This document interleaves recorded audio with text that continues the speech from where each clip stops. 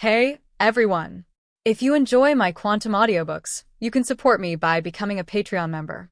Your support helps me keep creating, and you'll get exclusive perks. You can also access my audiobooks directly through Google Drive. Check out the link in the description. Now, let's get started. Hoenn Region, Rustboro City. Boom! An explosion erupted from the top floor of the Devon Corporation's headquarters, flames bursting outward.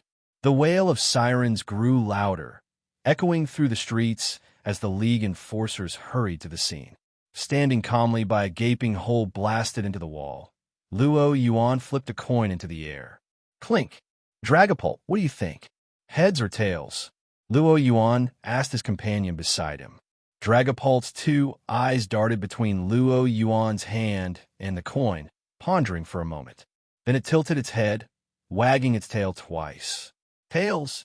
Yuan smirked, lifting his hand to reveal the coin's face to Dragapult. Wrong again, heads! Rawr! Dragapult let out an annoyed growl, clearly frustrated. Yuan chuckled, patting Dragapult on the head. He opened a small box, pulling out two Poke Blocks and offering them to the two little Dreepy peeking out eagerly from Dragapult's head. Just then, bang! The doors of the lab flew open with a loud crash. Leading a squad of trainers into the lab was Roxanne, wearing a sleek black dress uniform, her eyes fixed on the figure standing by the wall, clad from head to toe in black. "You're surrounded," Roxanne shouted. "Surrender now, intruder, whatever your purpose for breaking into Devon Corporation."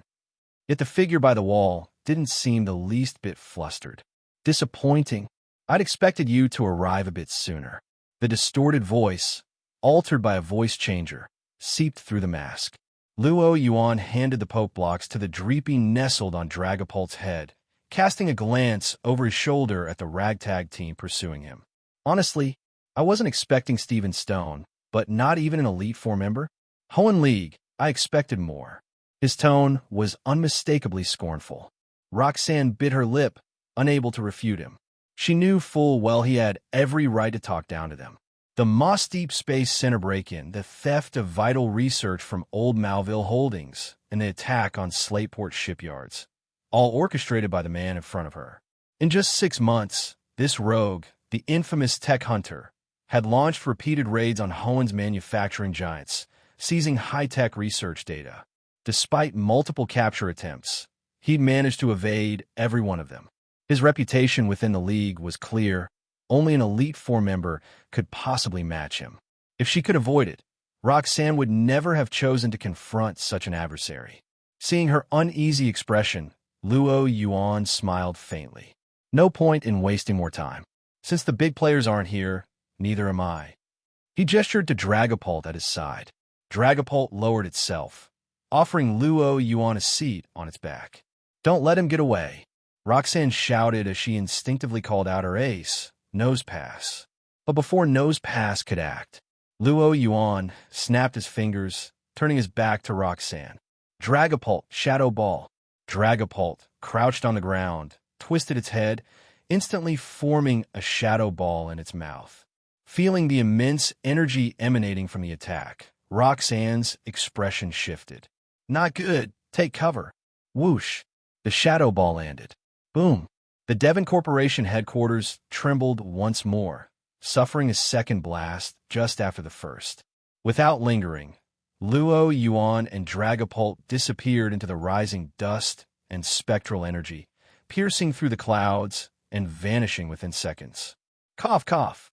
As the dust settled, Roxanne and her squad of trainers stared at the empty hole in the wall, a sense of helplessness washing over them.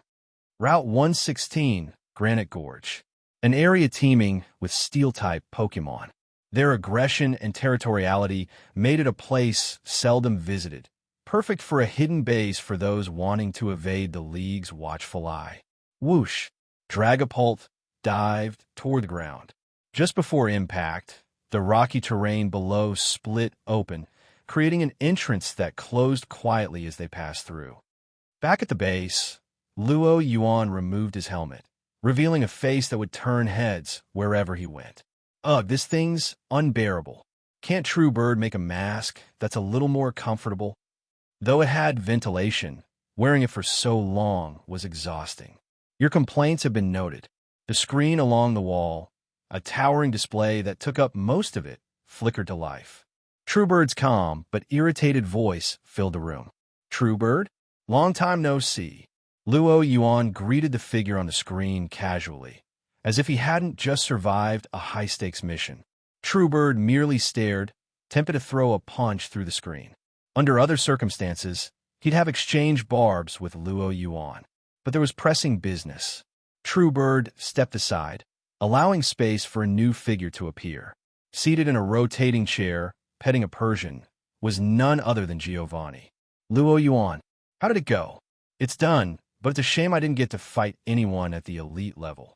Luo Yuan clicked his tongue, feigning regret. Giovanni's eye twitched ever so slightly at Luo Yuan's attitude. He could understand Truebird's frustration now. Luo Yuan pulled a disc from his pocket, inserting it into the nearby computer as he began transmitting the data. I get why we were after the research, but doesn't Kanto already have fossil restoration technology? Why come all the way to Hoenn for it? He'd infiltrated Devon Corporation to seize data on their fossil revival research. Luo Yuan knew Rocket Team's goal, cloning Mutwo from Mew's DNA. But this method seemed excessive. Rather than appearing annoyed at Luo Yuan's question, Giovanni replied calmly. Luo Yuan's contributions had proven his worth, enough to rival even Rocket's 3 commanders and 4 generals. Giovanni finally answered. Are you aware of the recent World Biotechnology Symposium? Luo Yuan nodded. Yeah, I remember. The event gathered top biologists from around the world. The press had covered it extensively. A researcher in Galar demonstrated a hybrid fossil revival, fusing 2 different Pokemon species. The League managed to suppress the scandal, but it forced us to reevaluate fossil safety to prevent such accidents. Ah, got it. In his previous life, Luo Yuan had played Sword and Shield and knew of the notorious hybrid fossils. He hadn't expected it to have real-world implications. What's my next mission? Luo Yuan asked, knowing Giovanni would always follow up with a new assignment after each completed mission. Operations in Hoenn will pause for now. Your recent activities have drawn the League's attention. I have word that Stephen Stone himself is organizing a task force against you. Luo Yuan raised an eyebrow. The champion, huh? What he'd initially joked about had turned out to be true. So, you're going back to Kanto. Back to Kanto? That's right. The League has been active recently, and Rocket requires a clean slate infiltrator within a Kanto League. Wait, hold up. Luo Yuan massaged his temples. Boss, are you serious? To his knowledge, Rocket already had spies within the League. Why would they need him to go undercover? Most are compromised or dormant, unable to act freely. Given the crucial times we're in, we need someone trustworthy and with a spotless record, Truebird explained. In short, it was a command from the top. Fine. There was no arguing with orders. Besides, it'd be good to lay low in Kanto for a while. Pallet Town. Professor Oak's lab. Dressed as a rookie trainer, Luo Yuan waited in Professor Oak's lab, watching quietly as the professor finished reading the letter. Honestly, Luo Yuan was having mixed feelings about this. Giovanni's plan to infiltrate the League was one thing, but insisting he start fresh as a rookie trainer to gain trust was another level. This whole setup was way too much. He was pretty sure Truebird had put this idea into Giovanni's head on purpose. 5 full minutes later, Professor Oak folded the letter and looked up. So, you're Luo Yuan. Professor Birch already mentioned you'd be arriving. But I'm curious. Hoenn's environment is just as suited for a trainer as Kanto's. Why not start your journey there instead? It's called Giovanni's orders, Luo Yuan thought, though he kept that to himself. Smiling, he recited the story he'd prepared. Professor, I'm originally from Kanto. We moved to Hoenn a while ago, but I always wanted to return here to start my journey. Hometown loyalty. Professor Oak nodded in understanding. Even though the League had been around for nearly a century, regional pride still ran deep. Choosing to return to one's roots for a first journey wasn't unheard of. I see. Oak tucked the letter away. I prepared your starter Pokemon. You're a day early, but there's no need to keep you waiting. He pressed a button nearby. Click! A glass case lowered, and Professor Oak brought out 3 Pokeballs, smiling. Here in Kanto, we have 3 starters: Charmander, a fire type, Squirtle, a water type, and Bulbasaur, a grass type. Choose one as your first partner. The Pokeballs opened, releasing each Pokemon. Charmander gazed up at Luo Yuan with big, curious eyes. Squirtle stood with its arms crossed, looking cool. Bulbasaur looked around curiously, as if fascinated by everything. Oh, I couldn't possibly, Luo Yuan muttered, though his gaze lingered on the 3 Pokemon. In truth, he'd already made up his mind. Bulbasaur, despite its cuteness, was a no-go since he wasn't a fan of its final evolution, Venusaur. As for the other 2, Blastoise was good, but the clear choice was Charmander. Its final evolution, Charizard, had dominated popularity polls for years, with dual Mega Evolutions and a loyal fan base. Truly the golden child of Game Freak. Charmander, I choose you, Luo Yuan said, sweeping up the little lizard and patting its head. The moment he spoke, a familiar voice echoed in his mind, a voice he hadn't heard in ages. Ding! Milestone first encounter with the starters unlocked. You have gained 1 lottery draw. Are you sure you don't want to think it over? Professor Oak raised an eyebrow in surprise. Most rookie trainers agonized over which starter to pick. Luo Yuan's decisiveness was rare. No need, Professor. I'm set on Charmander. Momentarily setting aside the sudden appearance of his long quiet system, Luo Yuan rubbed Charmander's head. It felt nice and smooth.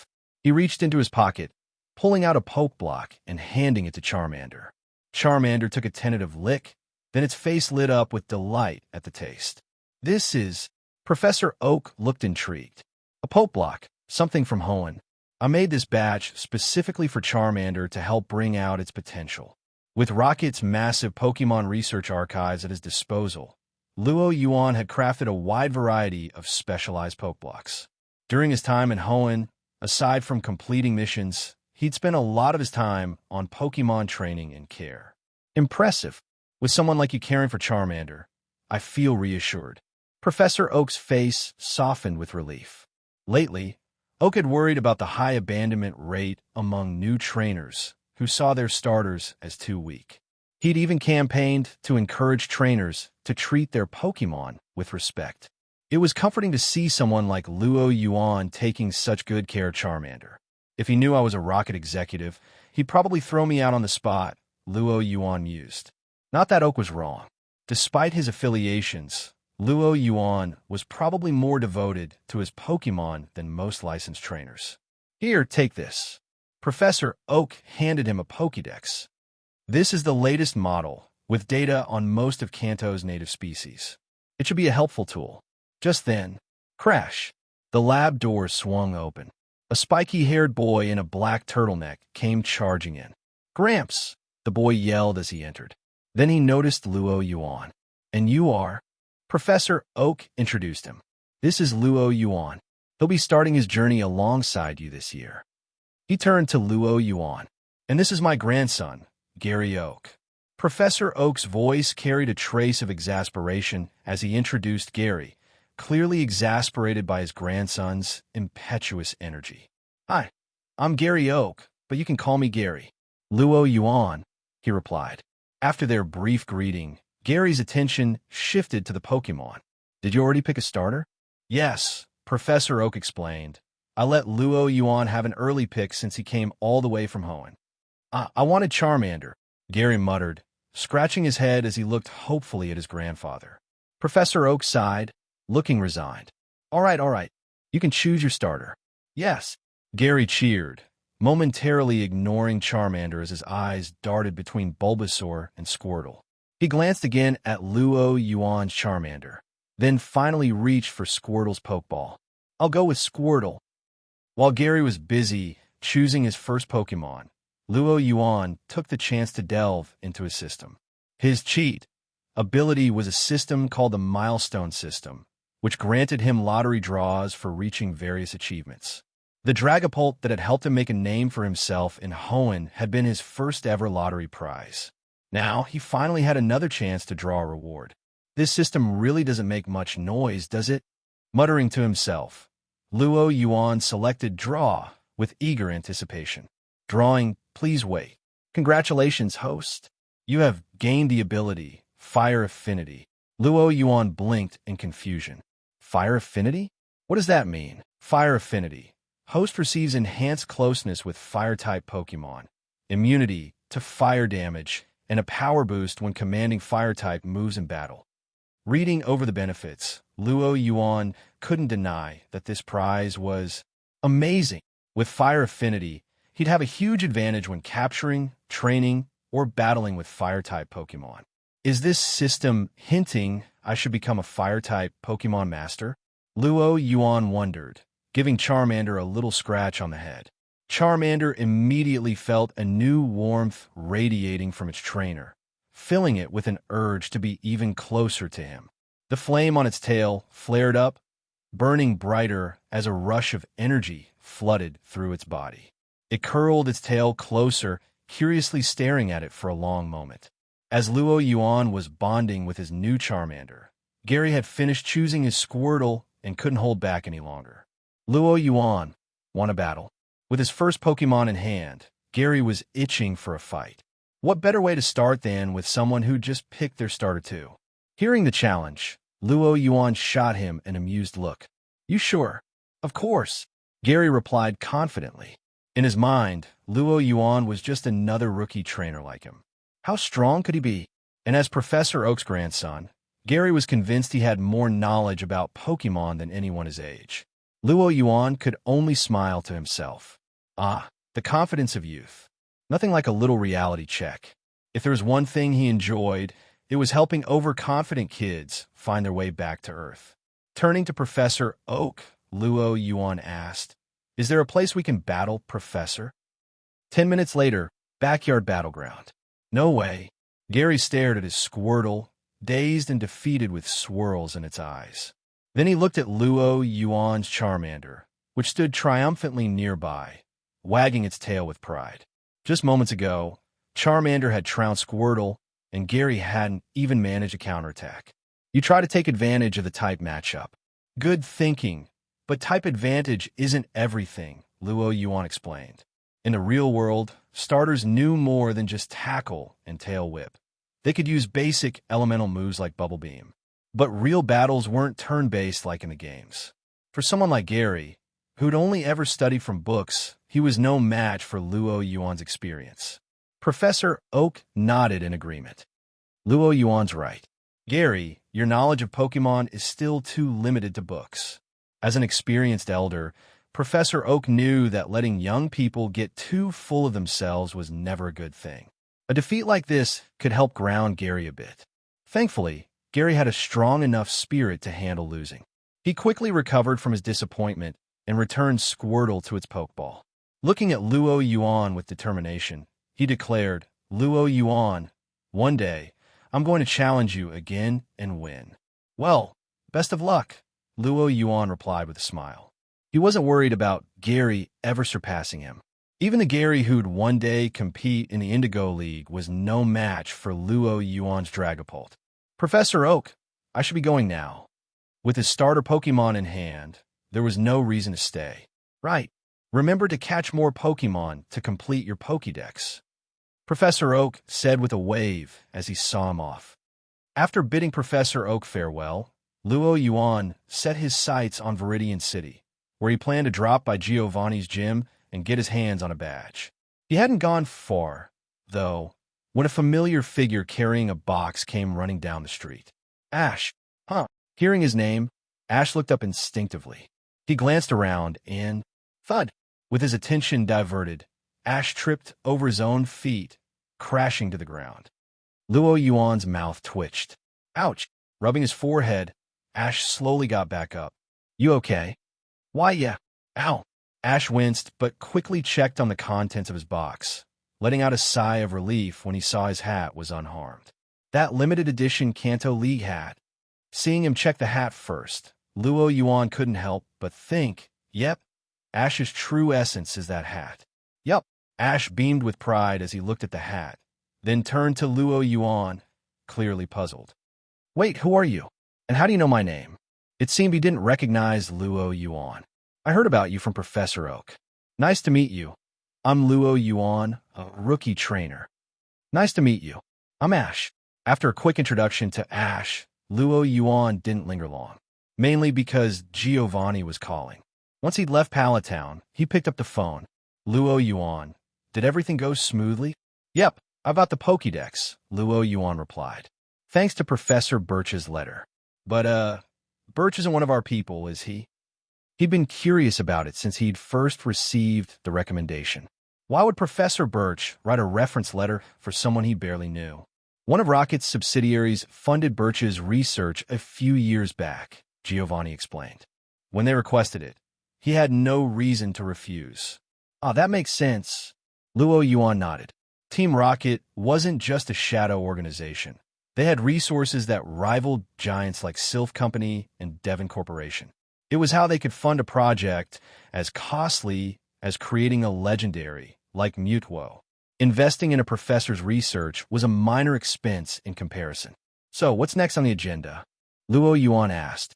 Knowing Giovanni, he hadn't called just to check in. As expected, Giovanni got straight to business. The four generals sent word that Ho-Oh was sighted 3 days ago near a Krutique City and Azalea Town in Johto. It's moving toward Viridian Forest. Keep an eye out. Ho-Oh. Luo Yuan had already anticipated that Ash's journey would kick off with a Ho-Oh sighting. But why was Giovanni interested in Ho-Oh? Boss, you're not seriously expecting me to catch Ho-Oh, are you? Luo Yuan asked, skeptical. He thought highly of his own skills, but he wasn't foolish enough to think he could take down a legendary right now. There was a pause on the other end, and Luo Yuan could practically sense Giovanni's exasperation. Mutwo's creation has hit a bottleneck. We need data on other legendaries. You still carry a field scanner, don't you? If you come across Ho-Oh, record whatever data you can. Got it. Collecting data was doable. Luo Yuan had no problem with that. He'd just need to adjust his plan a bit. Instead of heading straight to Viridian City, he'd be camping overnight in Viridian Forest. After ending the call, Luo Yuan looked around. Before he realized it, he'd already reached the forest depths. Nearby, Charmander was putting on an intimidating pose, growling at a cater pie, who shivered in fear. Charmander, looks like we'll be camping in Viridian Forest tonight. Charmander chirped excitedly. Camping out meant more time outside its Pokeball, practicing its moves, and, of course, more time to mess with Cater Pie. Before Charmander could finish its little growl, a scream rang out from the nearby trees. The sound drew closer. As Luo Yuan turned, a familiar figure burst from the trees, pedaling furiously toward him.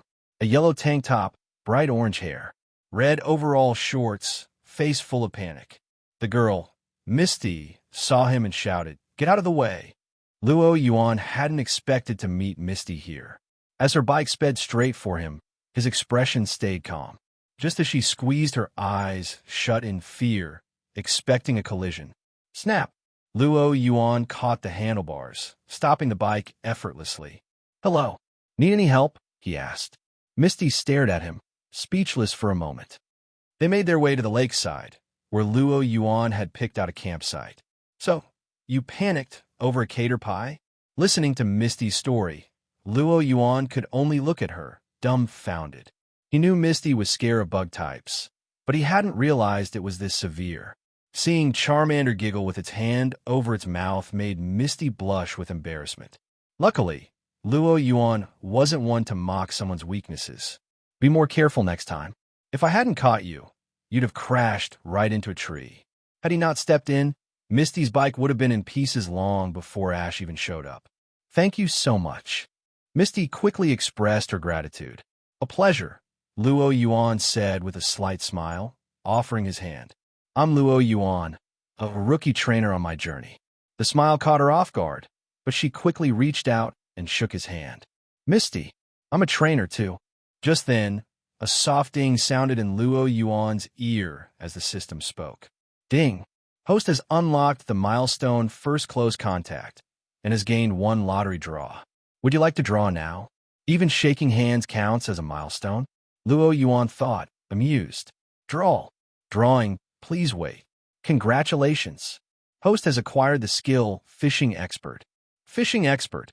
You now possess expert-level fishing skills. Luo Yuan, are you planning to camp here? Misty's voice snapped him out of his thoughts. Yep, it's getting late. If we head to Viridian City now, we'll be traveling in the dark. You're welcome to join. I've got an extra tent, Luo Yuan offered. Misty hesitated before nodding. Driving the final tent stake in the ground, Misty still couldn't quite believe what had happened. Why had she so impulsively accepted a camping invitation from a complete stranger she'd only met today? Is it because he's good-looking? No, it's because he helped me. If it weren't for him, I'd have crashed into a tree. Of course, his looks are a factor, but that's not the main reason. Definitely not the main reason. Assuring herself, she placed her bag inside her tent. Stepping out, she noticed Luo Yuan already seated by the lake, holding a fishing rod. Misty's eyes lit up. Is that a limited edition Devon fishing rod? Luo Yuan, you fish too? It's more of a hobby. Haven't done it much, though, Luo Yuan admitted. He wasn't lying. During his time in Hoenn, most of his focus had been on Pokemon training and making better Pokeblocks. He'd only bought the expensive fishing rod back then because it was on Rocket's tab, so he'd picked the most expensive one in the shop. After catching nothing but Magikarp, however, he'd lost interest and put it away. If it weren't for the fishing expert skill he'd just unlocked, the rod might have gathered dust indefinitely. I brought a rod too. I heard Viridian Forest Lake has some rare water Pokemon, Misty said enthusiastically. As a Cerulean gym trainer, Misty was nothing like her idol sisters. She took her role as a Pokemon trainer seriously. This trip to Viridian Forest was for one purpose: to catch rare water types and strengthen her lineup. Rare Pokemon. Just as Luo Yuan was about to ask which ones, his fishing rod gave a faint twitch. With his newly acquired fishing skills, Luo Yuan immediately sensed the movement. With a swift pull, he raised the rod smoothly, lifting a shadowy figure out of the water. Thanks to his newly acquired fishing expert skill, Luo Yuan's movements were seamless, reeling in the line with practiced finesse. Misty, watching nearby, couldn't help but be impressed. Growing up in the Cerulean gym, she was no stranger to water-type Pokemon, and she'd picked up quite a bit about fishing.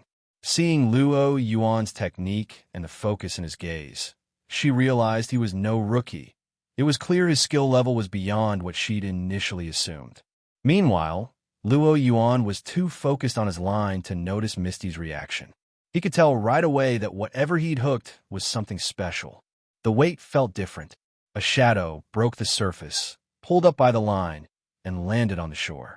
This is... Misty's eyes widened as she recognized it. Luo Yuan looked over as well. DRA. A blue, serpentine Pokemon lay coiled on the ground, water droplets shimmering on its sleek body. It looked up at Luo Yuan and Misty with wary eyes, clearly on guard.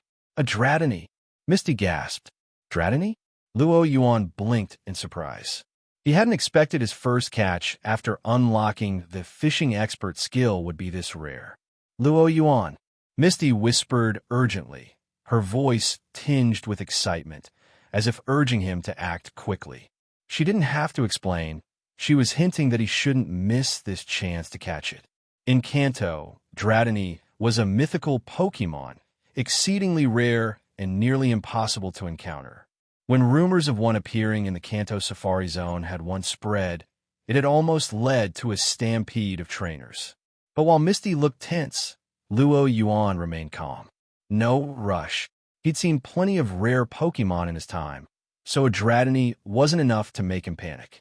Besides, rushing wouldn't help. He only had 2 Pokemon, and because he needed to keep a low profile, his Dragapult couldn't be used in public. Could Charmander actually handle catching Dratini? Luo Yuan glanced at Charmander, who looked back at Dratini with innocent curiosity, not quite understanding the tense situation. Capturing Dratini might just come down to charm, or maybe a little bribery. Studying Dratini closely, Luo Yuan noted small injuries on its body and a slightly malnourished look. It must have been starving. That's likely why it took the bait. Offering it food should work pretty well. With his plans set, Luo Yuan pulled out his box of Poke Blocks and took out a specially crafted treat for Water-type Pokemon, holding it out to Dratini. Dratini flinched back a bit, but the enticing scent of the Poke Block caught its attention. Sniffing cautiously with its white snout, it looked between the treat and Luo Yuan. Though its instincts warned it against eating food from a stranger, hunger soon won out. It cautiously took a small bite. The Poke Block melted in its mouth, the flavors exploding across its taste buds. Dratini's eyes softened, nearly closing in delight. The delicious taste and the feeling of a full stomach washed over Dratini, breaking down its last defenses. It quickly gobbled up the rest of the Poke Block in Luo Yuan's hand. Tasty, huh? There's more where that came from. Luo Yuan smiled, offering another handful of Poke Blocks. Clearly famished, Dratini quickly dove in, chomping them down one by one. As Dratini ate, Luo Yuan continued to chat with it. "Where's your family?" he asked, hoping to learn more about its situation. Dratini and its evolved forms, Dragonair and Dragonite, were typically social, rarely found alone. Young Dratini were usually guarded by at least one Dragonair, if not a Dragonite. But it seemed this Dratini had no guardian nearby. Dratini's gaze dimmed at the mention of family, its expression tinged with sadness.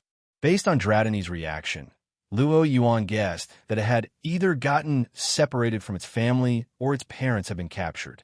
A Dratini that had been alone long enough to reach this state of hunger likely wouldn't have been able to fend for itself. In that case, come with me. If you stay with me, I'll make sure you're safe, and I'll keep you well fed. Luo Yuan made his pitch, gently scratching Dratini's smooth head to show it he meant no harm. Dratini stiffened at first, but then relaxed under his touch, allowing itself to be petted. With one last look at the box of Poke Blocks in his hand, Dratini hesitated. Food or freedom? It was a tough choice. Eventually, whether from fear of being alone or from finding a sense of security with Luo Yuan, Dratini made up its mind. It nodded slowly. That makes us partners from now on. Luo Yuan lightly tapped Dratini's head with a Pokeball.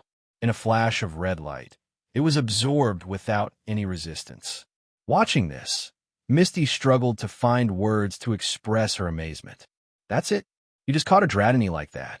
If other trainers found out he'd managed to catch a Dratini with just a few Poke Blocks, they'd probably be green with envy. Luo Yuan simply smiled. It wasn't as easy as it looked. First, he'd had to be lucky enough to reel in a hungry Dratini. Then he had to have food suitable for a water-type Pokemon on hand. Finally, he needed the personal charisma to put Dratini at ease.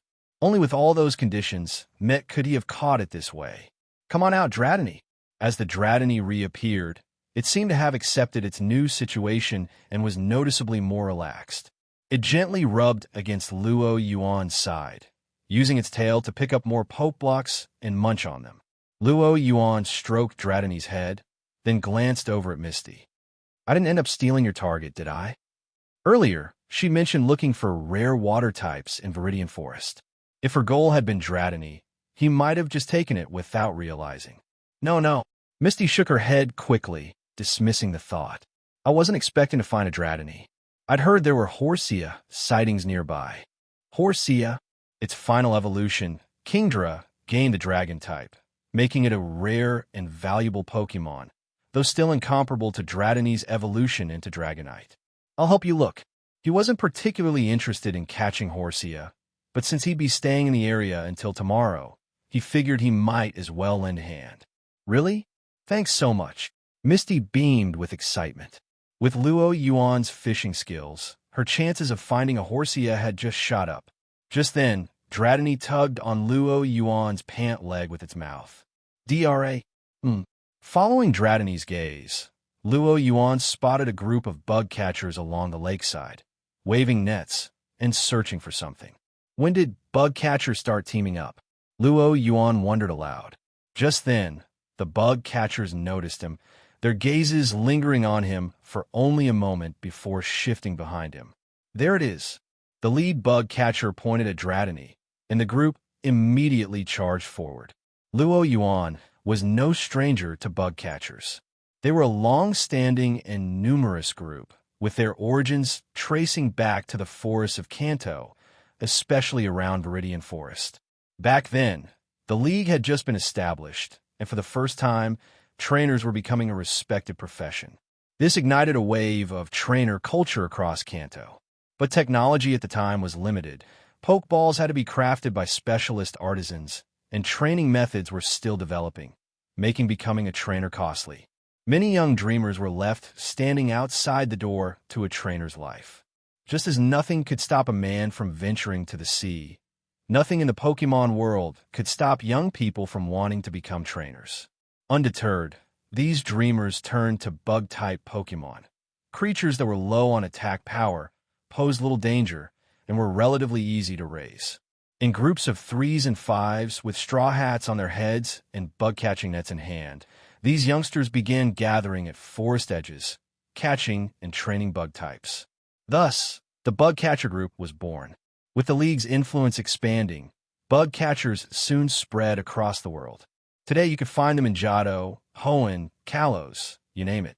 Even though capturing Pokemon had since become affordable, bug catchers hadn't faded into history.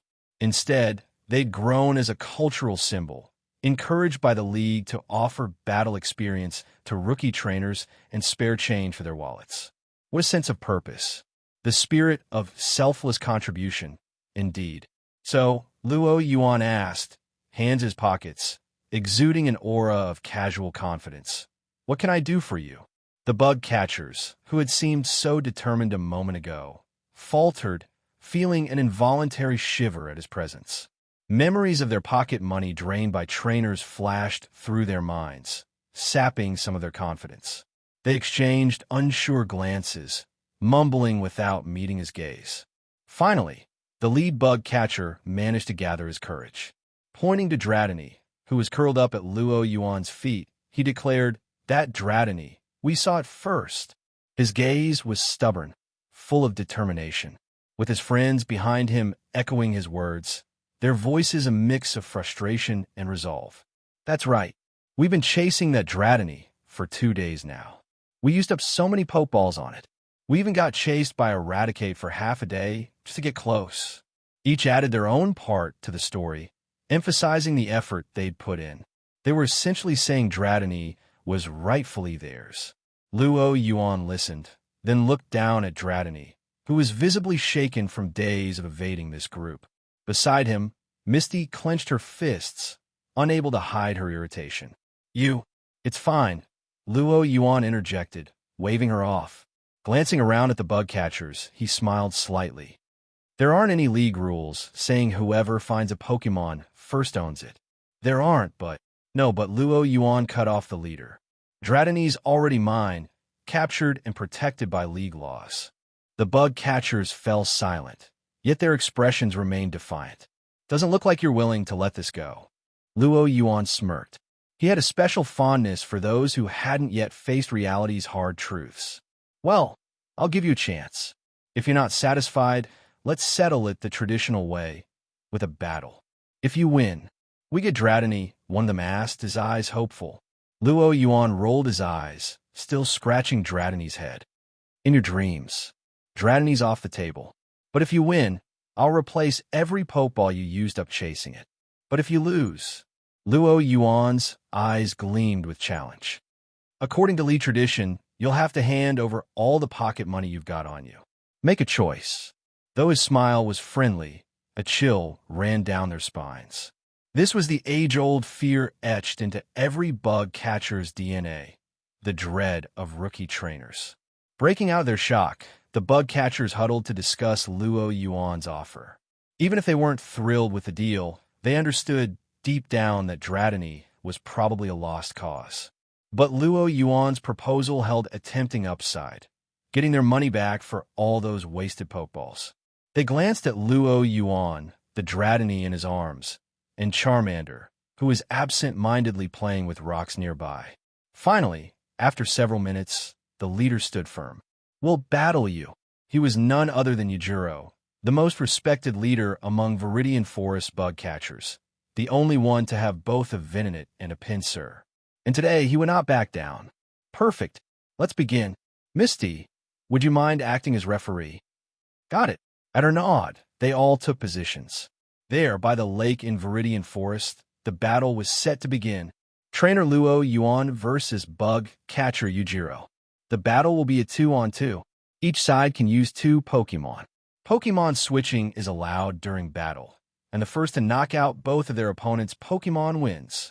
Misty recited the agreed-upon rules. Originally, the Bug Catchers had wanted a 3-on-3 match. However, since Luo Yuan only had 2 Pokemon ready, they had to settle for a 2-on-2 to keep things fair. Let's go Venonat. Show them what we're made of. Yujiro called, tossing his Pokeball. With a flash of light, a purple-bodied Venonat with red compound eyes appeared on the field. Unlike Yujiro's excitement, Luo Yuan remained calm. Charmander. If not for wanting to help Dratini get some payback, Luo Yuan wouldn't have been interested in this battle at all. At his command, Charmander leapt forward, fixing Venonat with a daring glare and shooting a small burst of flame into the air as a taunt. Be careful, Venonat, Yujiro called, his expression serious. As the leader of the Bug Catchers, he knew a fair amount about Pokemon, more than your average rookie like Ash. And he knew the threat of Fire-type all too well. Fire-types might have the advantage over Bugs, but it's just a recently caught Charmander. How tough could it be? Yujiro thought to himself before shouting. Venonat, use Supersonic. He planned to confuse Charmander with Supersonic right out of the gate, thinking he could gain an easy advantage if the attack landed. But with his experience, Luo Yuan could read Yujiro's moves like an open book. Luo Yuan snapped his fingers. Charmander, smokescreen. Char.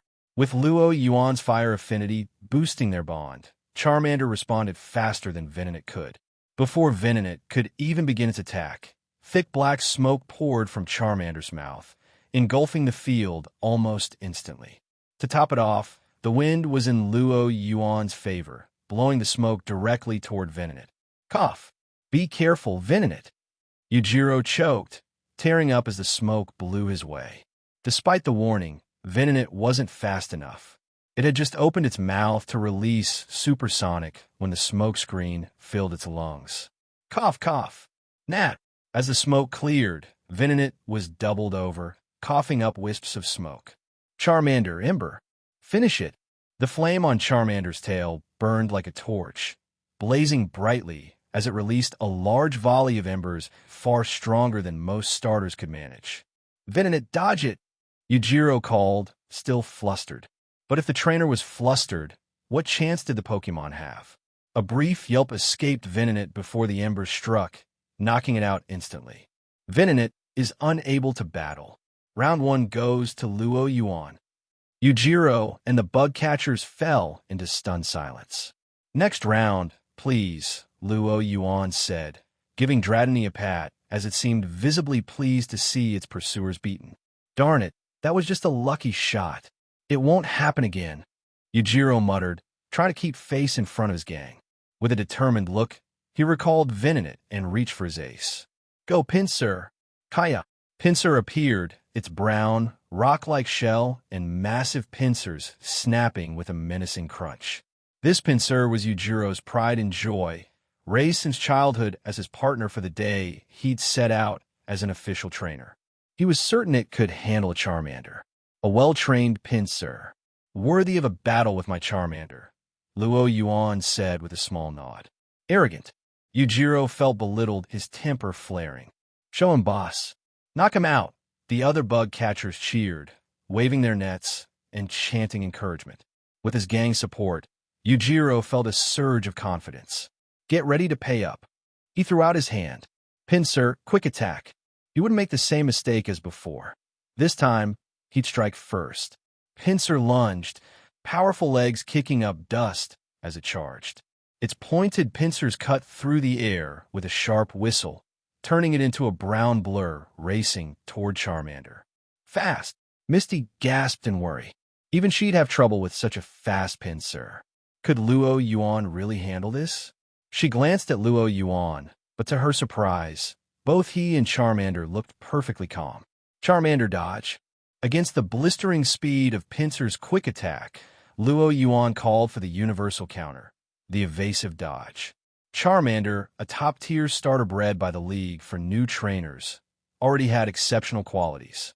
With Luo Yuan's fire affinity enhancing its reflexes and bond, it had reached a surprising level of agility. Charmander's sturdy legs tensed, and in a flash, it sprang upward, twisting in midair like a coiled spring. It sailed past Pinsir, narrowly dodging the charge. Thud! Pinsir's pincers hit the ground, embedding themselves in the dirt and leaving a small crater. What? Impossible! Yujiro stammered, his face twisted in disbelief. But it wasn't over. Charmander, use flamethrower. Luo Yuan commanded, a slight grin on his face. For a moment, Charmander hesitated, blinking in confusion. It didn't know flamethrower yet, it only knew Ember. But then, catching Luo Yuan's encouraging look, Charmander understood his intent. Give it a try. That was the message Luo Yuan conveyed with his gaze.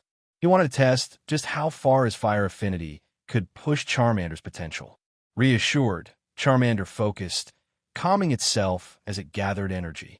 Mid-air, it took a deep breath, feeling heat well up in its belly as its tail flame flared. Huff! A reddish glow appeared through its stomach, hinting at the fire building within. Char-air! A jet of flames burst from Charmander's mouth, a blazing stream that rained down from above, striking Pinsir squarely. Flames burst from Charmander's mouth. It had successfully used flamethrower.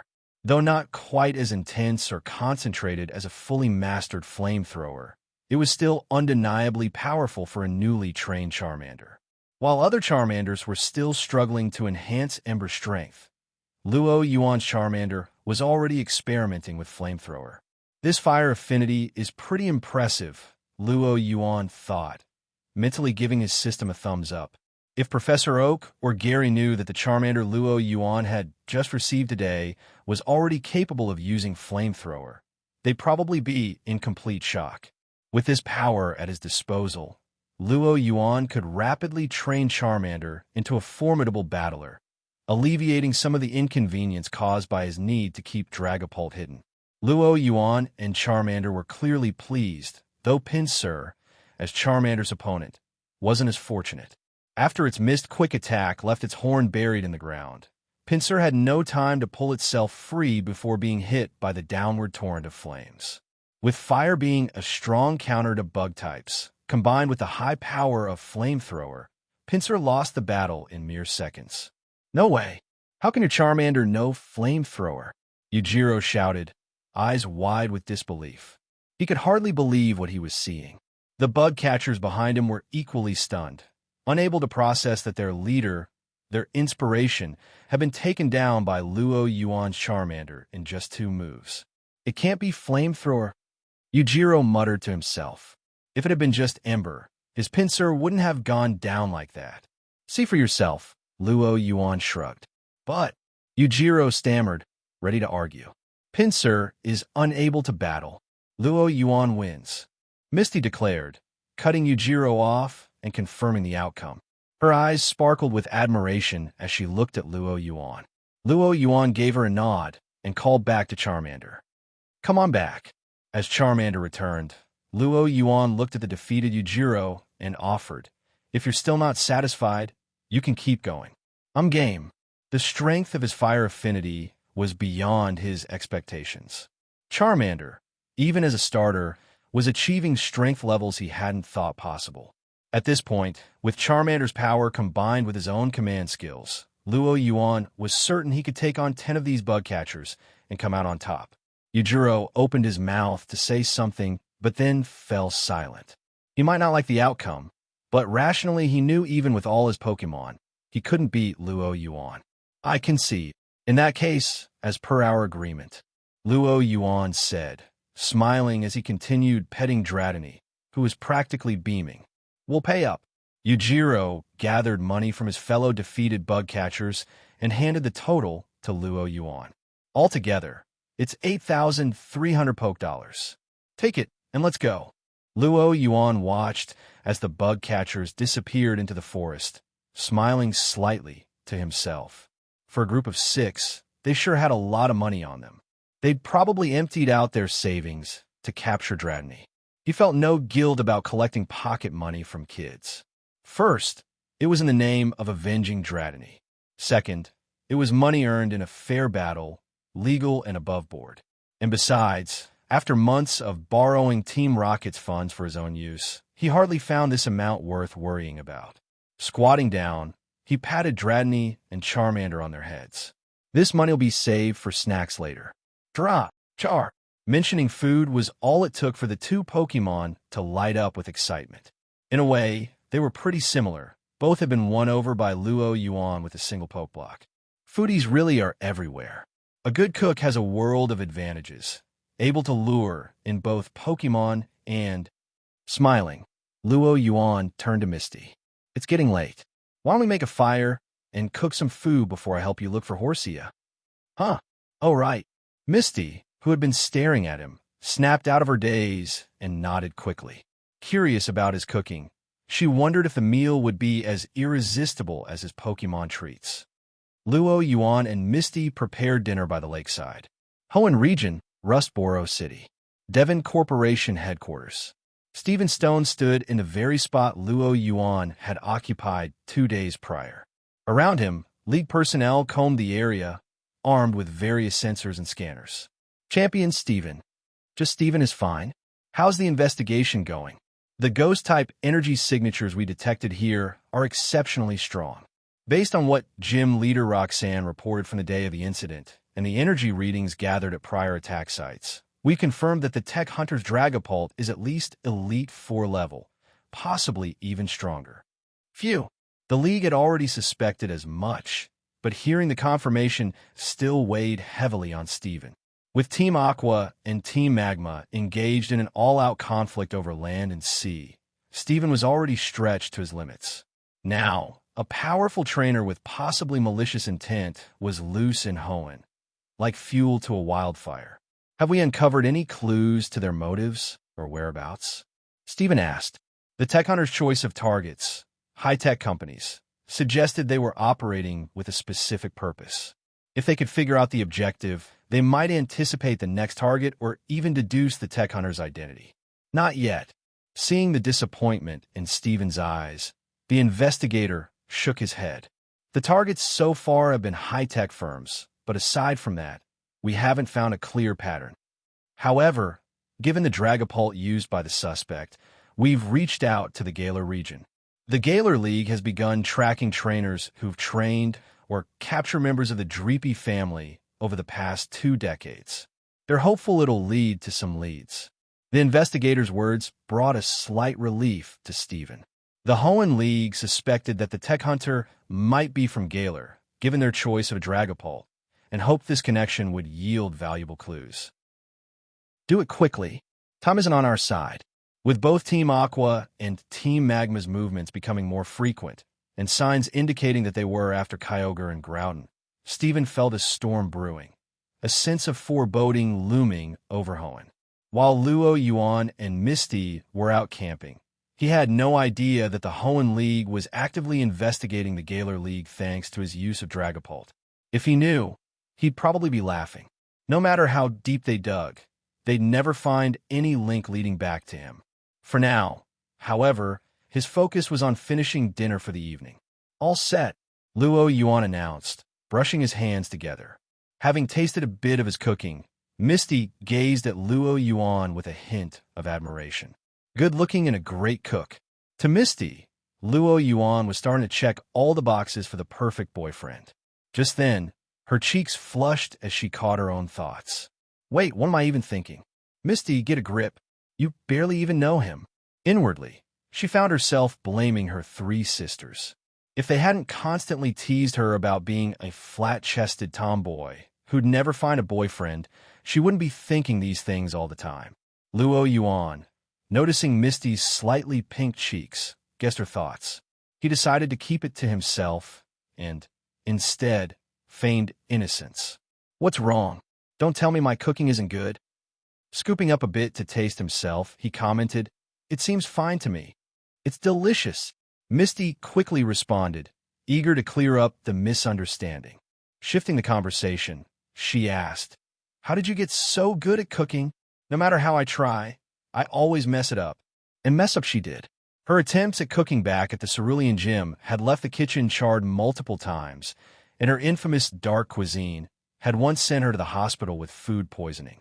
Her sisters had since banned her from the kitchen. A mix of talent and practice, I'd say.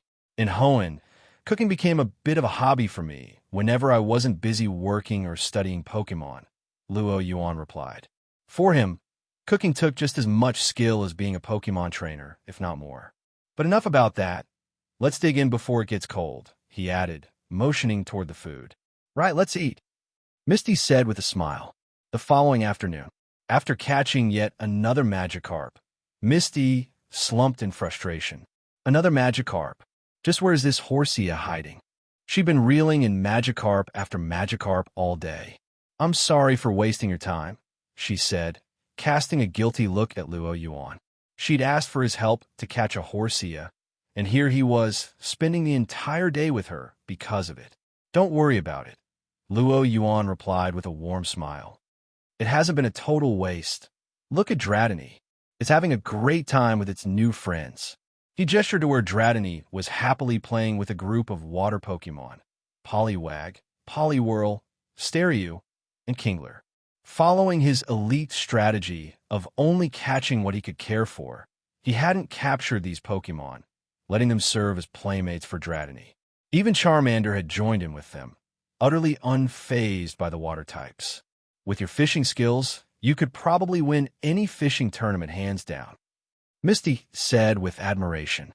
From morning until now, Yuan hadn't had a single empty line, and unlike her, who kept pulling up Magikarp, each Pokemon he reeled in was completely unique.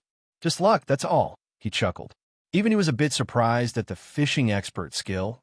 Somehow, he managed to pull in something different every single time. At this rate, if Kyogre were down there, I'd probably end up reeling it in sooner or later. Just then, Misty's rod gave a sudden, violent tug. Whoa, it's heavy, Misty exclaimed as she tried to hold on, nearly losing her grip. But she wasn't worried.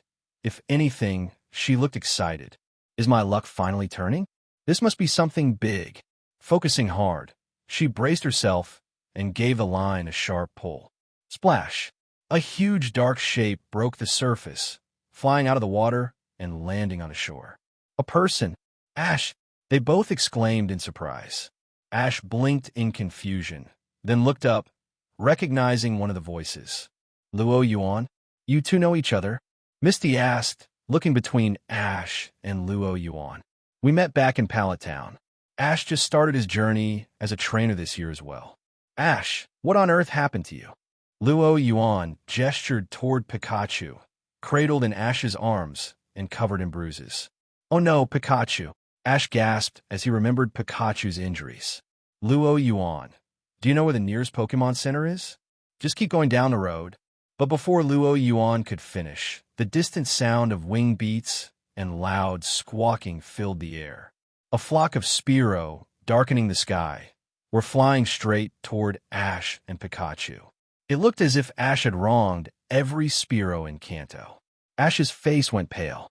With no time to explain, he shouted to Yuan, "Can I borrow your bike?" And without waiting for an answer, leapt onto Misty's bike, pedaling furiously away. Yuan's hand froze, halfway to his bag where he'd been about to retrieve a potion. That was my bike. Misty stared after him in disbelief, managing to get out only half a sentence before Ash was out of sight. X2. Misty and Yuan exchanged a look, equally speechless. I'll take responsibility for your bike. I'll help you get it back, Yuan assured her. He knew the chances were slim. Misty's bike was unlikely to survive the ordeal, but since Ash had technically borrowed it from him, he could at least cover the cost as a middleman. It's fine. Pikachu looked badly hurt. It's understandable that your friend was in a hurry, Misty said, trying to stay composed. Still, maybe we should follow him. That's a lot of Spearow to handle alone, Yuan suggested. Aside from wanting to make sure Pikachu and Ash survived, he had another goal, finding a good vantage point to capture a picture of Ho-Oh and report back to Giovanni. Boom! A bolt of lightning cut through the sky, quickly followed by rumbling thunder. Dark clouds gathered overhead, and heavy rain poured down. Dratini, wrapped around Luo Yuan's neck, hummed contentedly as the cool raindrops soaked into its smooth scales. Of course, Luo Yuan wasn't about to let Dratini enjoy the rain too long and quickly pulled out an umbrella. But since Misty's umbrella had been left behind with her bike, now lost with Ash, the two of them had to huddle together under Luo Yuan's umbrella. In this weather, do you think that Pikachu will be okay? Misty asked, clearly worried. Don't worry, it'll be fine. Luo Yuan had checked Pikachu's injuries earlier. None were life-threatening. Even if Pikachu didn't pull off a Thunder Shock miracle, Luo Yuan was confident he could reach them before Spearow dealt any real damage. Just as he said this, a faint cry of Pikachu echoed in the distance, followed by a massive bolt of lightning striking upward, piercing the dark clouds. Was that Pikachu? Misty asked, staring at the giant lightning bolt shooting into the sky, its force enough to part the clouds. I think so. Luo Yuan glanced up at the sky, whistling in admiration. With that one attack, Pikachu had unleashed elite 4-level strength. Though it was a bit overkill to waste such power on a flock of Spearow, he supposed Pikachu knew what it was doing. Almost as if responding to Pikachu's move, the storm clouds scattered, the rain stopped abruptly, and a vibrant rainbow arced across the sky. Against this backdrop, a magnificent Ho-Oh with radiant, multicolored feathers glided by, leaving a shimmering trail in its wake. Ho-Oh! Misty exclaimed, spotting the legendary Pokémon as well. She turned to Luo Yuan, who had pulled out a camcorder to record the sight. Noticing her confusion, he smiled. We need to capture rare moments like this. A Ho-Oh sighting is worth recording. And he wasn't lying. Recording Ho-Oh was part of his mission. Though this camcorder looked ordinary, it held some remarkable features beyond video recording. From physical condition analysis to energy scans, even Ho-Oh's aura frequency was being captured. Pressing the record button automatically sent all this data straight back to Team Rocket HQ. With this information, Team Rocket could create a virtual model of Ho-Oh and even track its movements by tracing its unique energy patterns. Soon, Ho-Oh disappeared into the distant sky. Luo Yuan put away the camcorder. All right, let's go check on your bike, but don't get your hopes up, he said, gently preparing Misty. With a hint of unease, Misty swallowed as she recalled the lightning strike. Viridian City was nestled beside Viridian Forest, its green surroundings a testament to harmony between people and nature. It was a model city of Kanto. Now, Luo Yuan and Misty stood in the city streets, dragging behind them the charred remains of what used to be her bicycle. The fury in Misty's eyes was unmistakable, growing more intense the closer they got to the Pokémon Center. This bike was technically borrowed from me, so I'll cover Ash's share. I'll collect what he owes me later, Luo Yuan offered, trying to ease her anger. Luo Yuan, you don't have to cover for him. He totally destroyed my bike. I'm going to make sure he understands. Misty snapped, resolutely hauling her burnt bike toward the Pokémon Center. Luo Yuan could only shrug in sympathy. Inside the Pokémon Center, it was surprisingly quiet. A few trainers chatted in one corner of the lounge, but other than that, only Ash was there, anxiously pacing outside the operating room. Upon spotting Luo Yuan, Ash seemed relieved, as though he'd found someone to confide in. But when he noticed Misty and her charred bike, his face fell. Luo Yuan, sorry about your bike, Ash mumbled, assuming it had been Luo Yuan's. It's not mine, it's Misty's, Luo Yuan clarified. Ash's eyes widened in horror. On his first day as a trainer, he'd already ruined a stranger's bike. He'd thought it was Luo Yuan's, which would have given him some time to repay it. Now that he knew it belonged to someone else, things got awkward fast. As a rookie trainer, he had no way of affording a replacement. What am I going to do? Ash squirmed under Misty's glare, her intense gaze making his scalp prickle.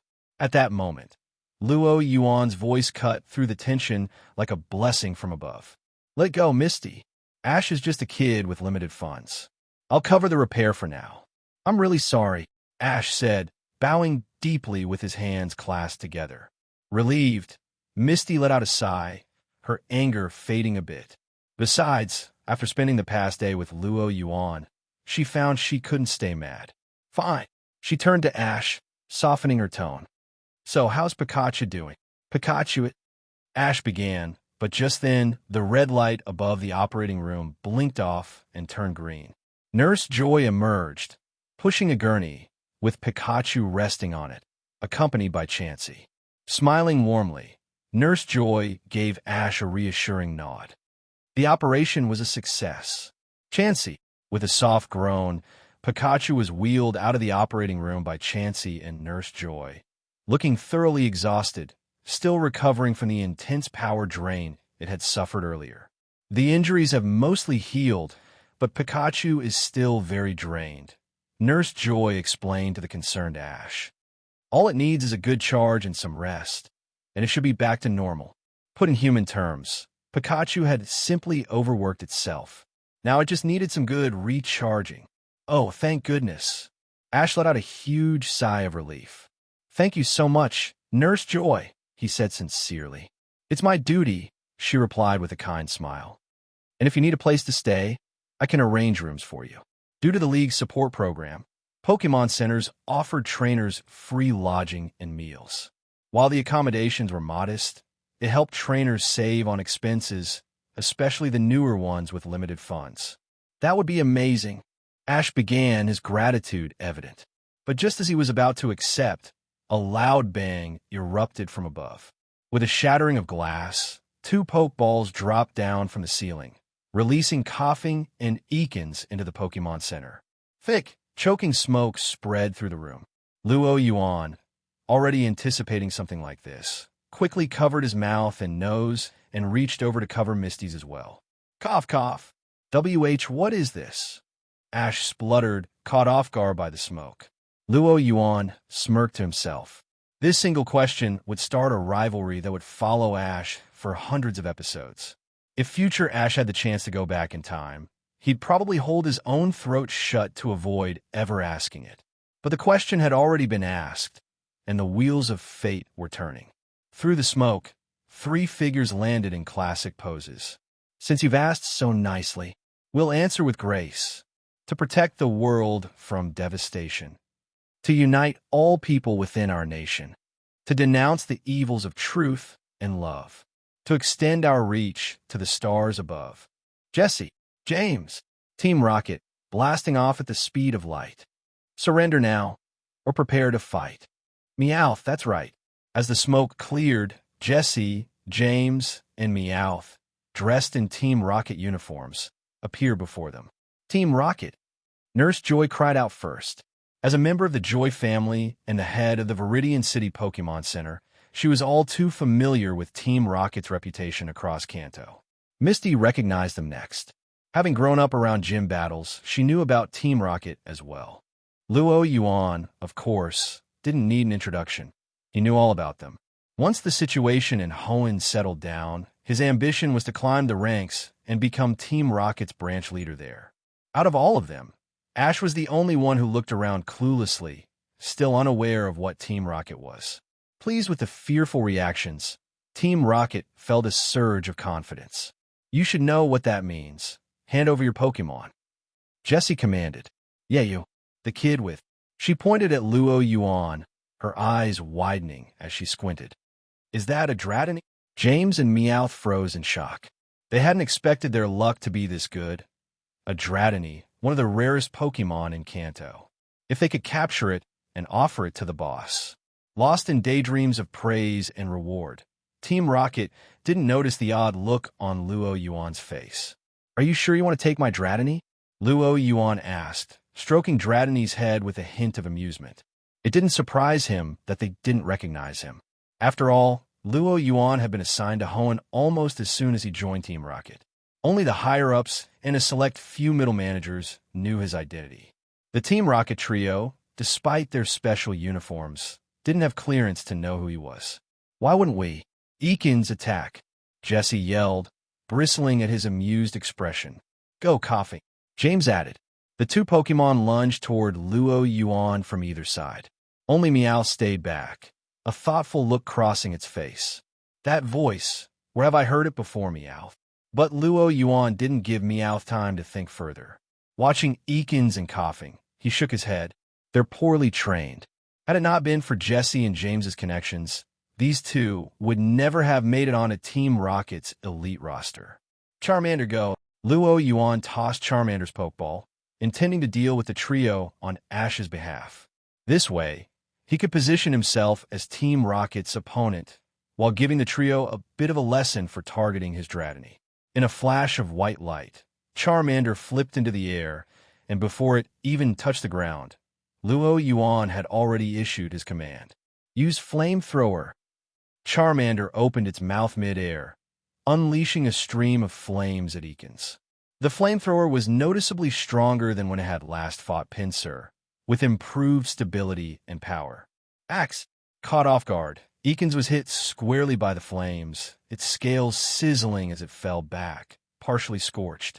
Coughing, seeing Eakins hit, attempted to rush at Charmander with a tackle.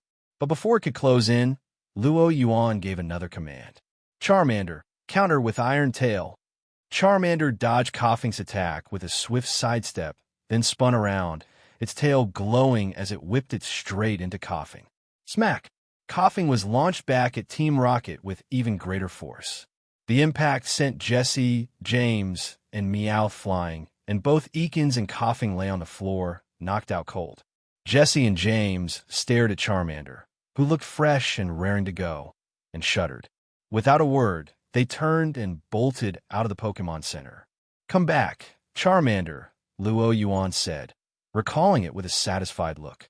Seeing the admiration in Ash's eyes, Luo Yuan couldn't help but wonder if Team Rocket wasn't blasted off by Pikachu this time. Would they even keep going after him? With barely any effort, Luo Yuan dispatched the Rocket Trio once again, and as their familiar figures disappeared into the distance, his system pinged in his mind. Ding! Congratulations, host, on achieving the Persistent Trio milestone. You have earned 1 draw. Would you like to proceed with the draw? Draw, as always, he replied mentally. By now, Luo Yuan had grown accustomed to the system's rhythm. Winning milestones for something like trouncing the trio felt almost routine. Drawing, please wait. Congratulations, host. You have acquired psychic abilities. Psychic abilities, also known as telekinesis, a special ability unique to some humans in the Pokemon world. Psychic powers, Luo Yuan mused, recalling his days at the Saffron gym when he first encountered telekinetic abilities. How long ago that had been. Luo Yuan. Misty's voice pulled him out of his thoughts. Your room key. Misty handed him a key with a small smile. Because he'd helped handle the trouble with the Rocket Grunts, Nurse Joy had kindly arranged private rooms for each of them, an upgrade from the usual shared accommodations. Thanks, Luo Yuan said, accepting the key. He would have preferred using rocket funds to stay at a 5-star hotel, but this was Nurse Joy's kindness, after all. A subtle vibration emanated from his pocket. It was the signal Giovanni was summoning him. Knowing his boss was just across town at Viridian Gym, Luo Yuan immediately understood. Misty, I'll be heading out to take a walk around the area, he said casually, flashing her a smile. Misty's cheeks flushed, and she looked away, fidgeting slightly. Once outside, Luo Yuan slipped into a nearby alleyway, pressed a hidden button on his sleeve, and in an instant his clothes transformed into the sleek black uniform of Team Rocket. Pulling a mask over his face, he reached for one of his Pokeballs, and in a flash of green light, his Dragapult hovered by his side, silent as a shadow. Let's go to headquarters, he instructed, feeding it a specially made energy snack. Dragapult nodded. With a barely there swoosh, it rose silently into the air and darted toward Viridian Gym, disappearing in a blur across the night sky. Viridian Gym was notorious among trainers for being the toughest gym in Kanto. Giovanni's mastery over ground-type Pokemon was something of a legend, and his reputation haunted even the most ambitious contenders in the region. What few people realized, however, was that Giovanni was an even bigger nightmare in the shadows, where he masterminded an underground network that stretched far beyond Kanto. As they arrived, Dragapult touched down lightly in the gym's private courtyard, and a mechanical rumbling sounded as the ground split open to reveal an entryway into the underground headquarters. They descended, and Luo Yuan returned Dragapult to its ball, passing various rocket grunts, who respectfully addressed him as Sir. He continued down the hall. "There you are," said Matori, standing at the end of the corridor with a clipboard, her expression one of practiced neutrality. "Giovanni is expecting you." Luo Yuan smirked as if seeing her for the first time. "Matori, long time no see." Matori clenched her jaw but held her tongue. Luo Yuan's identity was classified, and despite his frequent taunts, she wasn't allowed to retaliate. Still, her scowl was almost visible beneath her professional facade. Luo Yuan chuckled and, seeing the steam practically rising off Matori, wisely decided to dial it back. "Let's not keep Giovanni waiting," he said, feigning an air of professionalism. She glared at him one last time, but motioned for him to follow. As Luo Yuan entered Giovanni's office, he found his boss seated, as usual, in his large black leather chair with Persian curled gracefully at his feet. The image was iconic, with Giovanni's hand stroking Persian's head as he stared at the large screen on the opposite wall. "Sir, Luo Yuan has arrived," Matori announced. With that, Giovanni's chair swiveled around, and Persian pivoted elegantly alongside him, making sure Giovanni's hand stayed connected to its head the entire time, purring in contentment.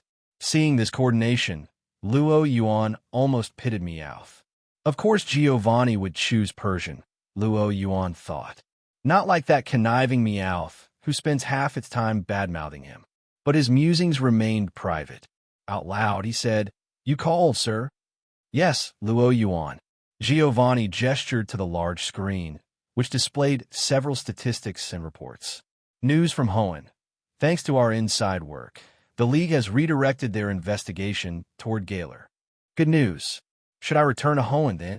Truthfully, Luo Yuan was eager to head back. He'd set up significant resources and connections there, and his team's expansion into Hoenn was just a matter of time. But Giovanni shook his head. "No, Hoenn is quiet for now. However, our informants within Team Aqua and Team Magma report both groups are actively pursuing Kyogre and Groudon, hoping to control them." Luo Yuan raised a brow. "They're aiming that high, huh?" Sure, Giovanni's pursuit of Mutwo was ambitious, but he'd had the resources to back it up, creating Mutwo from the ground up and nearly succeeding in controlling it, at least temporarily. But Aqua and Magma, two poorly equipped organizations with barely any infrastructure, they're playing with fire, Luo Yuan remarked. "Maxie and Archie, those two?" Giovanni's eyes gleamed with faint amusement. He didn't elaborate, but his scorn for the leaders of Team Magma and Team Aqua was clear, and he had reason to feel that way. Team Rocket controlled Kanto, Sevii Islands, and Johto, with its influence spreading even further. This level of dominance was worlds apart from the disorder of Magma and Aqua, who couldn't even unify Hoenn. As for the battle over whether land or sea was more powerful, Giovanni saw it as little more than two children squabbling over a sandbox. Let Magma and Aqua tear each other apart. Once they're done, we'll step in and pick up the pieces, Giovanni said calmly. Luo Yuan nodded. Team Rocket's foothold in Hoenn was hard-won, constantly navigating pressures from both legitimate and underground forces. But with Magma and Aqua tearing at each other, this rivalry had handed him a golden opportunity to swoop in as a third party. And wasn't it much more enjoyable to let others do the heavy lifting? "There's one more thing," Giovanni continued. "There have been reports of an unidentified Pokemon on the Sevii Islands. Initially, I intended to investigate personally, but Mutwo's creation is now in its final stages, so I don't have time to spare. If you're available, take a look at my place." With that, Giovanni slid a few photographs and a floppy disk across his desk. The disk contains the Pokemon's aura signature. What about the beasts? Aren't they usually assigned to cover Sevii? Luo Yuan picked up the photographs. Although the images were blurry and only vaguely showed a slender form in red and blue hues, he instantly had a hunch as to what it might be. Gozu, Chusa, and Mitsu are busy with Lorelei, Giovanni explained. The timing isn't right to risk a confrontation with the League. You needn't hurry. This Pokemon seems to be lingering on the islands, almost as if something is holding its interest. Giovanni, of course, couldn't see the shock on Luo Yuan's face as he said this. Understood, Luo Yuan said, tucking the disc and photos away. Giovanni waved him off, turning his chair and focusing again on the large display screen as he resumed petting his Persian. Luo Yuan and Mattori made their way down the hall in silence until Luo Yuan broke it with a casual, "Hey, Mattori, care for a cup of coffee?" Mattori glanced back at him with a cold smile. "Oomph." She strode ahead, leaving Luo Yuan grinning behind her. He hadn't intended to get coffee anyway. That was just his opening move. His true aim was yet to come. "Oh, by the way, Mattori, could you process a few receipts for me?" he added nonchalantly. Hearing this, Mattori came to a dead stop, slowly turning to stare daggers at Luo Yuan. She turned around so abruptly that Luo Yuan nearly crashed into her. "What's with that look?" Luo Yuan said, faking a flinch. "Come on, Mattori. I know I'm too good-looking for you to resist, but—" Mattori snorted. "Good-looking? Is that what you call your new obsession with that Cerulean city brat? Or, oh, so you've been keeping tabs on me?" Luo Yuan grinned. It wasn't surprising that his recent association with Misty had been noted by Rocket operatives. Viridian City was practically a Rocket headquarters, crawling with informants. No wonder the police didn't even show up during Team Rocket's recent raid on the Pokemon Center. But that Mattori specifically knew about this detail. Now, that was interesting. Mattori clammed up at once, her gaze suddenly evading his. Interesting indeed. Luo Yuan's smirk grew. His suspicion was confirmed. Mattori was keeping track of him on her own, but he knew better than to push too far. If he poked at her too much, he'd risk stirring her wrath, and Mattori's tolerance was something he had carefully learned not to test.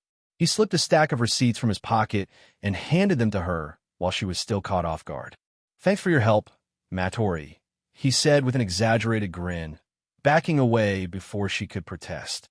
For a long moment, she just stared at the receipts in her hand, her face shifting through several expressions before finally settling on calm neutrality. And then she began to scan the charges, her eyes growing ever darker with each item. Devon Corporation's premium berries, 30,000 poke dollars. Devon Portable Poke Block Maker, 700,000 poke dollars. First Class Flight, 50,000 poke dollars. Silph Company. Deluxe Trainer Travel Kit for 2, 500,000 poke dollars. Ultra Balls times 100, 200,000 poke dollars. Evolution Stones Set, 1 million poke dollars. As Mattori continued reading, her hands began to tremble slightly. And then she reached the final item, Silph Company. Multifunction Luxury Bicycles times 2, 2 million poke dollars. A long silence followed, and then, just barely above a whisper, she muttered one word. "Bastard." It echoed faintly through the halls of Team Rocket's Viridian headquarters.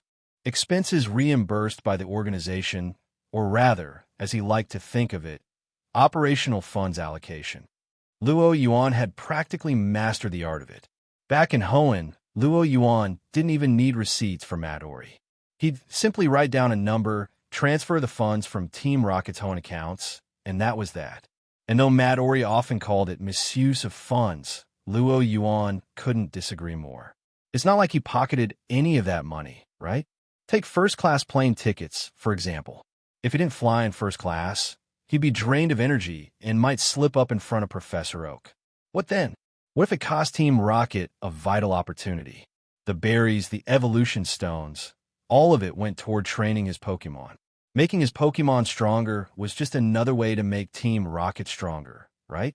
In essence, every item he bought only improved his ability to serve Team Rocket. How could that possibly count as misusing company funds? By the time Luo Yuan left Viridian Gym and returned to the Pokemon Center, it was nearly 10 o'clock. From a distance, he could see Nurse Joy chatting with Misty at the reception desk. HM? Misty, you're still up? Luo Yuan asked as he entered the Pokemon Center. Luo Yuan, you're finally back. Misty's eyes lit up. There are a couple of people here to see you. Do you know them?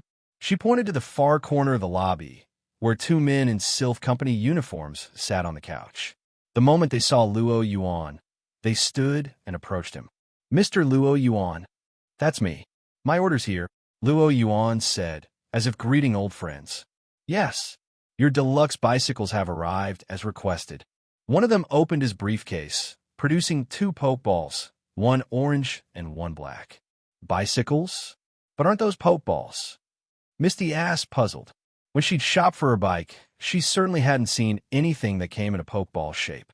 Allow us to introduce the latest in Silph Company innovation. The utility capsule, the man said, beaming.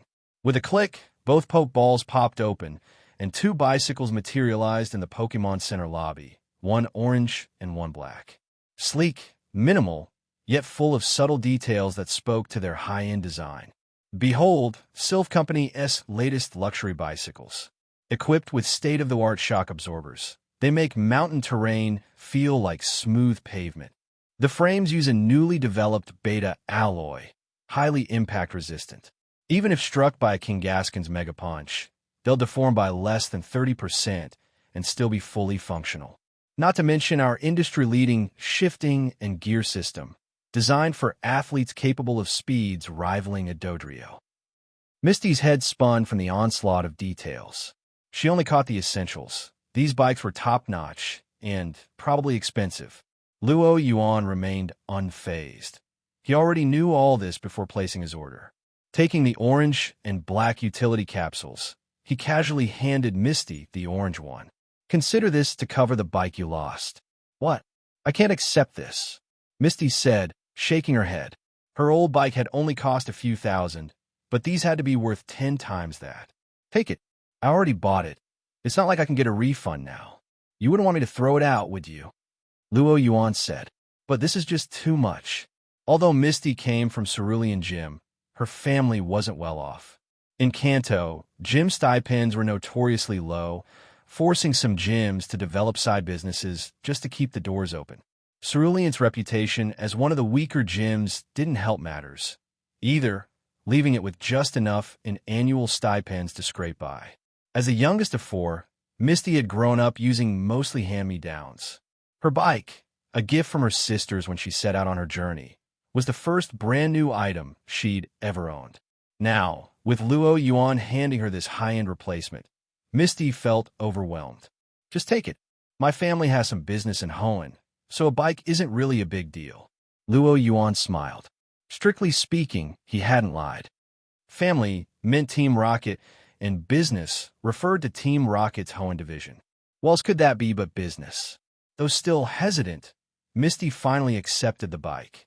Had Luo Yuan given her a bike by itself, she might have refused. But with the matching orange and black colors, it felt less like a gift and more like, well, something with a special meaning. In any case, when Misty took it, she couldn't help but feel a little happy inside. As Joy watched this, she suddenly felt a twinge of jealousy. Hit with an unexpected dose of sappiness before bed, she found her appetite for a late-night snack thoroughly ruined. Chansey, time for bed check. Chansey. Ignoring Chansey's silent plea for mercy, Nurse Joy grabbed her half-asleep assistant and made a swift exit. Luo Yuan signed the delivery form, and the two Silph Company representatives carefully stored it away before handing over a pair of silver cards. Here are your VIP cards. With these, you'll have a 5-year warranty on your bikes and a 5% discount on all Silph Company products across Kanto and Johto. Misty carefully tucked her card into her wallet, while Luo Yuan just slipped his into his pocket. The warranty and discount, as if he would ever need them. What a joke. As a proud member of Team Rocket, when had he ever needed a discount? The night passed without incident. At dawn the next day, Luo Yuan was up and ready to go. Aren't you going to challenge the Viridian gym? Misty asked, surprised at Luo Yuan's plan to head straight for Pewter City. I heard from someone last night that gym leader Giovanni is away on business and not accepting challengers right now, Luo Yuan replied smoothly. Of course, that was just a cover. He had seen Giovanni last night, and that was no ditto in disguise. The real reason was that the Mutuo project was at a critical stage, and Giovanni was too focused on monitoring its progress to be bothered with rookie challengers. Oh, I see. Well then, are we? Misty began. We're going to cut straight through Viridian Forest to get to Pewter City. Luo Yuan drew a direct line on the map. Won't that be risky? Misty frowned at the path Luo Yuan sketched out, feeling apprehensive. Aside from her aversion to forests filled with bug Pokemon, much of Luo Yuan's planned route veered away from the standard trails. Despite its peaceful-sounding name, Viridian Forest could be treacherous. The outskirts were home to common Pokemon like Spearow flocks, but rumors told of Nidoking and Nidoqueen clans, Rhyhorn herds, and even wild Ursaring from MT Silver wandering the deeper woods. But Luo Yuan gave Misty a reassuring look. Don't worry, this route only takes us close to the forest center, not deep into the truly dangerous areas. This knowledge came straight from Rocket Intel. Luo Yuan wasn't the type to dive headfirst into trouble. He had no intention of venturing into hazardous areas without full access to Dragapult. Got it, Misty nodded, reassured by Luo Yuan's confidence. All right, let's get moving.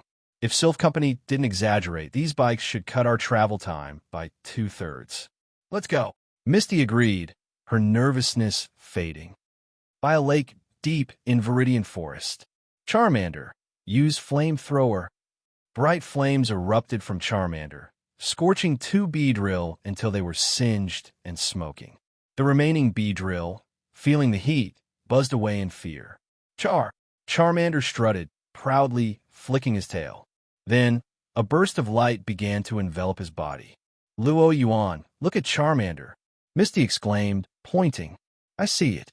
Finally, evolving. Luo Yuan grinned.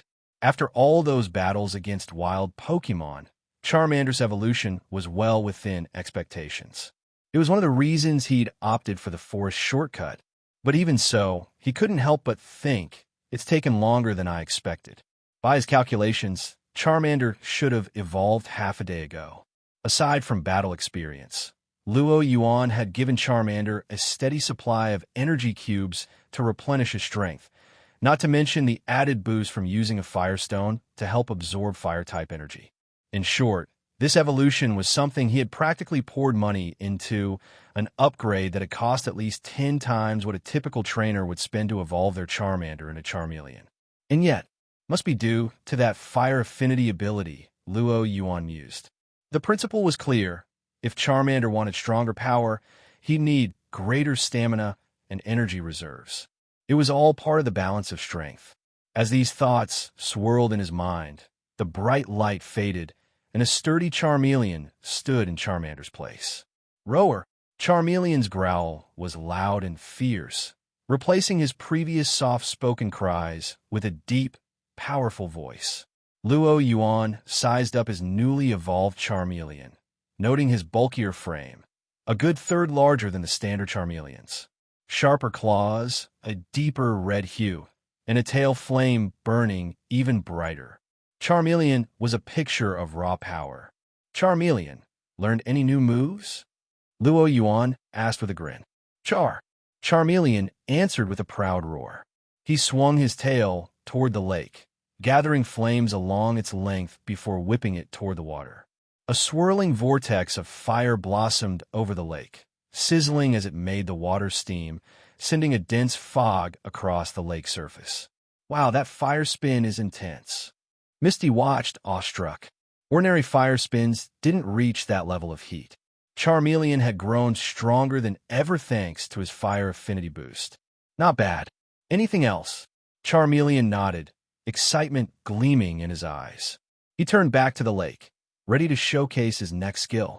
But before he could, a deep, menacing roar echoed from the lake's depths. A massive, blue-scaled form broke the surface, spraying water everywhere. Hey, the Gyarados!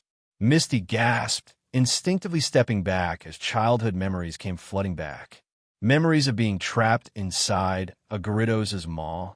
Even Luo Yuan felt his confidence waver a little. A Gyarados, huh? This could be a bit tricky.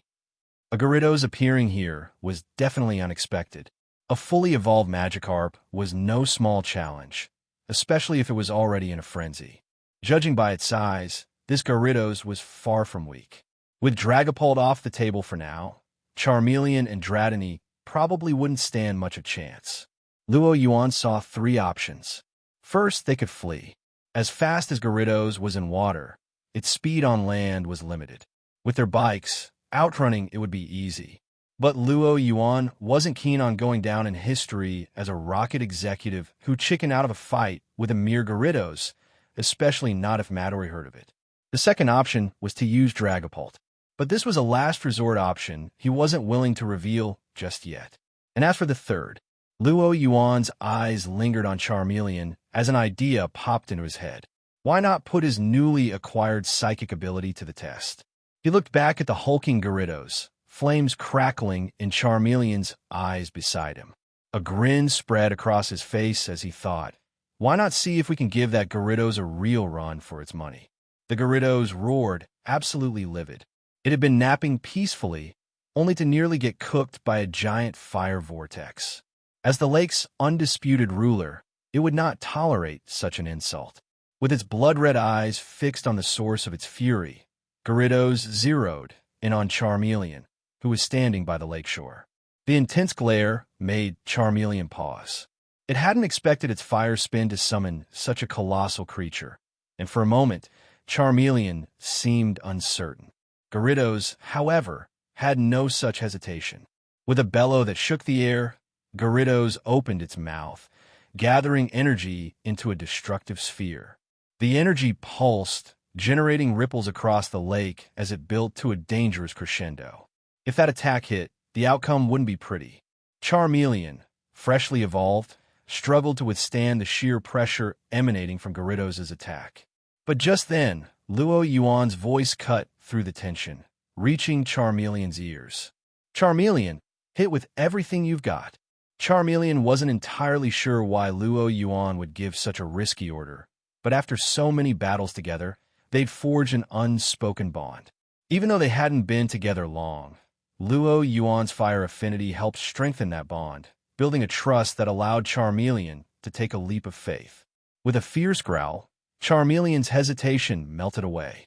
It took a deep breath, its belly glowing faintly red. The temperature around Charmeleon rose sharply. Grass withered and curled, flowers shriveled, and faint wisps of smoke drifted up from the ground. Charmeleon's ultimate move was charging up, but it seemed like it might be too late. Gyarados' Hyper Beam had already reached full power, the energy crackling with terrifying intensity. Look out, Luo Yuan.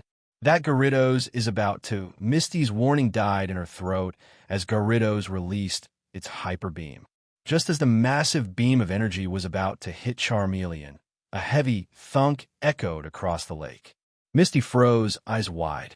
Somehow, a massive boulder, glowing with an eerie blue aura, had slammed into Gyarados' face, hitting it at an angle and throwing off its aim. The Hyper Beam went wide, missing Charmeleon by a hair and gouging a deep trench through the forest beyond. I don't take fights I can't win, Luo Yuan said with a grin, glancing over at Misty. The surprise blow had thrown Gyarados off balance, cutting its attack short. And with its head still ringing from the boulder, Gyarados' fury grew tenfold, but it was temporarily paralyzed by the aftermath of its own Hyper Beam, unable to make a move. Seizing the opportunity, Charmeleon's charged attack finally ignited. Flames erupted from Charmeleon's mouth, forming a fiery symbol in the air. The surge of flames transforming mid-flight into a blazing shape, the Japanese character for big. It's Fire Blast, Misty shouted, recognizing the massive flames. Fire Blast was the new move Charmeleon had mastered after evolving, a powerful fire-type attack. The fiery blast hit the paralyzed Gyarados squarely, sending its massive body flipping backward before it crashed into the lake with a tremendous splash. Did we get it? Misty watched the lake nervously. Luo Yuan kept his eyes on the lake's surface as well. If they'd been fighting a grass or steel type, he'd have declared victory by now. But everyone knew Gyarados was a water-type Pokemon, with special defenses that made it highly resistant to elemental attacks. Seconds ticked by, and a low growl rumbled up from the lake. Gyarados, scorched and battered, struggled to right itself, but it was still conscious. Yet Yuan had anticipated just this. Charmeleon hit it with another fire spin, then finish it off with Fire Blast. As Charmeleon prepared its attack, Yuan focused his mind, exerting his psychic energy to further suppress Gyarados' movements. This psychic power is handier than I thought, he mused as he wielded the boulder-crushing force.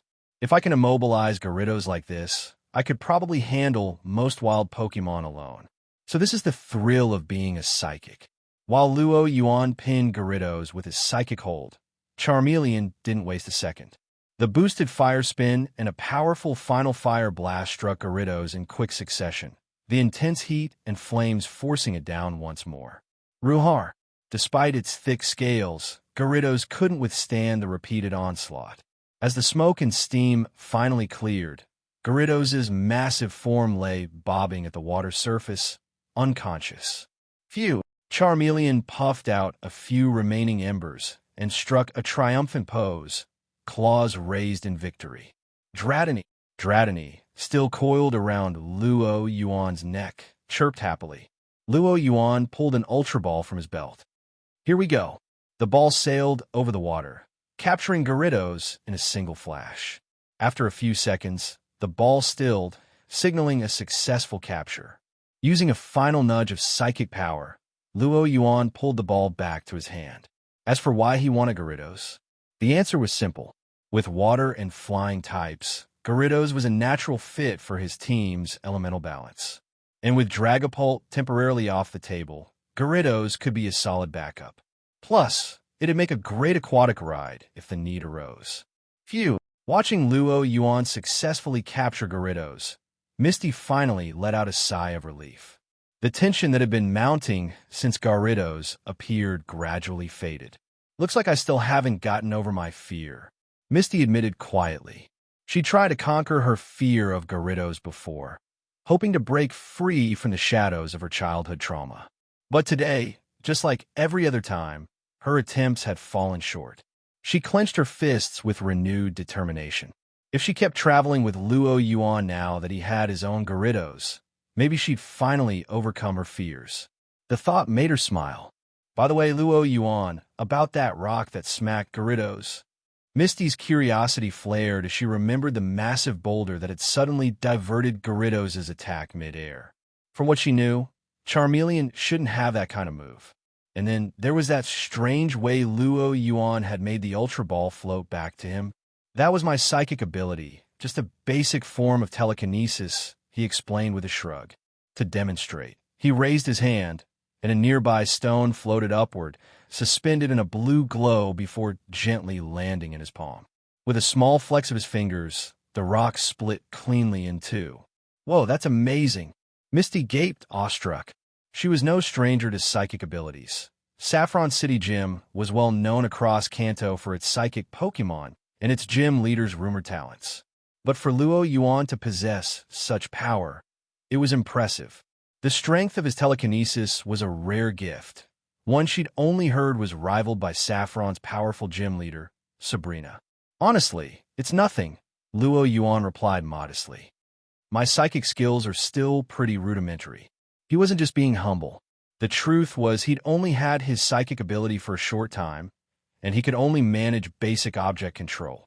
He was still leagues away from achieving high-level feats like teleportation, mind control, or, as some had claimed, transforming others into toys. Nothing, huh? Misty glanced back at the heavy boulder he'd just cracked in half, speechless. Yuan chuckled, steering the conversation away from the topic. After all, the psychic ability he'd received as a prize was better left unexplained. With Gyarados' injuries tended to and Charmeleon rewarded with a pat on the back, he and Misty set out once more. Pewter City was built on a rocky terrain bordering MT Moon, a city of miners and metalsmiths. The dark gray architecture and rugged atmosphere gave Pewter a sturdy, rough-hewn feel. People on the streets were mostly climbers or miners accompanied by rock-type Pokemon, adding to the city's solid, stony impression. But as they walked, Yuan noticed signs of a city in decline, lines of closed shops, and a heaviness on people's faces. The reason was clear. Recently, the Kanto League had increased restrictions on mining and refining industries, trying to address the growing impact of pollution and environmental destruction on wild Pokemon. Pewter City, being the heart of Kanto's mining economy, was hit especially hard. Reports of once thriving mining companies going under had become all too common. Still, it's none of our business, Yuan said, stepping inside Pewter's Pokemon Center with Misty. While Nurse Joy tended to Gyarados' wounds, Yuan took the opportunity to gather intel on any recent developments in Pewter City. "Anything big happening around here lately?" he asked casually. Joy thought for a moment, tapping her chin. "Well, there's been one major issue recently." Oh, Yuan's interest was piqued. He hadn't expected anything noteworthy to come up from a casual inquiry. Nurse Joy leaned forward, lowering her voice. "It started 3 days ago. The Zubat and MT Moon have gone wild, attacking both passing trainers and other Pokemon. Some environmental groups think it's because of years of overmining, and they've set up blockades to stop any miners from entering MT Moon.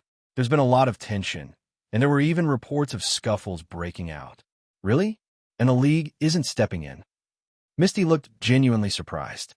Usually, in cases like this, the League would have sent an officer Jenny or a gym leader to mediate between the miners and the environmentalists. "The city's officers are already stretched thin investigating the Zubat outbreak," Nurse Joy replied, her face creased with worry. "Gym leader Brock has tried to mediate a few times, but he hasn't had much success. The conflict had already led to several confrontations," Joy explained, and the number of injured Pokemon brought to her center was rising. It was only a matter of time before tensions escalated. Yuan took in her words with a slight nod. He wasn't exactly surprised. On one side, you had environmentalists trying to protect the mountain ecosystem, and on the other, miners defending their livelihoods. With both sides deadlocked, finding a middle ground seemed almost impossible. Just then, the machine emitted a soft chime, signaling Gyarados' treatment was complete. After Nurse Joy handed him Gyarados' Pokeball, she looked back up at him, concerned. "If possible, I'd recommend avoiding MT Moon until things settle down. Thanks for the warning. I appreciate it." Yuan took the Pokeball with a warm smile. He genuinely appreciated Nurse Joy's advice, but whether he would actually follow it was another matter. There was still a lot more information to uncover before he could decide on his next steps. And, of course, all of this would have to wait until they addressed a more pressing issue. "So, Misty," Yuan asked, grinning, "any ideas for lunch?" In the end, Yuan and Misty found a bustling grill spot along Pewter City's main street for a well-deserved meal. It was worth noting that, in the Pokemon world, all meat products came from synthetic sources. Why? Well, beyond the cruelty of consuming Pokemon, who are highly intelligent creatures, using them for meat had gradually been outlawed by the League over the past few years. On top of that, Pokemon had pushed most ordinary animals to the brink of extinction, so the majority of the world's meat now came from plant-based sources. According to data from the League's Food Quality and Safety Bureau, synthetic meat now made up 99% of the market. Real, high-grade meat was so rare that you'd have to go all the way to Saffron City and book weeks in advance to get a taste. Pewter Gym. Pewter Gym style is definitely something else, Yuan commented, raising an eyebrow.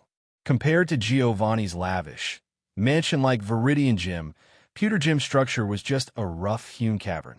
It looked like someone had chiseled a hole out of solid rock and plunked a gym inside. Brock, Pewter's gym leader, is a rock-type trainer. He has a huge onyx as his ace, Misty explained, giving him a rundown of what she knew about Brock's battle style. It wasn't that she doubted Yuan's strength, but she wanted to help him however she could. Yuan appreciated Misty's thoughtfulness. Instead of telling her he already knew, he simply smiled and nodded.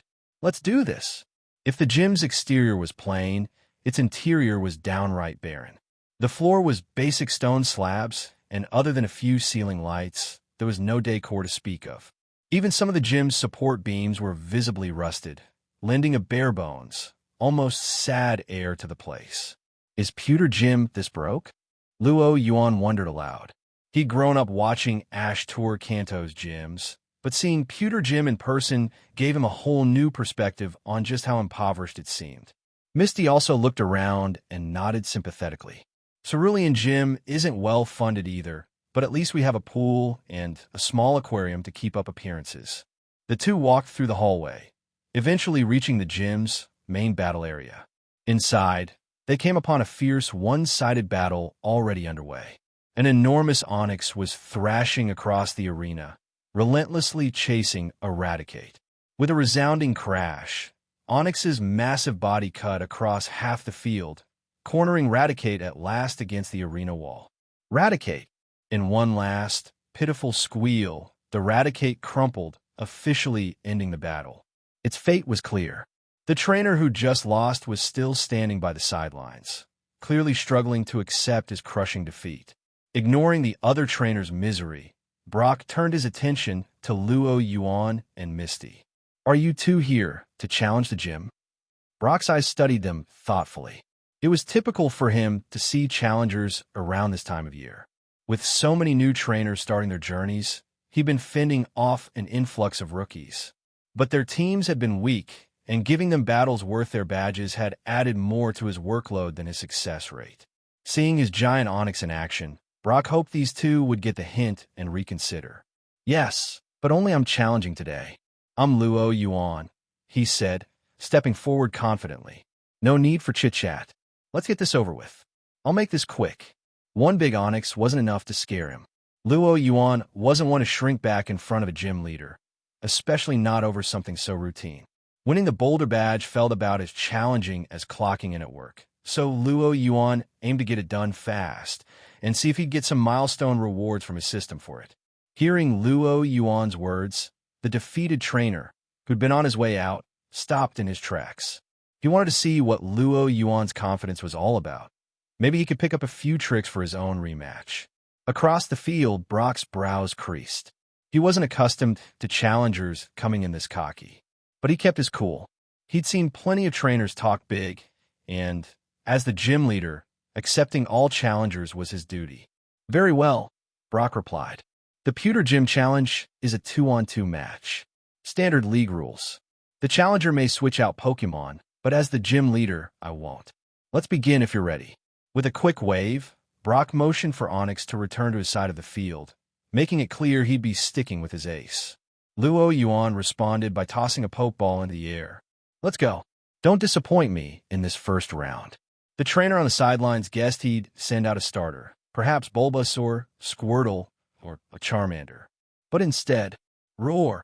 Out of the lights sprang an enormous Gyarados, exuding power and menace. Gyarados' icy gaze zeroed in on Onix, letting out a deep, rumbling growl. The trainer on the sidelines gulped, feeling the gravity of the situation hit home. Oh, I see where his confidence is coming from. He quickly realized he wouldn't be learning anything here that he could apply. Yeah, can't even begin to copy this, he muttered with a sigh. When Brock saw Yuan's Gyarados, he was taken aback. Out of all the Kanto gym badges, the Boulder Badge from Pewter Gym was often considered one of the easiest to earn.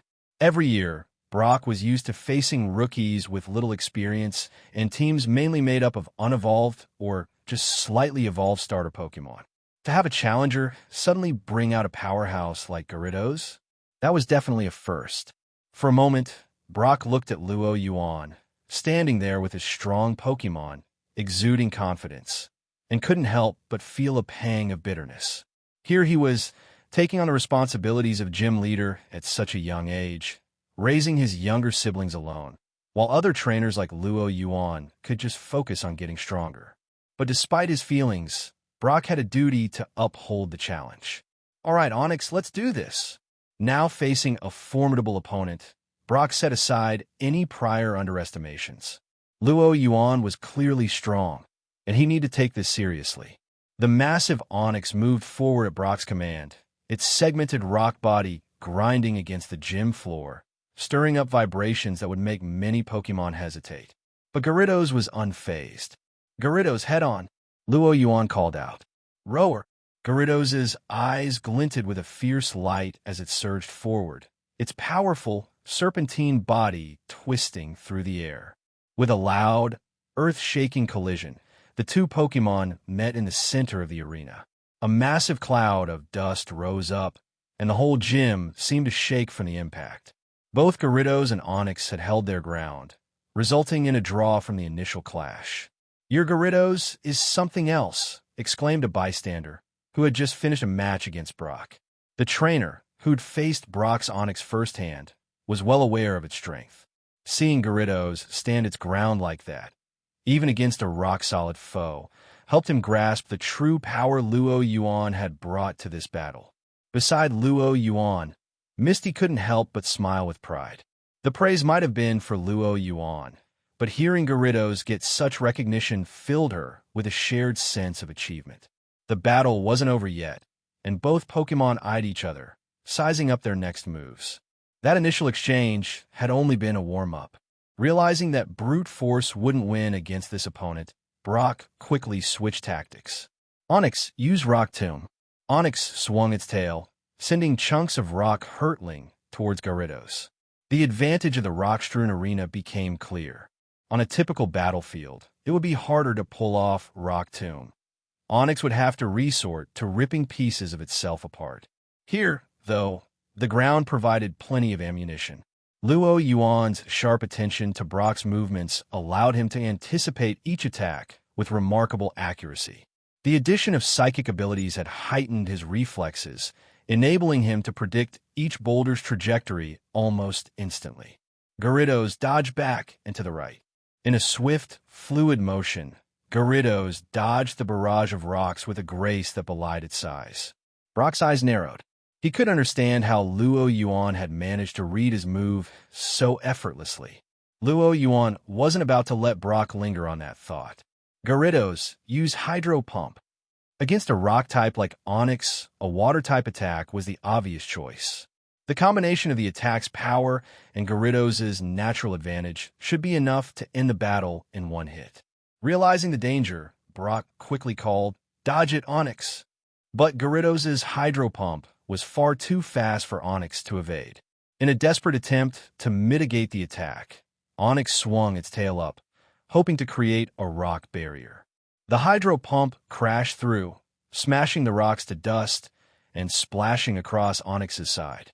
The pain registered instantly, causing Onix to writhe. Yuan seized the opening before Brock could give another command. "Gyarados, finish it with Aqua Tail." The water swirled around Gyarados' tail, creating a spiraling vortex.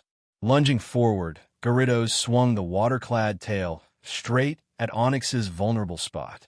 The blow landed with tremendous force, fracturing Onix's stone skin and forcing it to collapse. After a pained, rumbling cry, Onix lay motionless on the muddy battlefield, unable to continue. The entire battle had taken less than 5 minutes, but each move was sharp, precise, and powerful. Yuan's final onslaught, his rapid, relentless commands, left the observing trainer spellbound. "Well, that makes me the winner of round 1, Yuan said, patting Gyarados, which had slithered back to his side with an uncharacteristic docility, looking up at him with pride. The spectators' eyes widened, unable to believe the contrast. Was this really the same Gyarados that had just rampaged through Onix? It seemed almost tame. What he didn't know was that Gyarados had, in fact, learned the hard way to keep in line. Yuan's psychic power was no joke, and the lessons were memorable. On the other side, Brock climbed down into the arena to examine his fallen Pokémon. After a moment, he sighed in relief. While Onix had sustained heavy damage, nothing was critical. With a resigned expression, he looked back at Yuan. "You've won. With a Gyarados like that, I'd be a fool to think my second Pokémon would fare any better. Here's your Boulder Badge." Brock tossed the badge toward Yuan, who caught it midair. A familiar alert chimed at his mind. "Ding! Congratulations, host. Milestone victory. Rock-type gym conquered, achieved. One additional draw unlocked. Just as I thought. He'd expected the gym challenge to yield some kind of milestone reward. That meant Kanto's 7 remaining gyms held 7 more prizes in store. In high spirits, Yuan pocketed the badge and turned to see Brock kneeling beside Onyx, carefully treating it with a worried expression. Feeling rather generous, he saw Brock glancing at his injured Onyx and made a quick decision. He reached into his bag and pulled out a Devon Company high-grade potion he'd brought from Hoenn, as well as an energy block formulated for rock types. Here, try these. They should help Onyx recover faster, he said, offering Brock the items. Brock looked surprised, hesitating for a moment before accepting. Normally, accepting an item from a challenger would seem unprofessional, but seeing Onyx hurt had left him too concerned to refuse. He sprayed the potion over Onyx's cracks and bruises, watching as the revitalizing spray worked into the stone-like skin, gradually sealing the damage. A few moments later, Onyx stirred, visibly better. After a day or two of rest, it should be good as new, Yuan assured him. Thank you. Really. Brock's tone was genuinely appreciative. Just as Yuan was about to offer some parting words, an unmistakable voice echoed through the gym, accompanied by a chorus of giggles. Where's Brock? I'm here to take you down and win that badge. Where's Brock? I, Gary Oak from Pallet Town, am here to challenge Pewter Gym. A familiar voice rang out from the entrance. Yuan turned to see Gary Oak, wearing his signature high-collar jacket, confidently strolling in with a squad of cheerleaders trailing behind him. The whole entrance was enough to catch anyone's eye. The moment Gary saw Yuan, his smirk faded into surprise. Yuan? Gary's jaw dropped as he took in the sight, evidently shocked that Yuan had arrived before him. Long time no see, Gary. What's this? Yuan raised an eyebrow, glancing at the entourage behind Gary. Looks like you're organizing a little team-building exercise. Gary had no idea what Yuan meant by a team-building exercise, but from Yuan's teasing tone, he could tell it was nothing serious. I'm here for an official gym battle, Gary retorted. Sure, I'll take your word for it, Yuan chuckled, dropping the subject with a wave. But if you're here to challenge the gym, you might be a bit late. Late? What do you mean? Gary's excitement wavered slightly. Just what it sounds like. Yuan reached into his pocket and pulled out his newly earned badge. I've already got the Boulder badge. Gary looked over at Brock to confirm, and sure enough, Brock nodded. My Pokemon were all taken down by Yuan, Brock said with a sigh. It'll be a bit before they're back in fighting shape. You'll have to come back tomorrow. Gary's face fell. The thought of wasting an entire day waiting around was obviously not sitting well with him. Darn it. If I'd known, I would have come straight here yesterday, Gary muttered, realizing he could have had his match a day earlier if he'd come here first instead of spending the day sightseeing. He was ready to turn back and leave, but Yuan's next words made him freeze. Oh, by the way, I ran into Ash in Viridian City. He should be reaching Pewter soon. Gary's foot stopped mid-step. Ash arriving tomorrow would mean Ash could potentially get his badge just as fast. The thought of being on the same pace as Ash was simply unacceptable. Brock's Pokemon were still recovering, but maybe, just maybe, there was a way around it. After a quick moment of thought, Gary suddenly smirked. An idea formed. Turning to Yuan, he whispered a plan, and Yuan's expression turned intrigued. Once Gary had Yuan's agreement, he turned back to Brock. Brock, I know you've already handed Yuan a badge, right? Gary asked. Brock raised an eyebrow, nodding warily, unsure where this was going. So then, if I challenge Yuan here, using the same Pokemon he used against you, and win, then that would prove I have what it takes to earn a Boulder badge as well, right? A long silence settled over the group. Brock, Misty, and the nearby trainers exchanged looks, trying to process Gary's logic. Gary shifted under their stares, finally asking, What? Was it something I said? Brock shook his head, a strange smile playing on his lips, mingling with a bit of pity. If that's what you want, and Yuan's game, I have no problem with it.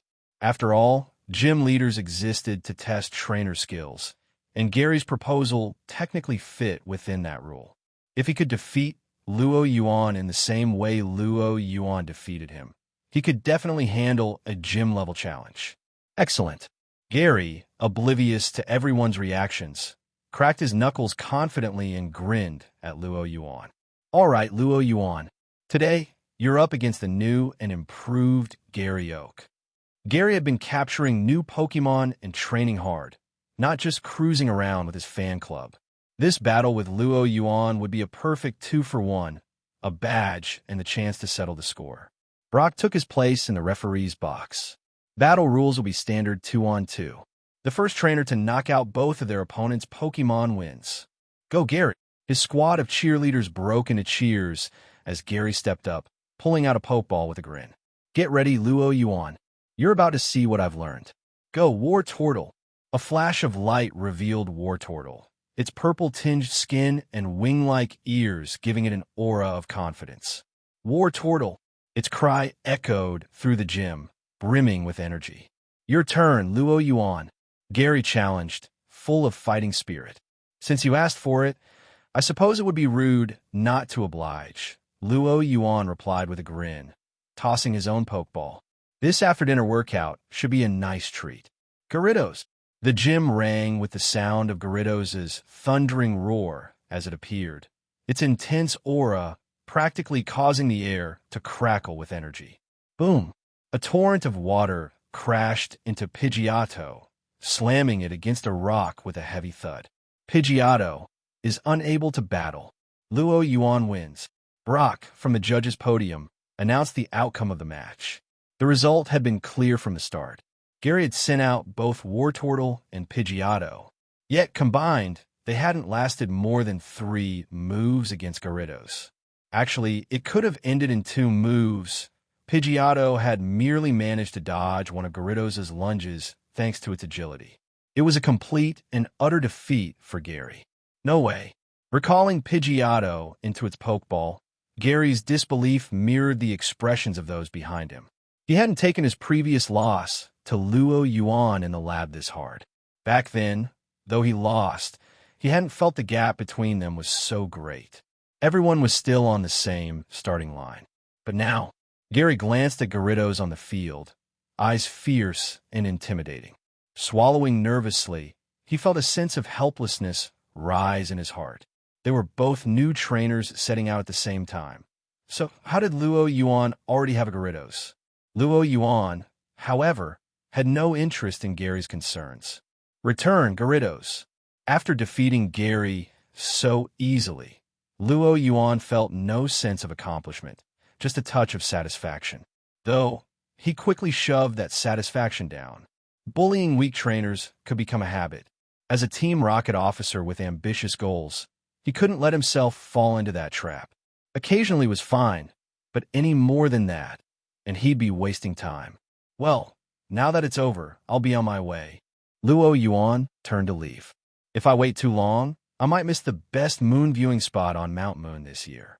Indeed, Luo Yuan planned to spend the evening at Mount Moon, watching the moon with Misty. Mount Moon was renowned worldwide for its breathtaking moonlit views, attracting visitors from all over each year. Luo Yuan's plans with Misty spoke volumes about their rapidly progressing relationship. Watching Luo Yuan's departing figure, Gary wished he could take his own girlfriend to admire the moon too. For now, he'd better get his Pokemon healed at the Pokemon Center. He had bragged plenty in front of Ash back in Pallet Town. If Ash actually surpassed him, his pride would take a massive hit. As one of Kanto's iconic mountains, Mount Moon was to Kanto what Mount Silver was to Johto, or Coronet Mountain was to Sinnoh. It had become a cultural symbol for the region. Not only was it an ideal spot for moon gazing and meteor watching, but it was also known for its moonstone deposits and the many fossils buried underground. Every year, Mount Moon attracted countless tourists and explorers alike. Walking along the main road from Pewter City to Mount Moon, Misty held a map in her hands. If we keep on this path, then go up the mountain and take a left at the third fork, we'll reach the best spot for moon gazing. Despite living in Cerulean City, Misty had spent most of her life focused on training Pokemon. Visiting Mount Moon to watch the moon, especially with someone of the opposite sex, was a first for her. Thinking about it made Misty's face heat up a little. Just as Misty was envisioning their evening under the moonlight, a commotion sounded ahead. "What's going on?" She looked up to see a crowd blocking the road. "It seems to be the environmentalists and miners Nurse Joy mentioned," Yuan observed after taking a closer look. In front of them were two groups, one wearing hard hats and work uniforms, and the other brandishing banners, just as Nurse Joy had described the miners and environmentalists. The two groups were locked in a standoff. Pokeballs clutched, people gathered along the roadside to watch. "Looks like it's going to escalate again. Those guys are so annoying, blocking the road every day. Tell me about it." Pewter City's economy is already struggling, and now they're choking off the last few mining companies. It's a nightmare. Voices murmured through the crowd. It was clear that the locals held little sympathy for the environmental activists blocking the way. Yuan frowned, but didn't immediately take sides based on what the others were saying. Whether they ended up fighting or not, it had nothing to do with him, and he had no intention of getting involved. Just as he was about to make his way through, someone stopped him. "You can't go through here right now." Yuan looked at them in confusion. He wasn't a miner, so why were they stopping him too? Seeing Yuan's puzzled expression, the activist blocking the path spoke up. "The Zubat on Mount Moon have been restless lately. It's clear that the increasing human activity over the years has disrupted their habitat. To protect the Zubat and restore the mountain's ecosystem, we're restricting access for now." The words were spoken with such righteous conviction, as if Yuan would be a criminal if he insisted on going through. Yuan remained silent for a moment. "What's with you people? We're just trying to pass through Mount Moon to get to Cerulean City. What does that have to do with Zubat?" Misty, who had been looking forward to their evening, was indignant. There was no connection between the two. It's the excessive foot traffic across the mountain that's taken away the Zubat's habitat, causing their agitation. The activist looked over at Misty and replied, "You." Misty was fuming. "Let go, Misty." Holding Misty back, Yuan turned to look at the activists. "I thought you might be a Pokemon Ranger organization or something, but turns out you're just a bunch of amateur animal rights activists." Yuan eyed them up and down. He'd thought this sort of group only existed in specific places back before he'd crossed into the Pokemon world. It was surprising to find such a peculiar organization here.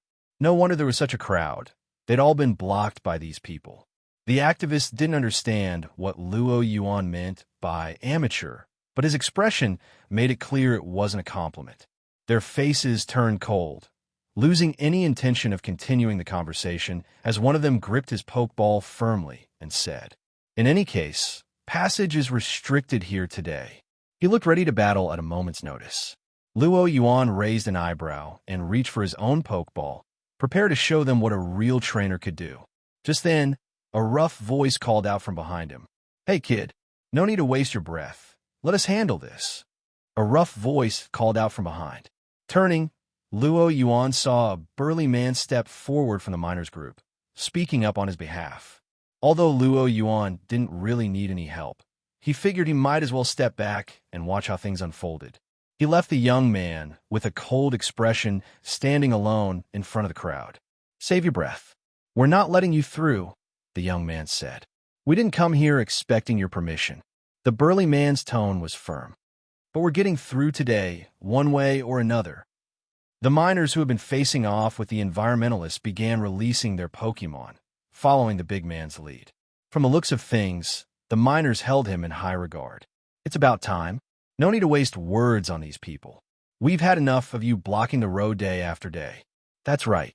Go make your protests elsewhere. Don't get in the way of us trying to make an honest living." The miners were visibly angry. After 3 days of blocked roads and lost wages, their patience with the environmentalists had worn thin. At the big man's signal, the miners released an array of Geodudes, Gravelers, Mashokes, and other rock or fighting-type Pokemon. As for the leader, he stood next to a massive Onix. Seeing the miners release their Pokemon, the environmentalists weren't about to back down and began calling out their own Pokemon as well. Except the Pokemon they sent out. "Wait, are those Kalos Pokemon?" Luo Yuan's brow furrowed as he took in the scene. Alongside familiar Kanto Pokemon like Nidoran and Ekans, the environmentalists had a surprising number of Kalos Pokemon, Clawitsers, Diggersbys, and more. And they seemed well prepared. Many of the Pokemon they released were water or fighting types, chosen to counter rock types. It was clear they had planned for this. This doesn't add up. Now, normally, a world with Pokemon from various regions wouldn't be surprising. But the fact that only Kalos Pokemon were present here, alongside Kanto Pokemon, in such numbers was strange enough to make Luo Yuan suspicious. But before he had time to ponder it further, the battle had already begun. The miners and environmentalists had clearly been harboring resentment toward each other. Once their Pokemon were out, they wasted no words and charged. The chaos of the fight quickly turned into a brawl. The miners, with their rock types, found themselves at a disadvantage, though they managed to hold their own with sheer numbers and the powerful Onix led by the big man. The crowd of bystanders quickly backed away, not wanting to be caught up in the crossfire. Misty, too, had started to pull Luo Yuan back, but it seemed the young man from earlier had his sights set on Luo Yuan.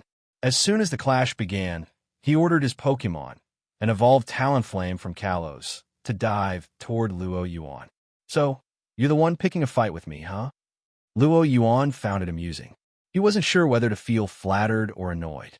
It seemed his acting skills were good enough to convince others that he was just an ordinary Pokemon trainer, not a hidden Team Rocket officer. Con.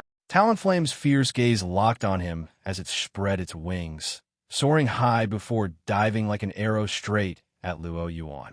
"Look out!" Misty shouted. But Luo Yuan remained calm. He'd taken down a Gyarados. Why would he be worried about a Talonflame? His eyes glowed faintly blue. An invisible psychic force formed a sturdy barrier in front of him. This was a technique he'd recently developed, inspired by the Reflect and Light Screen moves from psychic types. Talonflame, diving down from the sky, hadn't anticipated that a human could possess such psychic power, and such a terrifying level of it at that. The bird came hurtling down, then, thud. With a dull thud, Talonflame crashed into the invisible psychic barrier. The impact left it splayed out against the barrier, eyes swirling. The backlash from the collision knocked Talonflame out almost instantly. No way. Seeing his Talonflame in such a state, the young man was visibly stunned. That Talonflame was his trump card. He'd expected it to teach Luo Yuan a lesson. Instead, Talonflame had been defeated in the blink of an eye. The young man began to realize he might have underestimated Luo Yuan. He knew there was no way Talonflame's sudden loss had nothing to do with Luo Yuan. Better retreat. With that thought, he reached to recall Talonflame and retreat behind his allies. However, there was no way Luo Yuan was letting him off that easily. Attacking me without a word, and then thinking you can just walk away? With a click of a Pokeball button, roar! Gyarados appeared on the battlefield, blocking the red recall beam aimed at Talonflame. Its fierce, domineering presence sent a wave of intimidation across the field. Both miners and environmentalists froze, turning to look at Luo Yuan and his ferocious Gyarados, swallowing nervously. None of them had expected a seemingly ordinary rookie trainer to have a Gyarados at his disposal. Not everyone was intimidated, though. Out of the crowd, there were always a few willing to push their luck. Heliolisk used Thunderbolt. Heliolisk used Thunderbolt. At the trainer's command, a thick arc of electricity crackled from Heliolisk, arcing straight toward Gyarados. It was obvious the trainer knew his type matchups well. Electric trumps water. Electric trumps flying. With Gyarados being both, it would take quadruple damage from an electric move. While Luo Yuan's Gyarados was indeed powerful, not even it could shrug off such a super effective attack. But Luo Yuan saw through the opponent's plan instantly and smirked. This trainer was a novice. Just as he'd told Gary, real battles weren't only about type advantages. True battles tested the skill of the trainer. Timing, move prediction, and strategic thinking all mattered far more. And in this case, too bad.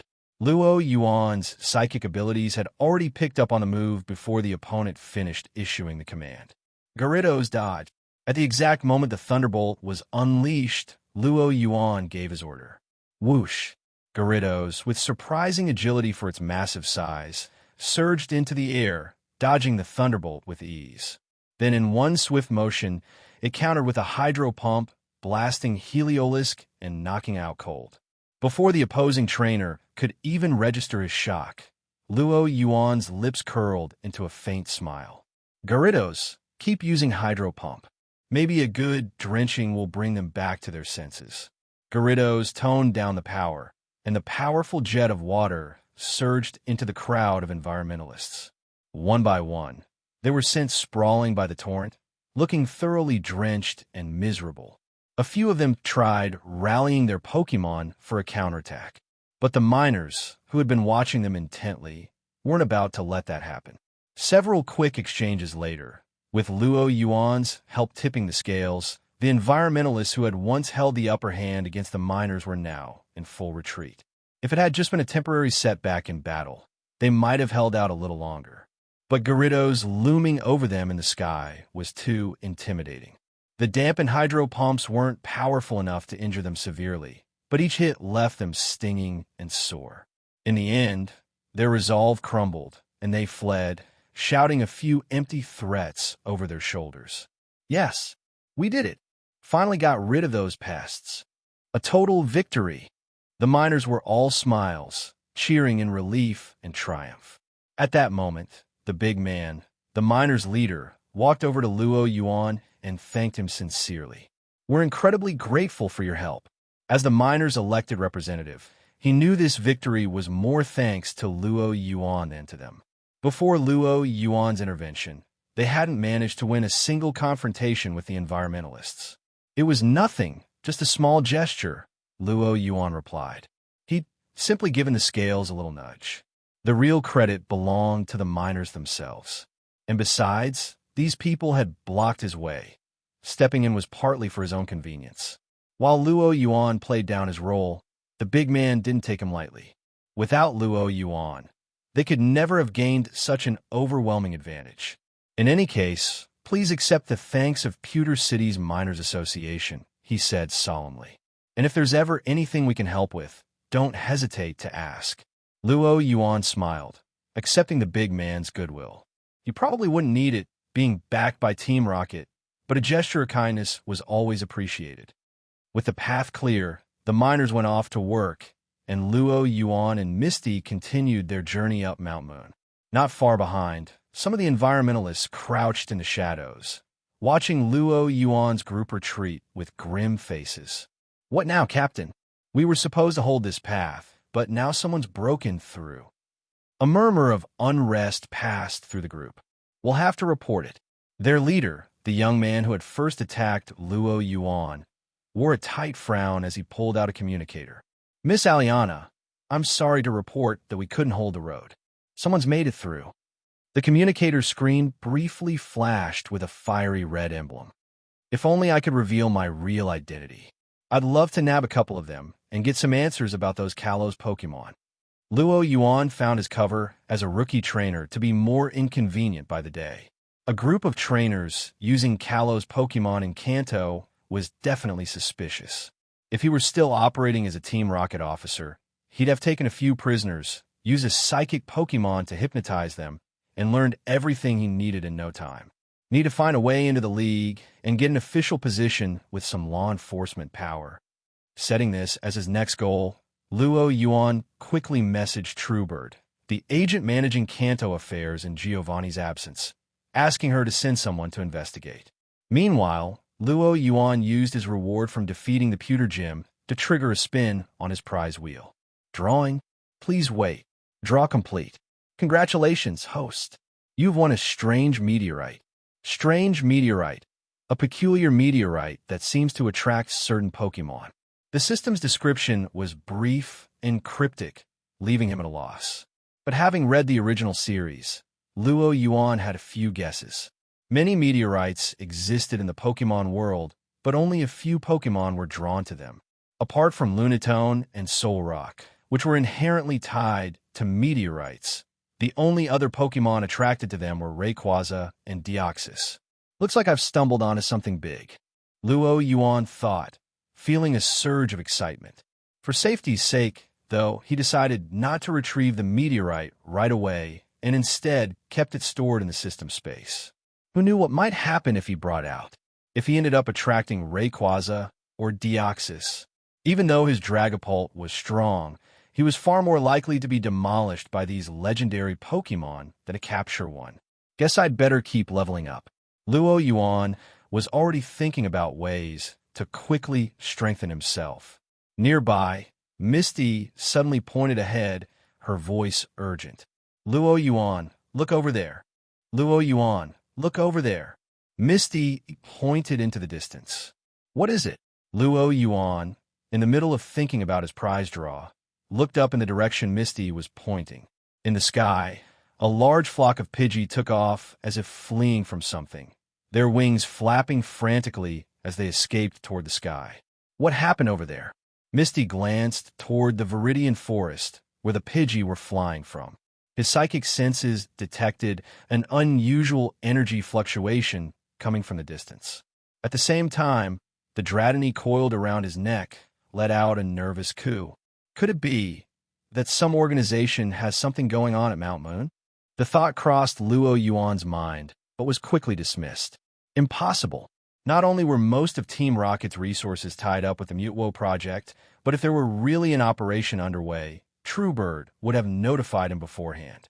The energy felt distinctly strange, and, combined with his earlier run-in with that odd environmental group, something about the whole situation seemed off. Let's go check it out, Yuan said. Without hesitation, he started moving in the direction of the disturbance, Misty close behind. 5 minutes earlier, in a valley on Mount Moon, dressed in a red uniform and with light brown hair, Aliana of Team Flare hung up her communicator, her face darkening. Lady Aliana, what happened? Her assistant asked softly. Scar, that incompetent fool, failed to hold the entrance, and someone's gotten past him, Aliana replied, a flash of irritation in her eyes. Does it matter? Her assistant shrugged. All our preparations are complete. Even if we're spotted, the Kanto League wouldn't be able to react in time to interfere with the plan. Team Flare had clashed with the League enough back in Kalos to know just how sluggish the League's response times could be. The assistant didn't think a few extra eyes from the Kanto League would make any difference to their mission. Who said I was worried about the Kanto League? Aliana shot him a cold look. Then, compared to the Kanto League, it's Team Rocket who really dominates this territory, and they're the ones we have to fear. A flicker of rare apprehension crossed Aliana's face. As a Flare executive, she had no problem brushing off the League. Aside from the League's infamously slow bureaucracy, they were bound by laws. Even if they were captured, the worst that could happen was extradition back to Kalos to face charges from the Kalos League. And since Team Flare had influence over many officials back in Kalos, Aliana felt no real pressure from the League. But Team Rocket? As another organization entrenched in the criminal underworld, Aliana knew all too well how ruthless Team Rocket was, with enough power to rule the entire Kanto, Johto, and Sevilla Islands. They had entered Team Rocket's home turf without permission. If Team Rocket caught wind of their presence, Aliana shivered. She didn't even want to imagine the consequences. Her thoughts were interrupted when an underling approached, snapping her back to the present. Report, Lady Aliana. The device is finished preloading. Shall we activate it? Aliana took a moment to steady herself. She turned toward the massive moonstone encased within a large machine and calmed her nerves. Team Rocket wasn't omnipotent.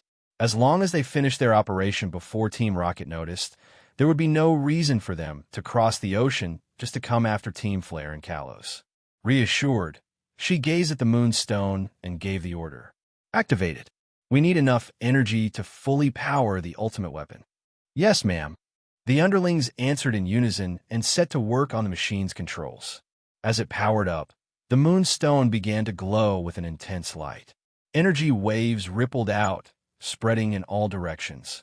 Meanwhile, more and more of the moonstone's energy was siphoned into the machine. Clefairy.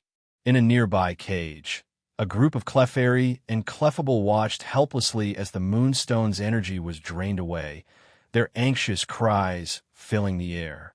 But trapped behind bars, there was nothing they could do. As Aliana's face broke into a smile, watching the energy finally flowing into the device. Gyarados, Hyper Beam, blast that machine to pieces. Ruhar, with a mighty roar, a beam of pale energy shot from Gyarados' mouth. It struck the machine at the center of the valley. Boom! A powerful explosion erupted, the device's protective shielding shattering like an eggshell as the entire apparatus blew apart.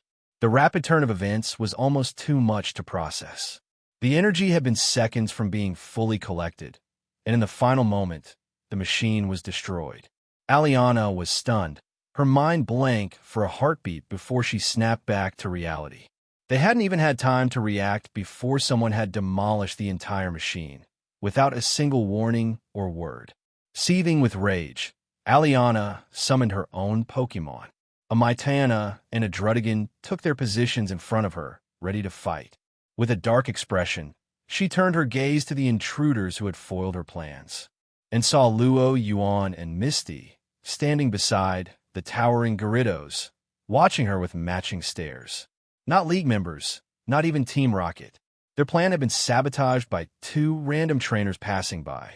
Standing on the ridge above the valley, Luo Yuan watched as his Gyarados obliterated the machine below. One look at the red uniforms told him exactly who these people were. They were from Team Flare, the criminal organization hailing from the Kalos region. The leader of Team Flare was Lysandra, a renowned scientist who had developed the holographic communicator. Giovanni had once called him an extremist, a misguided idealist with visions of creating a utopian world. Team Flare dared to come all the way to Kanto.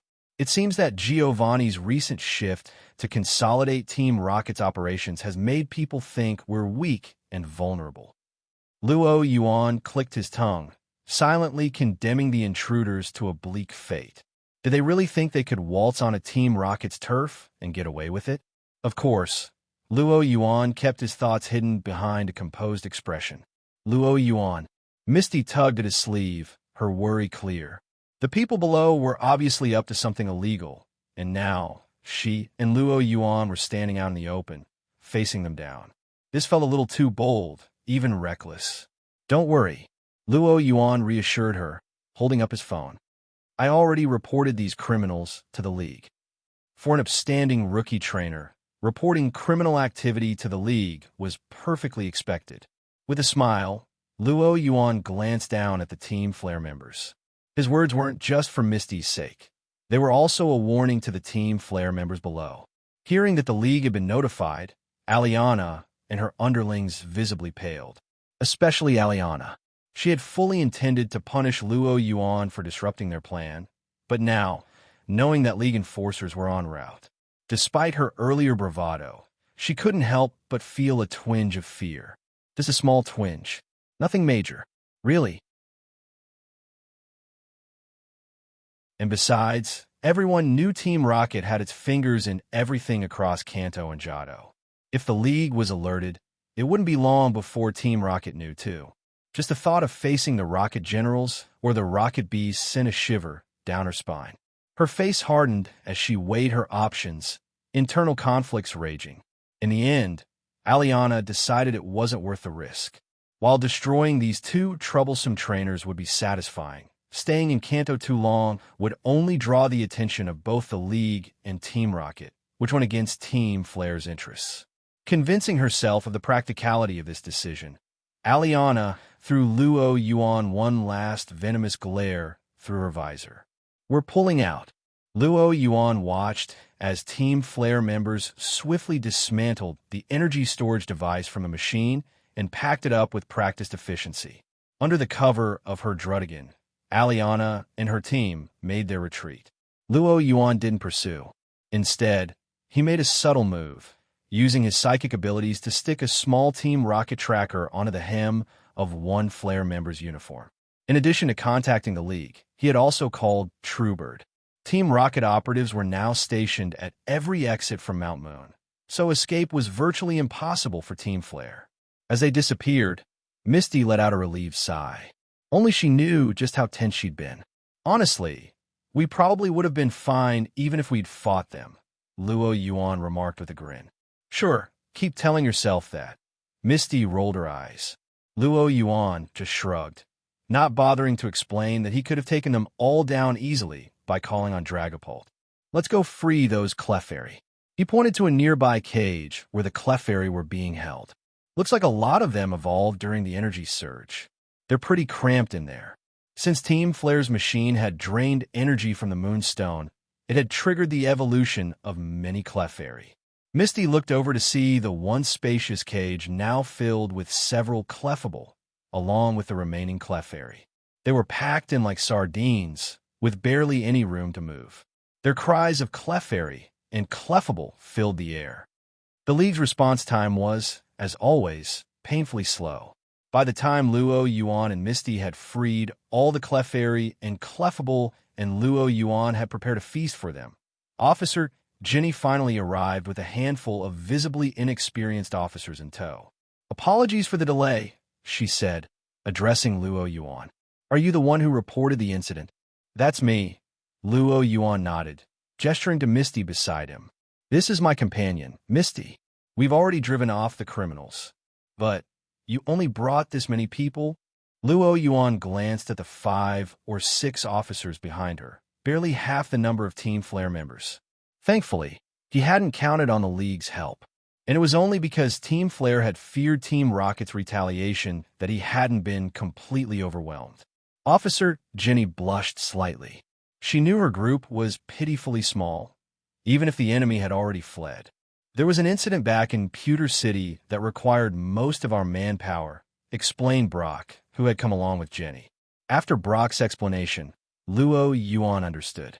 The Team Flare members who had disguised themselves as environmentalists had run back to Pewter City after he chased them off, and it started a commotion there, tying up the League's resources. So I misjudged you. It seemed Team Flare wasn't entirely incompetent. They diverted League personnel to ensure their main forces could retreat. Regardless, thank you. If not for your actions, these Clefairy would have been captured. Jenny glanced over at the cage and offered him a sincere thanks. Apparently, she thought Team Flare had been targeting the Clefairy. Luo Yuan didn't bother correcting her and responded with a serious expression. It's a League trainer's duty to protect Pokémon. He looked every bit the part of an upstanding young trainer, hiding his true identity as a Team Rocket officer perfectly. While Luo Yuan exchanged pleasantries with Officer Jenny, establishing himself as the epitome of justice. In the meantime, Aliana and her Team Flare squad darted through the forest, following their planned escape route. Lady Aliana, Scar's team has been completely wiped out, one of her subordinates reported. I know. The organization will remember his sacrifice, Aliana replied. As a decoy, Scar had fulfilled his mission perfectly. This mission was mostly successful. Once we're back in Kalos, the boss will pull him out, she added. With Lysandra's powerful influence over Kalos's political and business circles, this would be a minor matter. But before she finished speaking, laughter echoed through the forest. You actually think you're making it back to Kalos? Aliana's heart skipped a beat. She instinctively released her Druddigan, positioning it in front of her.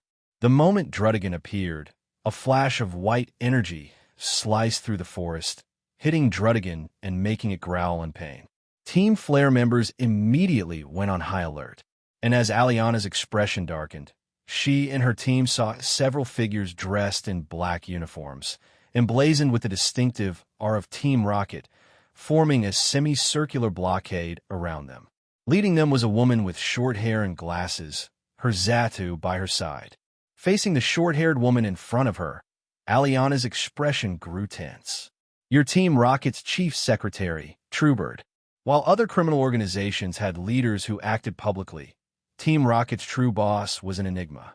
No one outside of Team Rocket's core members knew the leader's identity, despite endless speculation from outsiders. In the public's eyes, Truebird, Giovanni's direct assistant, served as the de facto spokesperson and leader of Team Rocket. Aliana hadn't expected a run into Truebird herself here.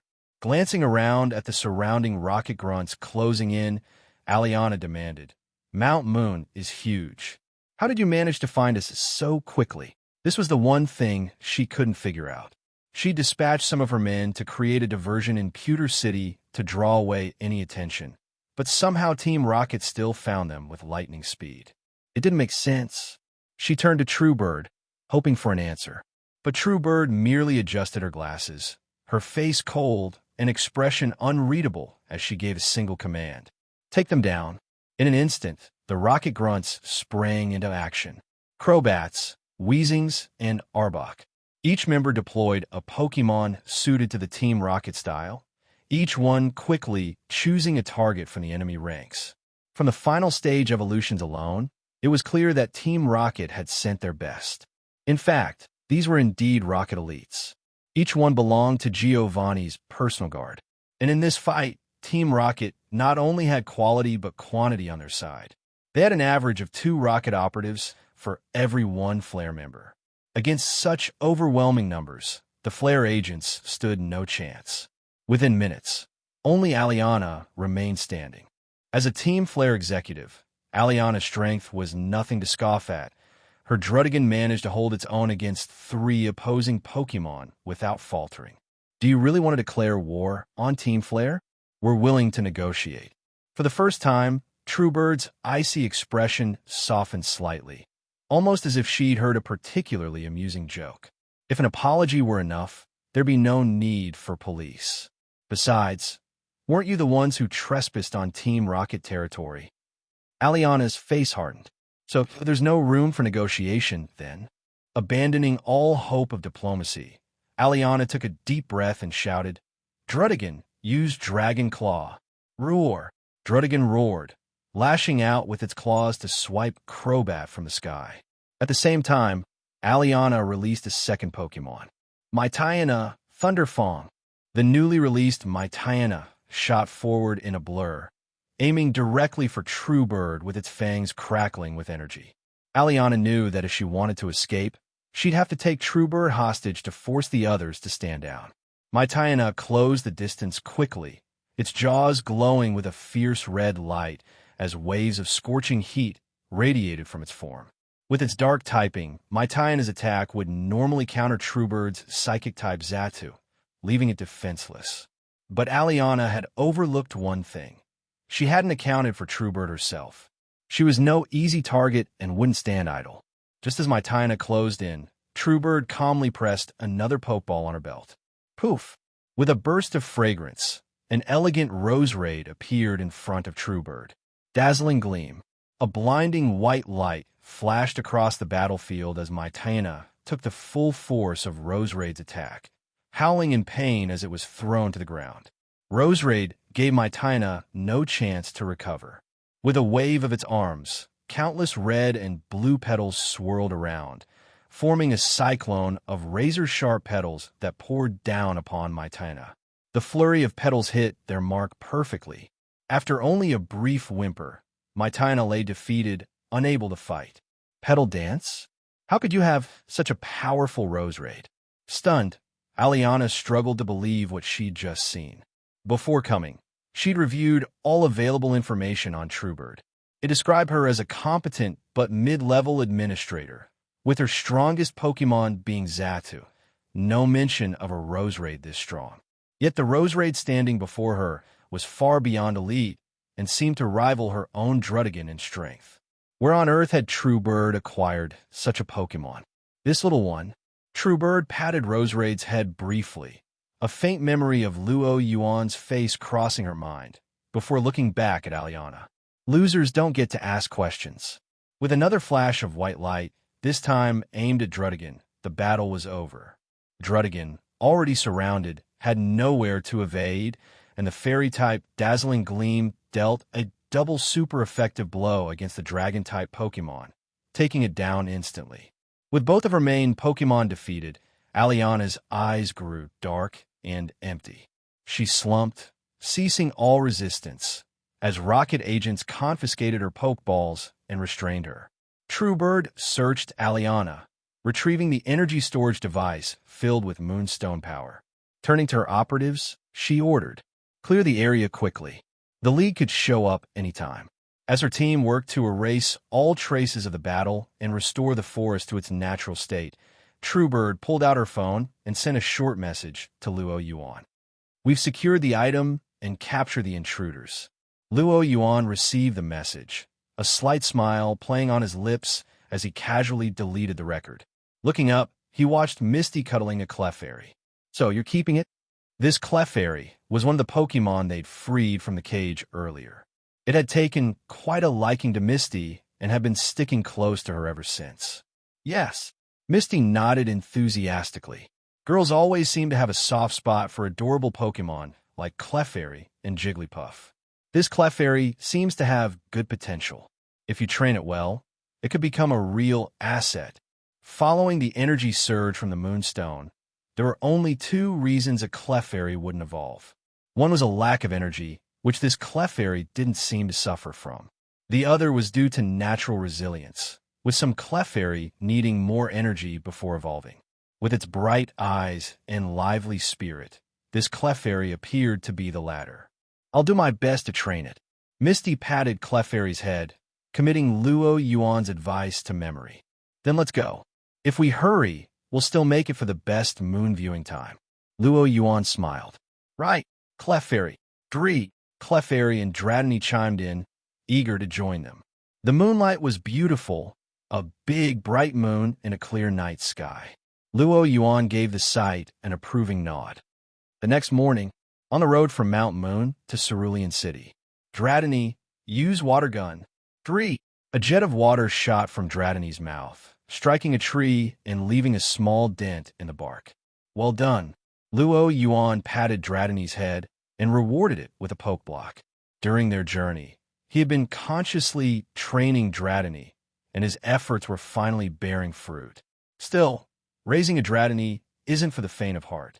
No wonder there are so few Dragonite trainers. Dratini's growth cycle was far longer than that of most Pokemon. The exact time varied from one Dratini to another. For an exceptionally gifted Dratini like Luo Yuan's, evolving into Dragonair would normally take around 3 to 5 years of steady training. If he were an ordinary trainer, he'd have no choice but to endure those 3 years patiently. But for someone with access to limitless funds like Luo Yuan, there was another option: money. All along the way, he'd been feeding Dratini every nutrient he could get his hands on, going so far as to spend more than he had raising his Charmander. The daily cost of Dratini's care would be enough to make any average trainer balk.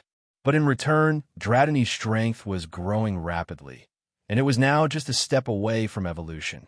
Hurry up and evolve, Dratini. Luo Yuan rubbed Dratini's head encouragingly. Dratini, now plump and well-fed, bobbed its chubby head with determination. Watching Luo Yuan's interactions with Dratini, Misty couldn't help but smile. Together, they continued down the mountain path. At last, after crossing a small forest, the view opened up before them. A city awash in shades of blue lay ahead. Cerulean City. Cerulean City was a seaside town in northern Kanto.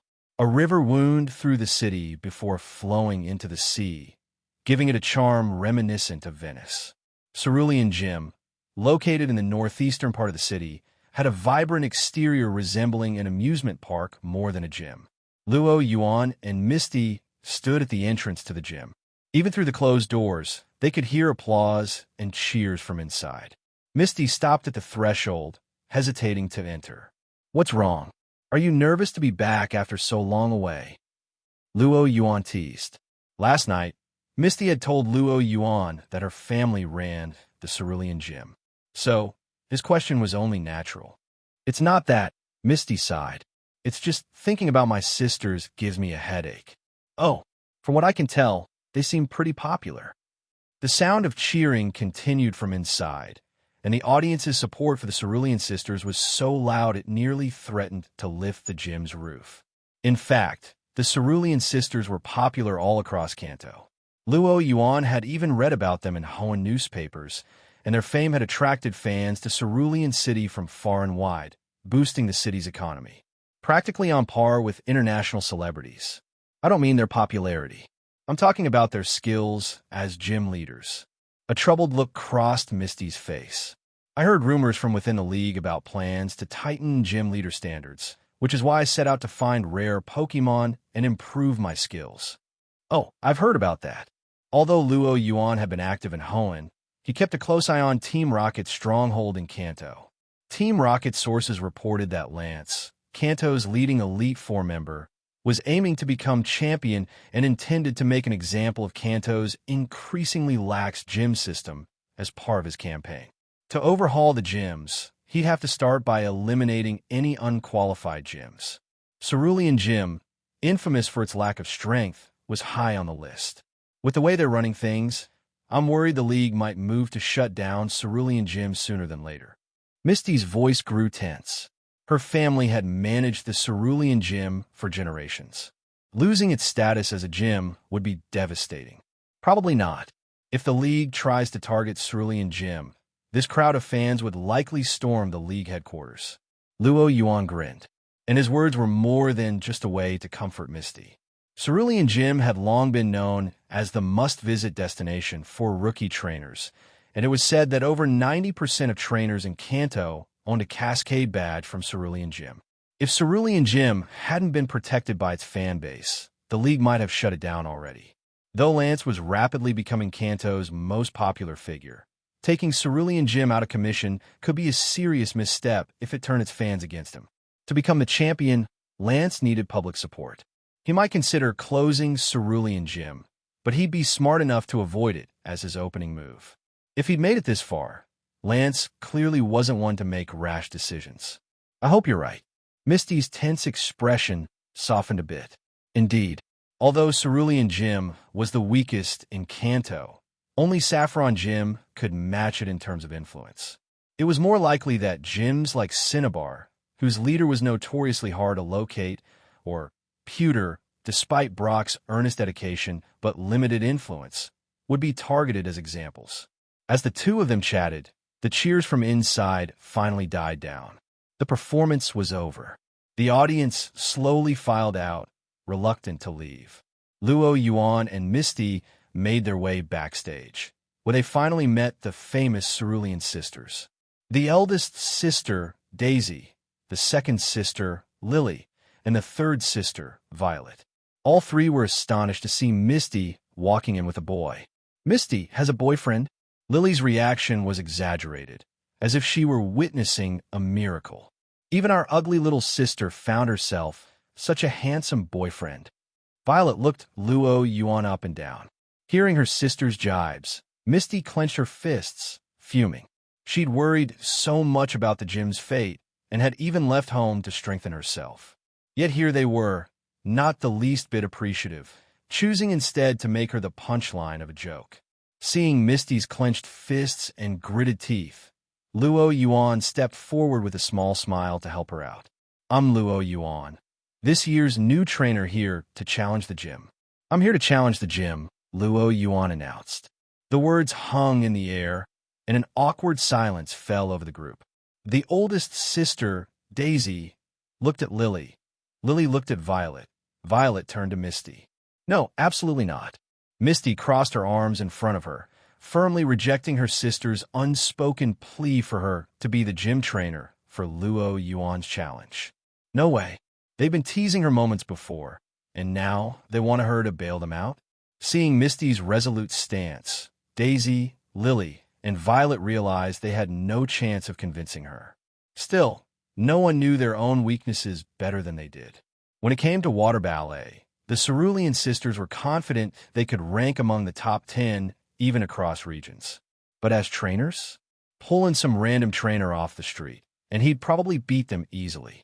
Well, there's no way we can always rely on Misty. In the end, Daisy stepped forward. I'll be your opponent. Her face took on a look of somber determination, as if she were bidding her old self farewell and turning over a new leaf. It was hard to tell if she was actually serious. At least, Misty was fooled. She watched her eldest sister with a glimmer of hope in her eyes. Could it be? Maybe Daisy's finally decided to take her role as a gym trainer seriously? If her eldest sister truly had a change of heart, sharing the responsibility of Cerulean Gym would be far easier than handling it alone. However, 10 minutes later, Daisy slumped to the ground, muttering, "How is he this strong? I didn't even last 5 moves. Am I really this weak? Guess I'm just not cut out to be a trainer. Smack. Misty covered her face, unable to watch. I should have known it was just wishful thinking. I really shouldn't expect too much from you guys. Daisy was just as weak as ever, and her mental fortitude was even more fragile than Misty had thought. Yuan sighed beside her. He wanted to go easy on her and spare Misty from embarrassment, so he'd already factored in the sister's low skill level. He'd used his weakest Pokemon, his Pudgy, overfed Dratini. But even with Dratini, Daisy hadn't lasted 3 minutes before she lost. Misty, your sister really isn't suited to be a gym trainer. Yuan shook his head. This level of skill wouldn't even make the cut for rocket grunts, let alone fulfill a gym trainer's duties. How Cerulean City had managed with these 3 as its gym leaders all these years was a mystery. Officer Jenny of Cerulean must have had her hands full. Misty sighed deeply, nodding in agreement. She was all too aware of her sister's lack of talent as trainers, either from forgetfulness or from getting used to losing. Daisy quickly bounced back and looked at Misty with a fresh resolve. Misty, we've made a decision. Misty blinked, surprised to be addressed so suddenly and unsure what her sisters were plotting this time. Then Daisy spoke. Since you have a boyfriend now, you're basically an adult. As the sister with the most talent as a trainer, we've decided to hand Cerulean Gym over to you. You'll be our official gym trainer. What? No, I'm not. Misty shook her head instinctively. Not? Are you saying Yuan isn't your boyfriend? Daisy asked slyly. Well, Misty wanted to clarify that they weren't official, but she found herself unable to get the words out. Seeing the mischievous glint in Daisy's eyes, she pressed her advantage. Don't worry, Misty, we're family, after all. We wouldn't put the whole burden on you. From now on, we'll handle the income and budget, providing the funds for the gym. You'll just need to take care of the battles. Sounds like a great plan, doesn't it? Daisy smiled sweetly. You're clearly just trying to shirk your responsibilities. Misty exclaimed. We really don't have a choice. We weren't blessed with the talent of a trainer. The sisters replied helplessly. Misty was at a loss for words. Plus, I heard the league's planning to send inspectors to the gym soon. Lily chimed in. Fine, I'll do it. Misty interrupted. As much as her sisters could be exasperating, she couldn't bear the thought of Cerulean Gym losing its status. Yuan. Misty turned to him, memories of their travels from Viridian Forest to Cerulean flashing through her mind. She felt reluctant. She wanted to keep traveling with him. It doesn't have to be a problem. Yuan offered her a solution. The gym's evaluation shouldn't be too hard. If you train a few strong Pokemon that can battle independently, you can leave them with your sisters. That way, you won't have to stay at the gym full-time. In the original series, Brock had done something similar, leaving Onyx with his father so he could continue traveling with Ash.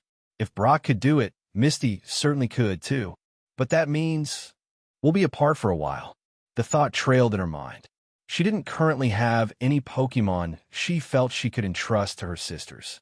Still, she knew that if she wanted to save the Cerulean Gym, she couldn't leave right away. Then I'll come find you later. With no choice for now, Misty agreed to stay behind. Of course, I'll look forward to it. Here, take this, Yuan said, pulling a phone from his bag. What's this? Seeing Team Flare reminded me to get this. The new holographic communicator. Makes it easier to keep in touch. A warm feeling spread in Misty's chest. She nodded, smiling.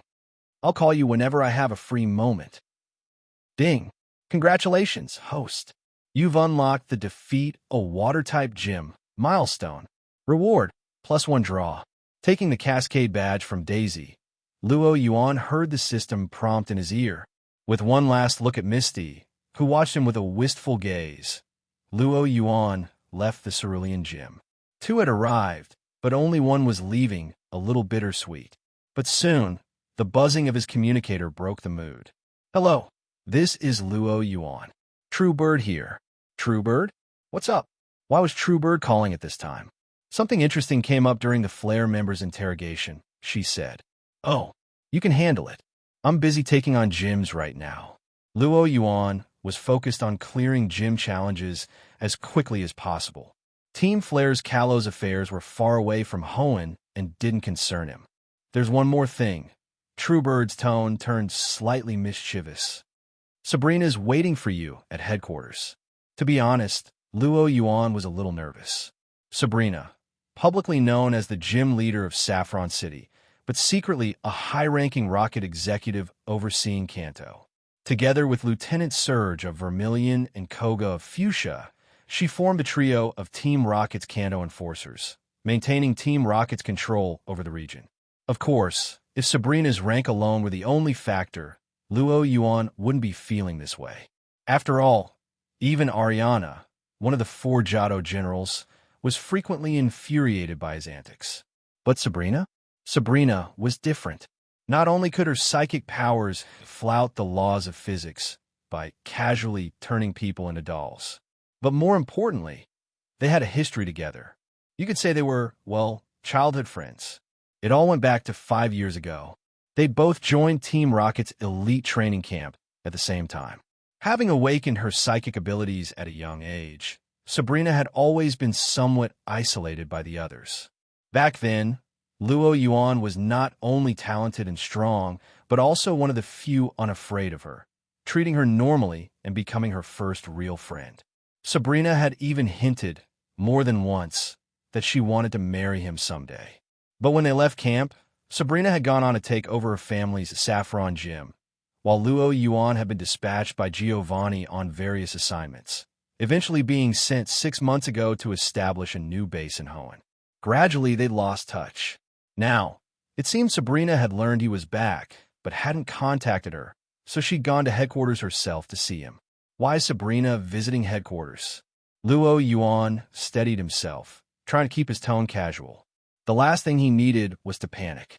Because she heard you were back, Truebird replied, clearly amused. She asked me why you hadn't reached out, so I mentioned you got yourself a girlfriend. Oh no. Question. What do you do if your childhood friend catches you with a new girlfriend? Urgent. Luo Yuan knew Sabrina's personality better than anyone. Because of her isolated past, she was intensely possessive. And now he had betrayed her. After a moment of thought, he couldn't see a way out of becoming Sabrina's next doll. You're playing with fire, he muttered, gritting his teeth. Truebird was absolutely adding fuel to the fire. Likely payback for the way he'd been handling Team Rocket's funds for official expenses. Just as he was trying to think of an excuse to avoid facing her, Truebird added, Oh, and don't think about skipping out. Giovanni has assigned you and Sabrina on a mission together. Great. Truebird's response left him with no escape. But if it was Giovanni's order, maybe he'd be spared. Viridian City.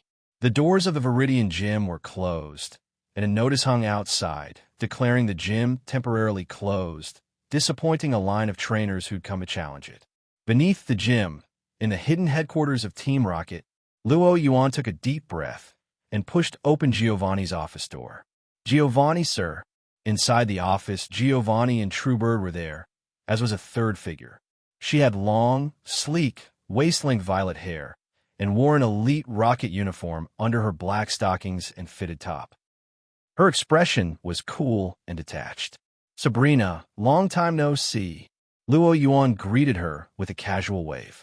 This carefree, clueless expression of his gave Truebird a strange sense of déjà vu. Same old move. What was strange, though, was that although Sabrina had been visibly fuming when Truebird told her about Luo Yuan's girlfriend, now, there wasn't a hint of anger on her face. Long time no see. Sabrina smiled back, her usual aloof demeanor replaced with an unsettling warmth. This isn't quite what I expected. Luo Yuan had prepared himself for all kinds of reactions. Whether she ignored him entirely, threw a tantrum, or resorted to snarky comments, he had contingency plans ready. But he hadn't expected this soft, warm Sabrina. Warm enough to make him nervous. Could it be that Truebird lied, and Sabrina doesn't know after all? He looked to Truebird, hoping to find an answer in her expression. Truebird averted her eyes, choosing instead to focus on her clipboard. Sabrina's eyes stayed on him. Luo Yuan looked at Truebird, and Truebird looked away, an odd chain of glances that left a tense silence hanging in the office.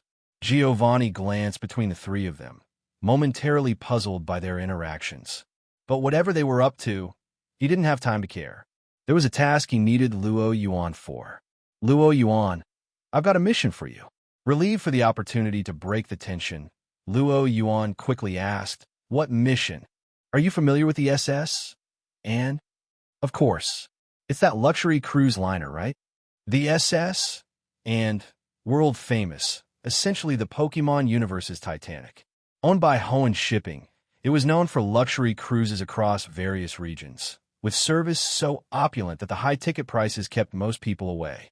The only reason Luo Yuan knew it so well was because he'd planned to take the SS and to return to Kanto from Hoenn, until Giovanni insisted he fly back to expedite his return. Although, if he remembered correctly, the SS and was the ship that Team Rocket sank in the original series. Could Giovanni's mission be related to that? Luo Yuan's mind raced. Perhaps guessing his thoughts, Giovanni continued. Yes, I called you here because this mission does involve the SS, and yesterday, Truebird was able to obtain some crucial intel from the Flare executive we captured. It seems the SS and is transporting some valuable cargo. Oh, what kind of cargo? Luo Yuan was intrigued. It wasn't often Giovanni called him and Sabrina to collaborate on a mission. Whatever the cargo was, it had to be significant. According to our intel, the SS and is carrying a shipment of keystones and megastones to enable Pokemon Mega Evolutions. Giovanni's eyes glinted with ambition. Until recently, the Kalos League has strictly controlled the keystones, banning any exports. But now, after negotiations, the Kalos League has agreed to export a batch of keystones and megastones to the Hoenn League to be delivered aboard the SS, and the Moonstone incident was purely a coincidence. Team Flare was initially targeting these Mega Evolution stones, and they infiltrated Kanto specifically to intercept the shipment. But with Team Flare now completely taken down, we have a golden opportunity. Giovanni stroked his Persian's head thoughtfully. If we can secure this shipment of Megastones, it'll propel Team Rocket to a new level of power. Keystones, Megastones. The mention of these items caused Luo Yuan to raise an eyebrow. He hadn't expected Team Flare to be such a big catch, spilling such valuable intel. Back in his previous life, Mega Evolution was already well known among Pokemon fans. But here, in this world, Mega Evolution was still a rare and mysterious phenomenon, known only among a select few. It wasn't until recently, when the Kalos League unearthed a large cache of keystones and megastones in an ancient ruin, that Mega Evolution news had truly begun to spread. Still, I can't believe the Kalos League is actually willing to export these stones to Hoenn. After all, keystones and megastones couldn't be artificially produced. So far, the only way to obtain them was through excavation at ancient ruins. It said that due to the constant clashes between Team Magma and Team Aqua, Hoenn's League can barely handle the pressure from worsening public safety. They had to negotiate with Kalos for help, exchanging favors to get these megastones to strengthen their enforcement squads and hopefully keep Team Magma and Team Aqua under control, Truebird explained. Luo Yuan rubbed his chin thoughtfully. Poor Hoenn. He'd already caused some chaos in Hoenn, and now, stuck between water and fire, Hoenn's League was about to get fleeced even more. But he quickly shrugged the thought away. As a Rocket, he was naturally at odds with the League. The more strained things got for them, the happier he should be. So, our objective is to secure these megastones? He asked. Exactly. Besides you and Sabrina, Lieutenant Surge will also be assisting from the shadows. Giovanni was clearly pulling out all the stops for this operation. He was deploying 3 executives. Do we have any intel on the Saint and security? With such a valuable shipment, the Kalos and Hoenn Leagues wouldn't let their guard down. According to our intel, the shipment will be guarded by Hoenn's Dragon-type Elite 4-member Drake, Truebird said. That explains why they're taking the water route. Although Luo Yuan hadn't crossed paths with Drake directly while in Hoenn, he'd collected information on the Dragon-type trainer. In addition to being an Elite Four member, Drake was also a season captain, so it made sense he'd choose the familiar sea route. Beyond Drake, there's a team of over 20 elite trainers, a mix of league inspectors and international police, providing additional security, Truebird added. The level of security was top-notch.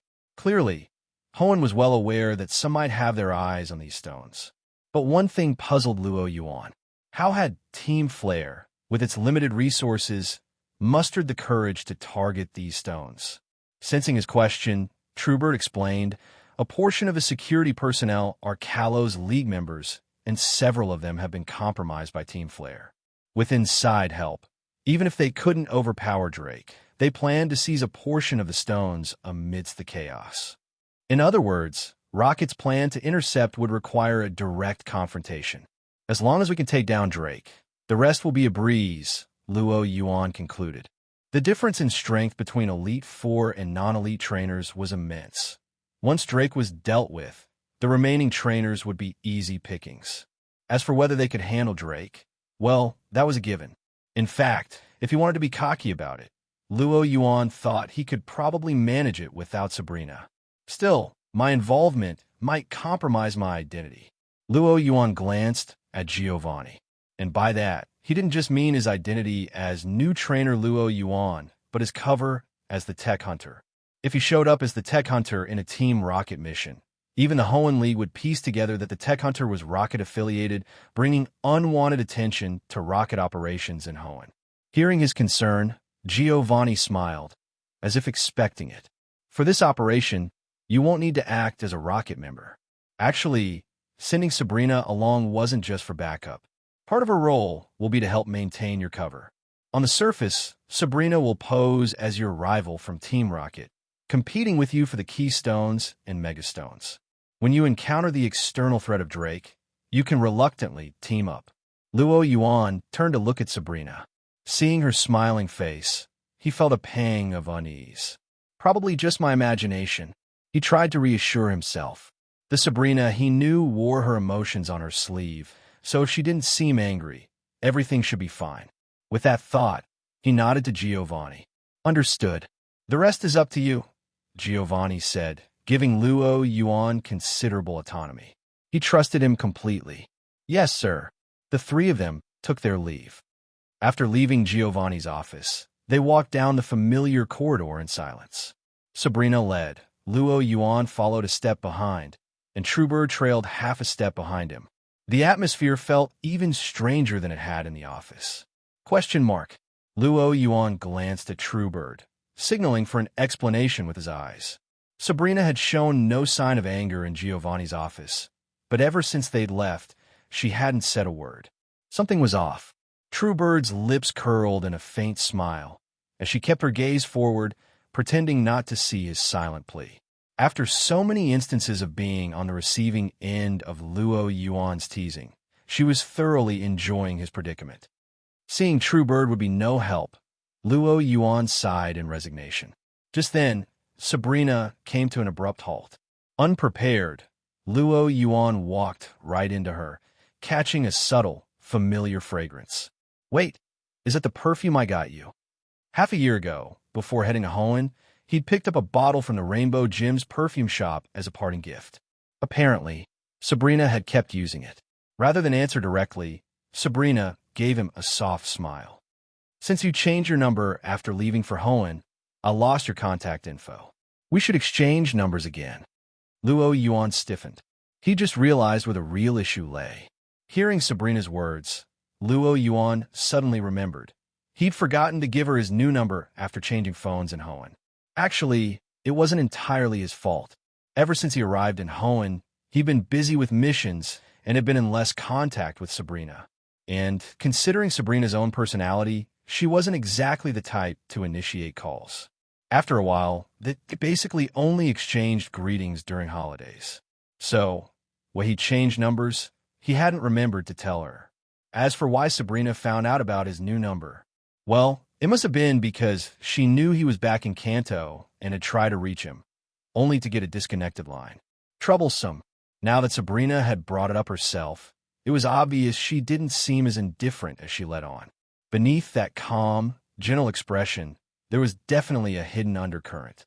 And though he, too, had some psychic powers now, Yuan wasn't entirely sure his mind was strong enough to prevent Sabrina from turning him into a puppet. No, I can't just sit back and wait for the worst. With a plan in mind, Yuan feigned ignorance with practiced ease. Huh? I didn't tell you. He nonchalantly took out his phone and called Sabrina's number. There, I'm calling you now. Buzz. A vibration sounded from Sabrina's pocket. Sabrina, who'd been about to speak, froze for a moment, realizing that Yuan did still remember her number. Taking advantage of this pause, Yuan quickly changed the topic. So, Sabrina, let's discuss our next operation, shall we? Half an hour later, with a meaningful glance, Sabrina left the headquarters after going over the operation's details. Phew! Yuan slumped into his chair, exhaling in relief. It's finally over. Who knew how he'd managed to survive that last half hour? How does it feel to be playing two boats at once? Midori smirked with obvious amusement. You better watch it. If it weren't for you stirring the pot. Thankfully, he had a knack for thinking on his feet, or things wouldn't have ended so easily today. You've got Sabrina, and you're still not satisfied? And I'm the one at fault. Midori arched an eyebrow. But really, how do you plan to handle things between that little girlfriend of yours and Sabrina? She gave him a smile, clearly ready to watch the drama unfold.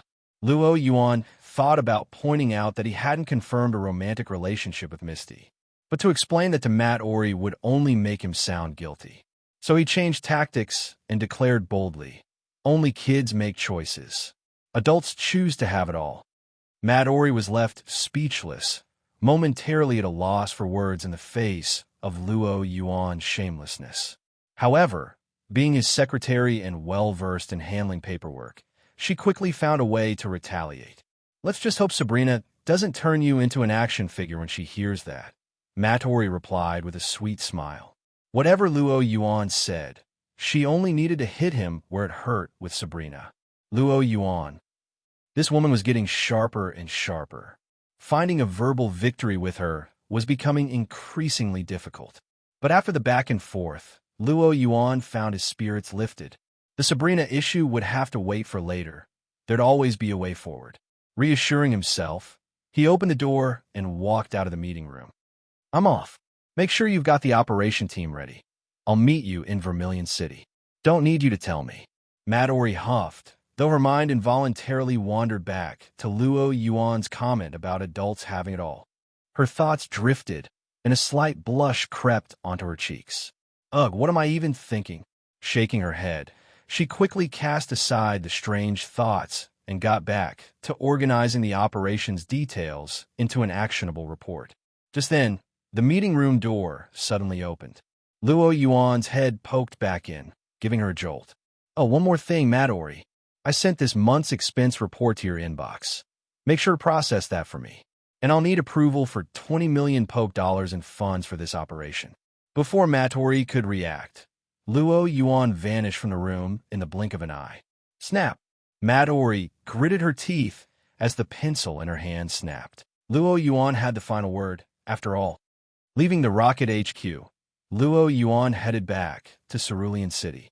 He wasn't in a rush to get to Vermilion City just yet. After all, the SS and hadn't docked in Vermilion's harbor yet, so there was no hurry. He booked a luxury suite at a 5-star hotel in Cerulean City Center. Lying on the soft bed, he petted the smooth, scaly body of his Dratini while checking his system. System, start the lottery. Yuan used the lottery chance he'd earned from collecting the Cascade badge. The system's rewards had never let him down. He couldn't wait to see what he'd get this time. Initiating lottery, please wait. The familiar mechanical voice echoed. A moment later, ding. Congratulations to the host for obtaining a shiny Gengar. A shiny Gengar? If he had to make a list of his favorite Pokemon, Gengar would undoubtedly be in the top 3. This was the second Pokemon he'd won from the system, after Dragapult. And to think it was a shiny Gengar. This'll make the next operation even smoother. The Pokemon summoned by the system always had high affinity and impressive strength. His Dragapult had started off at elite level and, after years of training, was now on the cusp of becoming champion level. It was safe to assume this shiny Jengar's power wouldn't be far behind Dragapult's. Claim, Luo Yuan said. Swish. A luxury ball dropped into Luo Yuan's hand. He clicked it open lightly. Flash. A dark figure appeared in the suite. Luo Yuan could immediately feel the room temperature drop significantly. This chilling effect was clearly due to Jengar's presence. Me, Dratini, startled by the sudden temperature shift, instinctively squirmed closer to Luo Yuan. After soothing Dratini, Luo Yuan looked up at Jengar. Unlike the usual deep purple Jengar, this one was a darker, shadowy black, the telltale sign of its shiny status. Clearly fond of Luo Yuan, Jengar floated around him excitedly upon release.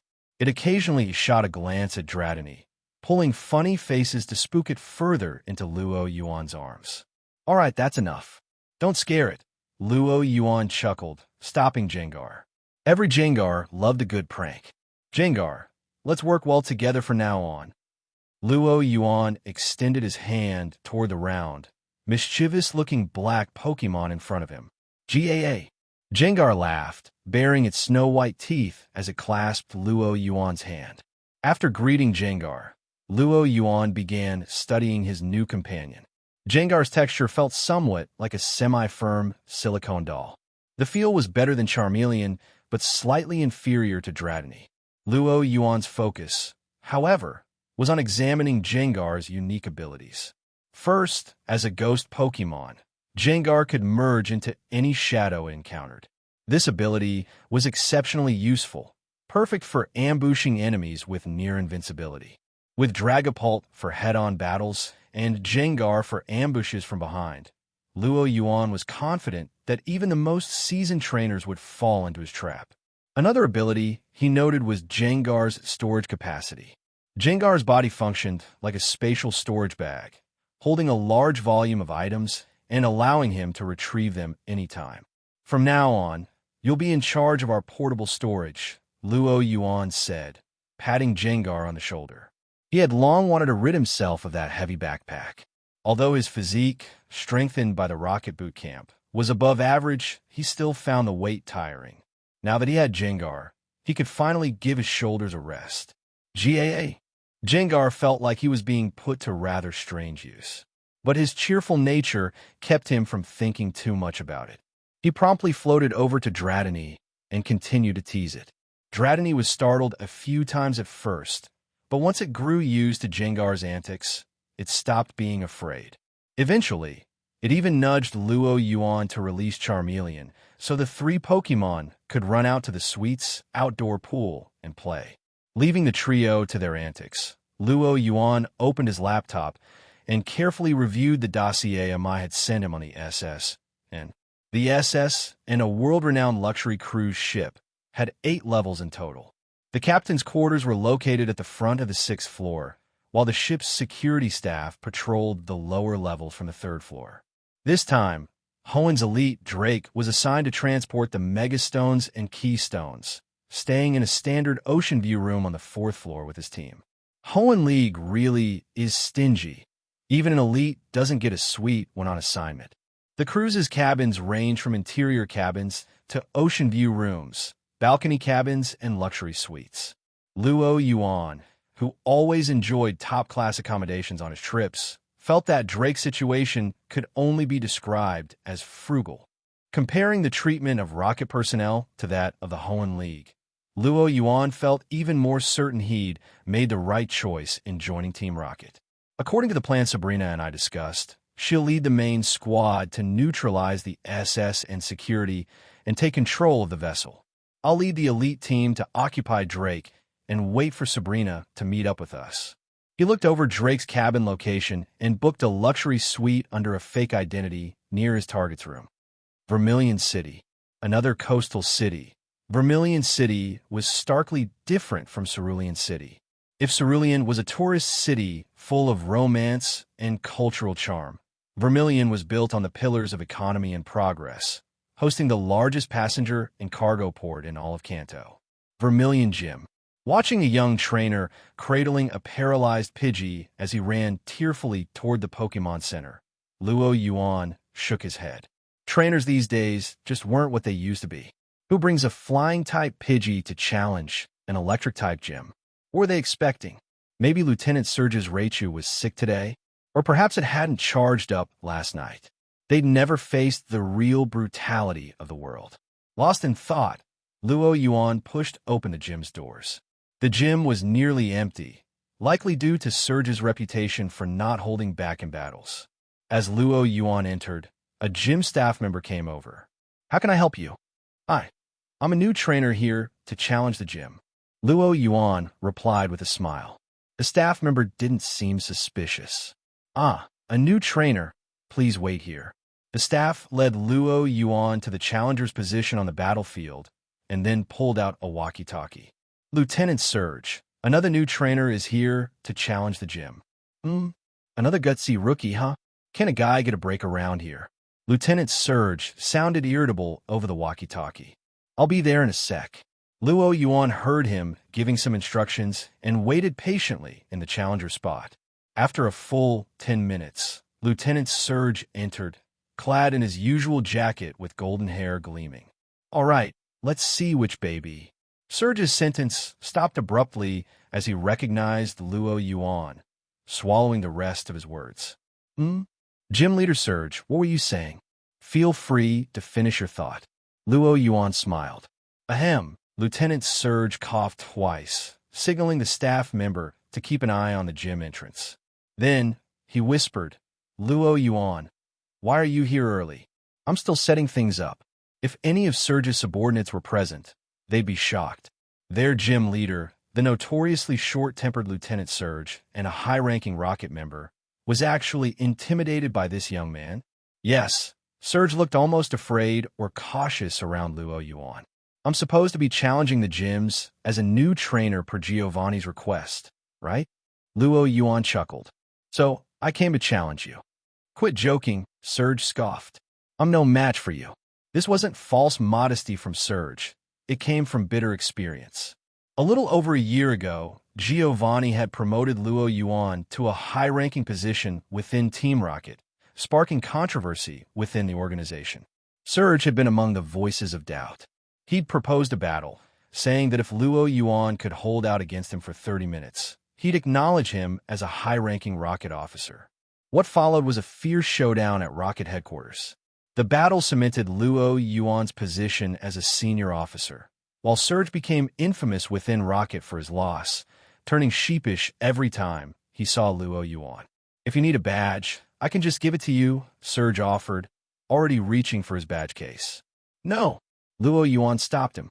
Who knew if the system would recognize a badge earned this way? Seeing Surge's confusion, Luo Yuan quickly came up with an excuse. "Right now, I'm not supposed to know you. We'd better battle it out. And in my current disguise, I can't use Dragapult. Aren't you just a little tempted for some payback?" Luo Yuan coaxed him gently. "Really? You're serious?" Surge's mouth said no, but his actions betrayed him. His eyes sparkled with barely hidden excitement. If Luo Yuan was serious, this was his golden opportunity to redeem himself. Lieutenant Surge was getting fired up. If Luo Yuan really wasn't going to use that monstrously strong Dragapult, then maybe, just maybe, he actually had a chance to redeem himself here. "Well, if you insist on a match, then let's battle." Surge's face lit up. "How about a 3-on-3? Seeing Luo Yuan's nod, Surge's hand swept across his belt as he casually tossed out an Ultra Ball. Bang! Sparks crackled. A Magneton, made up of 3 Magnemites combined, appeared on the battlefield. "My first Pokemon is Magneton," Surge announced. Seeing Magneton, Luo Yuan sighed, his expression disappointed as he looked at Lieutenant Surge. Surge, what have I done make you look down on me like this? Am I really that weak in your eyes? You don't even bother bringing out one of your main team." He pointed at the Magneton. Surge had at least a dozen of these Magnetons. Did he really think Luo Yuan without Dragapult was just a pushover? Surge wanted to nod in agreement, but memories of how Luo Yuan's Dragapult had once crushed him into questioning his entire career made him hold his tongue. Ahem. We're doing 3 rounds, aren't we? Surge explained quickly. My heavy hitters are up for the last one.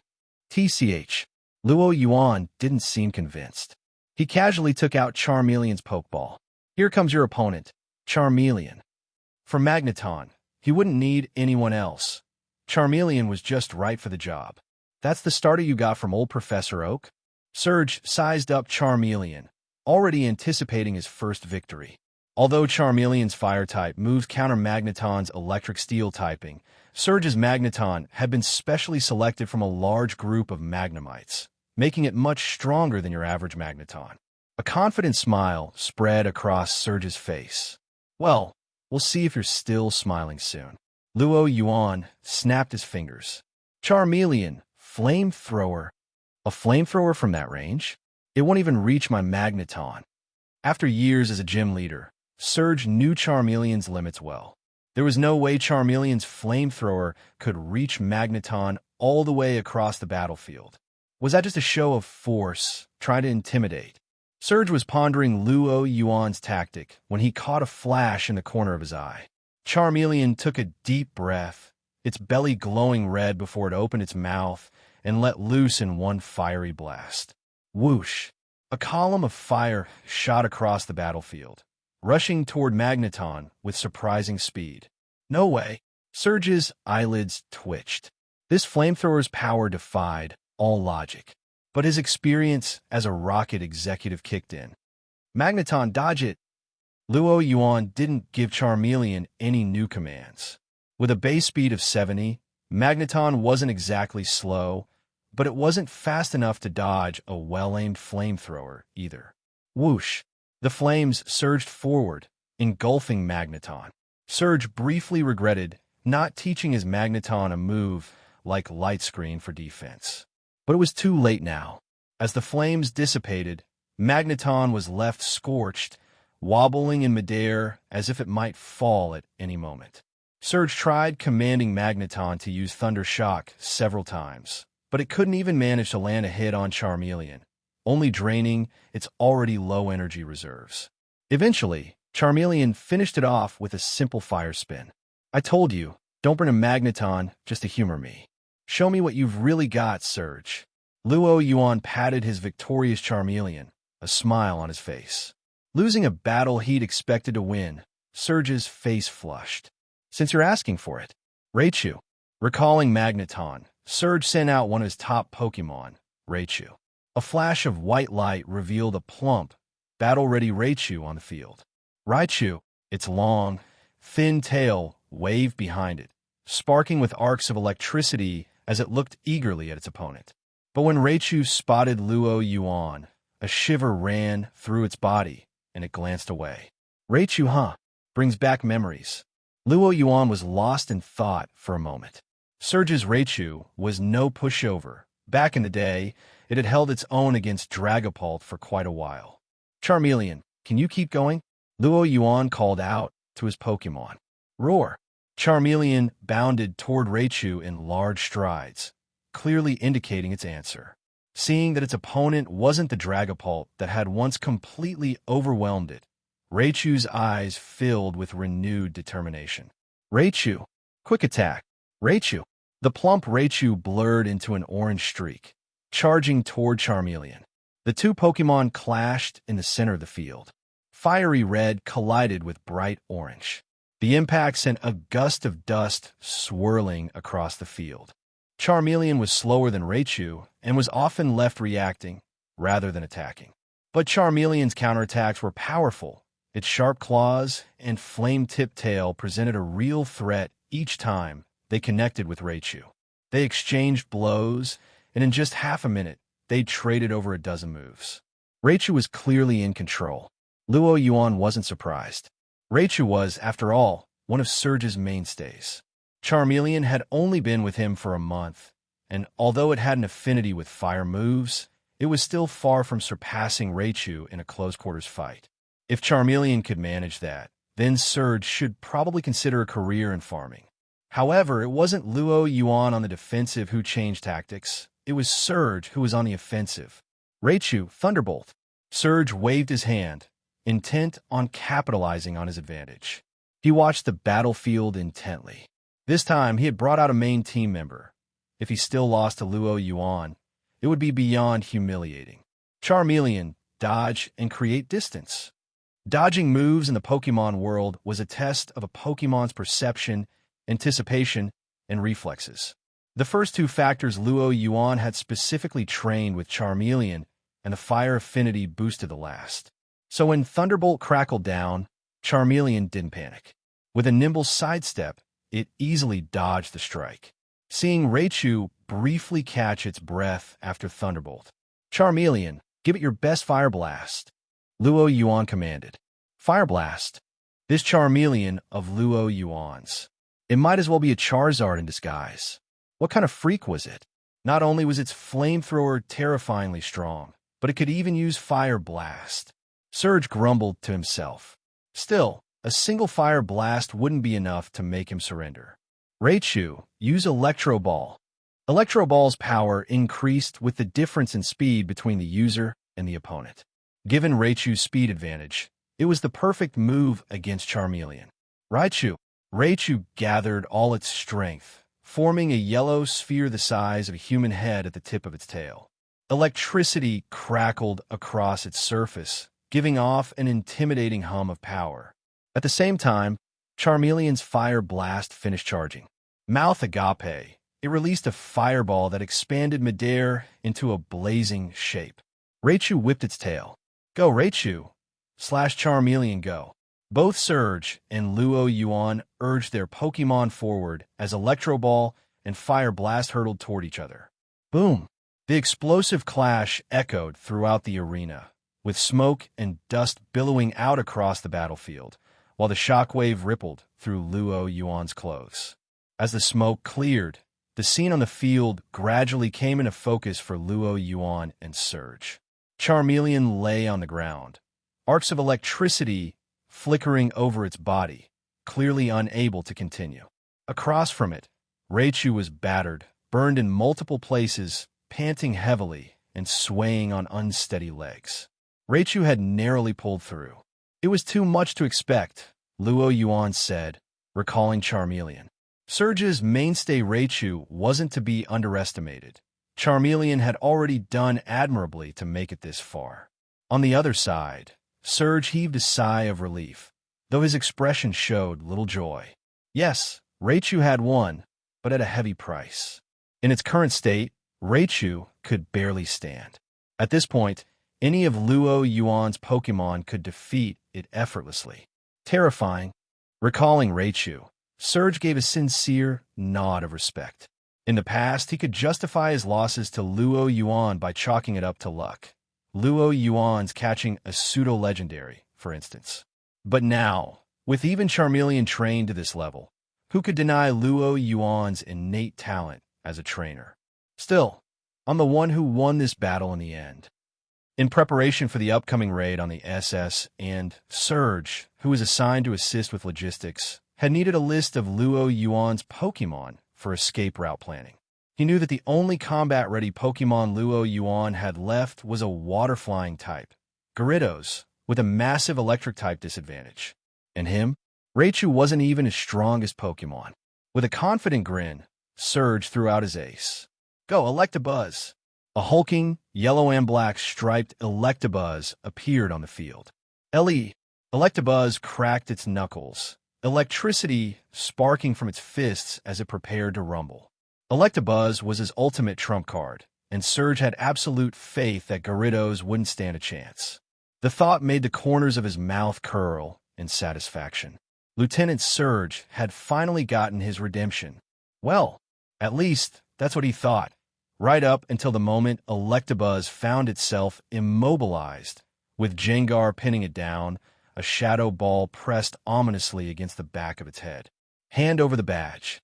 Luo Yuan extended a hand to Surge. Surge stood silent for a while, then lifted his head, gritting his teeth as he said, I'm not convinced. You set me up. When did you start training a Gengar? Surge was certain of one thing. This Gengar had to be elite tier.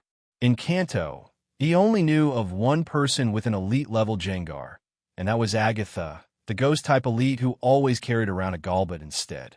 How had Luo Yuan, without anyone knowing, ended up with a top-tier Gengar? Since when is that your business? I promised not to use Dragapult, and I kept my word, Luo Yuan replied, beckoning Gengar, who floated back to him and vanished into a shadow. Surge was speechless. Everything Luo Yuan said was true, but that didn't make it any less frustrating. Gengar alone could have won the battle easily, but Luo Yuan had chosen to mislead him by using Charmeleon first, giving him hope, only to crush it mercilessly in the end. He'd been completely outmaneuvered. With a scowl, Surge threw the orange thunder badge to Luo Yuan. Ding! Congratulations, host. You have achieved the milestone, defeat the electric gym leader, and received one additional draw. Another lottery chance. Luo Yuan smiled slightly. On the other side, Surge quickly brushed off his loss. What mattered most now was the upcoming mission. All right, here's the extraction plan. I've prepared 2 escape routes. Surge began, his expression turning serious. The first route is our main one. Assuming everything goes smoothly, I'll have a speedboat trailing behind the SSN. Once you finish the job, you'll board the boat to get away. The second is a backup. If the League catches wind of us, I'll arrange for someone to plant electrodes in the ship's hull to sink the SS, and at that point, you'll dive, and a submarine will be waiting below to retrieve you. Sinking the ship? That's intense, Luo Yuan said, raising an eyebrow. Thinking of the cost of the SS, and he could imagine Hoenn Shipping's executives going ballistic if it went down. Surge chuckled. It's not my first choice, of course. If the SS sinks near Vermilion's port, I'll be held accountable as the Vermilion City gym leader. But you know how it is. We Rockets are lying low right now and can't afford a direct confrontation with the League. If we get exposed, we'll just have to create a major incident to divert their attention. So let's hope those League busybodies keep out of our way, and we won't need the backup plan. You've got a point. Lance has been making a big show of things lately, trying to boost his popularity. Better to play it safe, Luo Yuan agreed, not wanting to become someone else's political stepping stone. But don't worry too much. If I notice any League interference, I'll alert you right away, Surge said. Why does that sound like a recipe for disaster?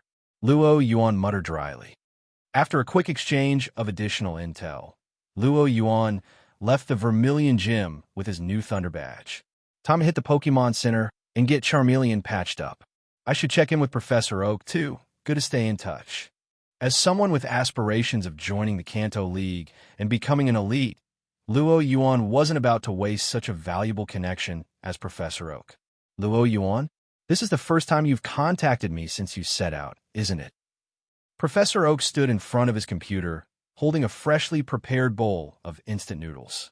Yes, since I haven't caught many new Pokemon along the way, I didn't want to bother you, Professor Oak, Luo Yuan replied.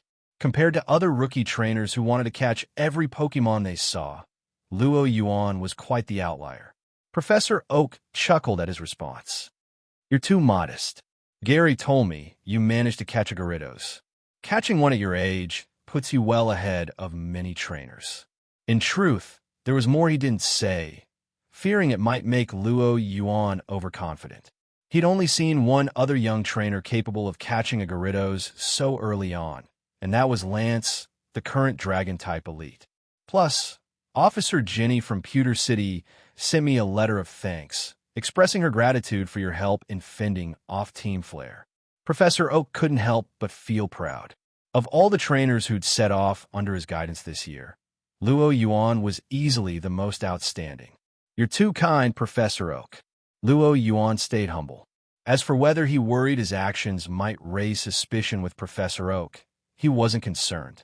First, he had Professor Birch's letter of recommendation as a solid foundation for his current identity. Second, Misty had witnessed everything firsthand, vouching for his actions without a hitch. So what did you need this time? It's nothing major. I was wondering if you're close with Professor Bill.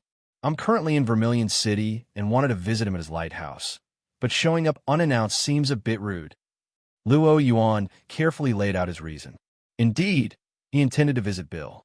Before crossing into this world, one of the scenes he remembered best from the anime was the sight of that enormous Dragonite appearing by Bill's lighthouse. With a few days of spare time, this was the perfect chance to investigate that mystery for himself. Bill, huh? Why are you looking for him? But yes, we're good friends. No problem. I'll send him an email. Professor Oak saw no issue with such a small favor and didn't ask for further details. Thank you, Professor. After chatting with Professor Oak a bit longer, Yuan agreed to catch a few more Pokemon to help provide data for the Pokédex, then ended the video call. Feels like being nagged to have kids or something. Yuan muttered, amused. Of course, there was no way he'd be catching a ton of Pokemon. Energy and focus were limited. If he wanted to achieve anything meaningful as a trainer, quality would trump quantity. He'd once held his own against elite trainers across Hoenn with just his Dragapult, proving that a focused team could be highly effective. And even if he did catch more Pokemon, as a rocket executive, there was no chance he'd leave them in Professor Oak's care. So, Professor Oak's wish for more data would remain unfulfilled. Chansey, as he thought, a pink Chansey approached him, handing over Charmeleon's Pokeball. Yuan looked up to see Nurse Joy blushing from across the room. All healed up? Thanks a lot. He smiled, tossed Chansey a poke block, and waved to Nurse Joy. With Chansey happily munching on the treat and Nurse Joy watching wistfully, Yuan left the Pokemon Center. Bill's lighthouse was situated between Cerulean City and Vermilion City. It was designed by Bill and funded by Silph Company's Research and Development Division, specifically for his study on giant unknown Pokemon. When Yuan arrived, he spotted Ash and Brock standing at the entrance. The first to notice him was Pikachu, perched on Ash's shoulder. Pika-Pot. Pikachu tugged at Ash's hair and turned around. Hey Pikachu, what are you at? Yuan. Ash's face lit up with joy, which quickly turned to embarrassment. He hadn't saved up enough to pay back what he owed Yuan. Don't worry about the money. Pikachu looks a lot healthier than last time. Yuan ruffled Pikachu's cheeks, letting go just as Pikachu's cheeks began sparking with irritation. It's been a while. Are you guys here to see Professor Bill too? Bill's lighthouse. Professor Bill? Ash looked at him, confused. What are you talking about? We're just hoping to find a place to stay for the night. Hey, right? His mistake for expecting more from Ash. Brock, however, was more perceptive. Professor Bill? As in the one who created the Pokemon storage system. That's the one. As he spoke, Yuan stepped forward and rang the doorbell. Excuse me, Professor Bill. I'm here for a visit. Professor Oak should have contacted you about me. Yuan. Yuan? I remember. Come on in. Creak. The stone doors opened slowly. They stepped inside, and the first thing Yuan saw was a massive Kabuto sitting on a throne. Just as Ash and Brock were gawking in shock, Bill's voice came from within the Kabuto. Perfect timing. I got stuck inside this Kabuto's suit. Can you help me out? Yuan had always thought this was just a humorous plot device in the anime to highlight Bill's passion for Pokemon. He hadn't expected Bill to be actually stuck in the suit. How absent-minded could he be? After freeing Bill from his armor, they introduced themselves briefly. Bill quickly realized Yuan was the only one actually visiting. Ash and Brock had simply tagged along. Curious, Bill turned to Yuan. Professor Oak only mentioned that you wanted to visit. What brings you here? Well, I read your paper on the giant unknown Pokemon in the Pokemon Studies Journal, and I was intrigued, Yuan said, sharing the reason he'd prepared. Hearing this, Bill's eyes sparkled. You're interested in it too? For a moment, Bill looked like he'd found a kindred spirit. Only he knew how rough it had been these past few years. Despite the global influence of his Pokemon storage system, his research on the giant unknown Pokemon had faced constant setbacks and skepticism. His work was misunderstood, his assistants had quit one after another, and even Silph Company had considered pulling its funding after deciding there was no profit to be made. Only his passion for the unknown had kept him going this long. Now, finally meeting someone who understood him, Bill was elated. Perfect timing. According to my calculations, tonight is the most likely moment in years for that giant Pokemon to come close. Without waiting for a response, he grabbed Luo Yuan and hurriedly led the group up to the top of the lighthouse. When it came to the giant Dragonite, Luo Yuan saw two possible explanations.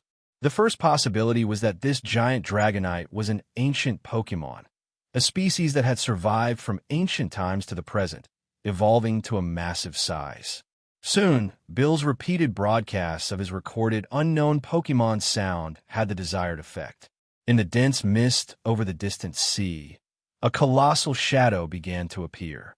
As the waves parted around it, the massive figure moved closer and closer. It's here, it's coming.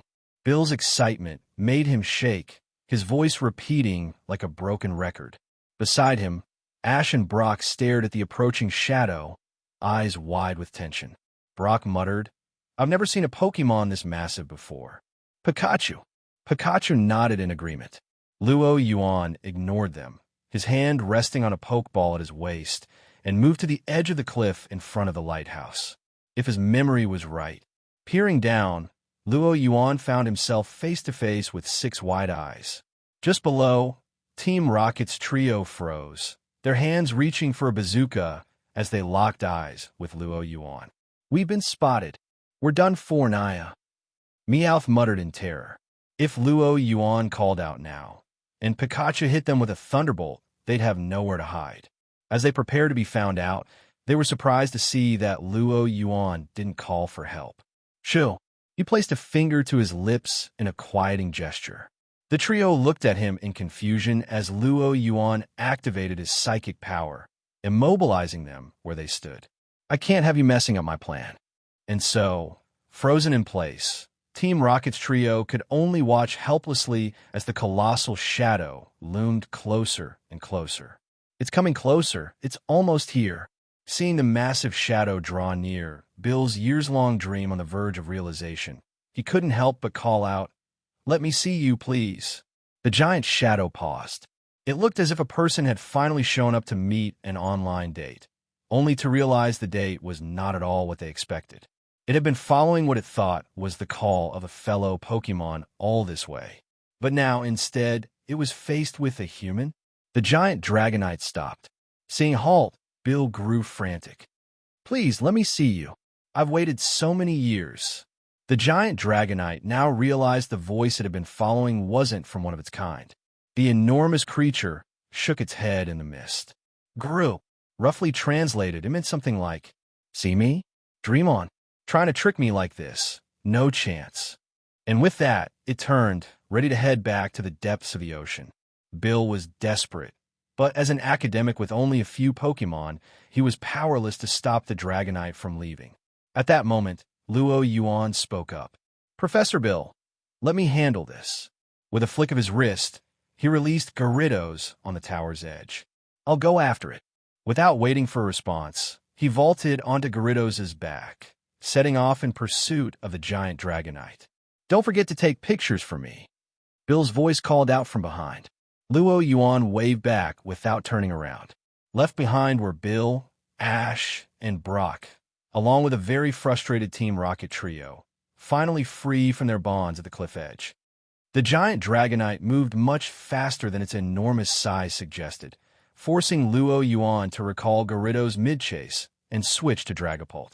"Good thing I have psychic powers. Tracking a giant Dragonite in this fog would be a nightmare otherwise."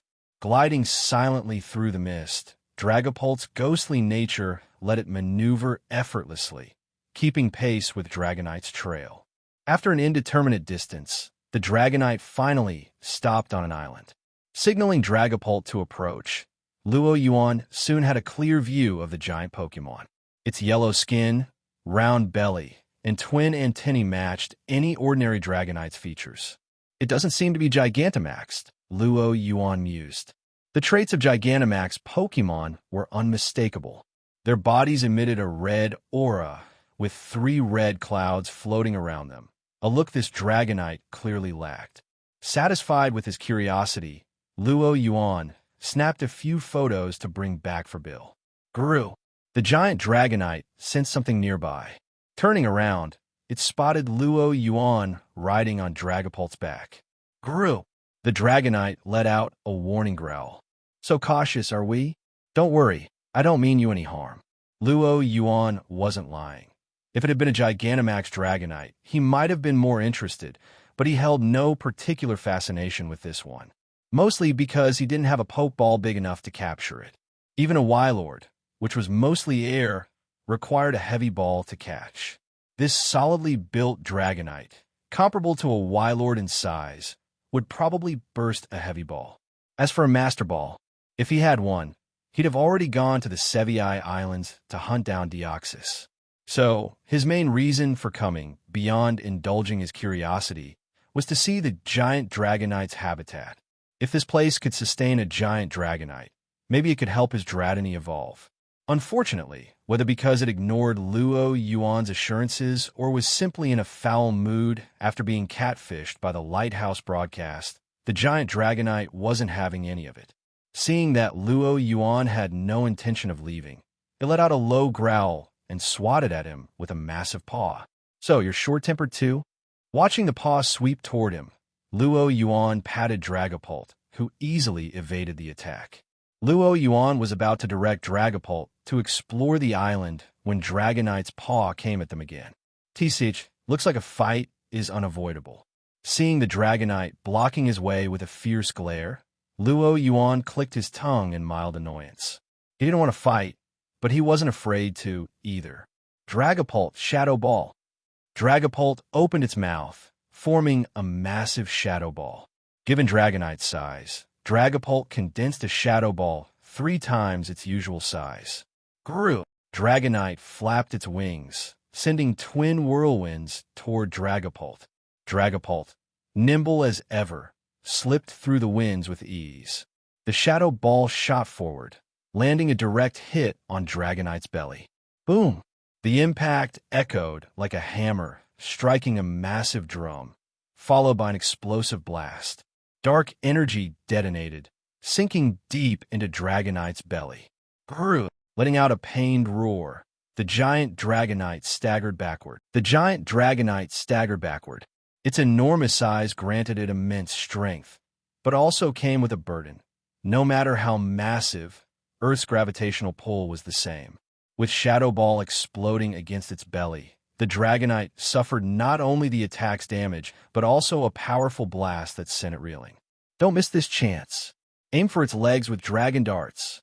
At Luo Yuan's command, Dragapult responded instantly. Whoosh! The sound of air ripping apart echoed across the battlefield.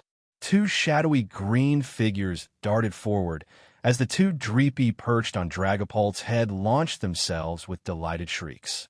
Luo Yuan had never quite understood why Dreepy were so eager to be fired off as missiles, enjoying it with such glee. He could only chalk it up to some special quirk of theirs. Hearing the incoming projectiles, the giant Dragonite sensed the threat and attempted to respond. But its massive body was too cumbersome, making it impossible to dodge quickly. Boom! Boom! 2 explosions sounded nearly in unison. The Dragon Darts struck its knees directly. The piercing pain and forceful impact only added to the Dragonite's struggle to keep its balance. Thud! The massive Dragonite was toppled, landing hard on the ground. Grew, letting out a pained and furious cry. The giant Dragonite, now seated, opened its mouth. A yellow energy sphere, several meters wide, began to form between its jaws. Is that Dragon Rage? Or maybe Dragon Pulse? Due to the Dragonite's size, Luo Yuan couldn't tell which move it was preparing. But whether it was Dragon Rage or Dragon Pulse, it was definitely a special attack. The Dragonite finished charging, and in an instant, Dragon Rage erupted from its mouth, engulfing Luo Yuan and Dragapult in a torrent of energy. Whoosh! The mist over the sea was blown away by the Dragon Rage, leaving the ocean bathed in moonlight. As the energy dissipated, the Dragonite assumed the annoying intruder had finally been dealt with. But when it looked back to where Luo Yuan had been, the sight left it dumbfounded. Luo Yuan and Dragapult floated in the air, completely unharmed, behind a light screen with only a few minor cracks. Luo Yuan's hair was a bit tousled, but that was all. Large energy output and good range, but too dispersed to pose any real threat. Luo Yuan remarked, critiquing the attack. Dragapult, show it what a real Dragon Pulse looks like. Draw. A defiant glint flashed in Dragapult's eyes as it aimed at the giant Dragonite and powered up almost instantly. A second later, a pillar of purplish energy, radiating intense force, shot toward the giant Dragonite. Boom! Already seated, the Dragonite collapsed fully, now sprawled out on the ground. Though Dragapult's Dragon Pulse didn't cover a wide area, it was powerful. The Dragonite's chest, where the pulse had hit, was scorched and charred. At last, the giant Dragonite seemed to understand the gap between its strength and Luo Yuan's. Bruised and battered, it gave up any attempt to fight, huddling down and trembling as it hugged its knees. It regretted everything. Why had it ever tried to provoke this troublemaker? Chill. As the battle came to an end, the two Dreepy that had been launched earlier returned, circling happily around Luo Yuan. He tossed them each a poke block, then gestured for Dragapult to approach the giant Dragonite. So, are we done here, or do you want to keep going? Gru! The Dragonite quickly shook its head, raising its chubby arms in surrender. A few more hits like that, and it wouldn't even make it off this island. See, wasn't that easier? You made me get serious for no reason. I'm actually a pacifist, you know. Hearing this, the giant Dragonite mentally scoffed. A pacifist? Who would stalk someone to their home, beat them up, and call it pacifism? But the stronger party held the power to set the narrative, so it had to keep its complaints to itself. Don't give me that look. I wasn't planning on fighting you to begin with. Luo Yuan leapt from Dragapult's back onto the Dragonite's head, pulling out a Silph Company hyper spray, and, with his psychic powers, began treating its wounds. Gru!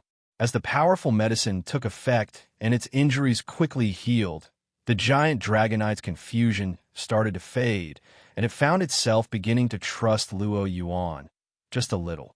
The initial foundation of trust was laid. So, you're saying one day you flew to this island, fell asleep, and then started growing larger? Gru! The giant Dragonite nodded. After hearing Dragonite's account of its growth, Luo Yuan's expression turned curious. It was an unusual way to increase in size. According to Dragonite, though it was indeed old, it didn't seem to be a typical ancient Pokemon.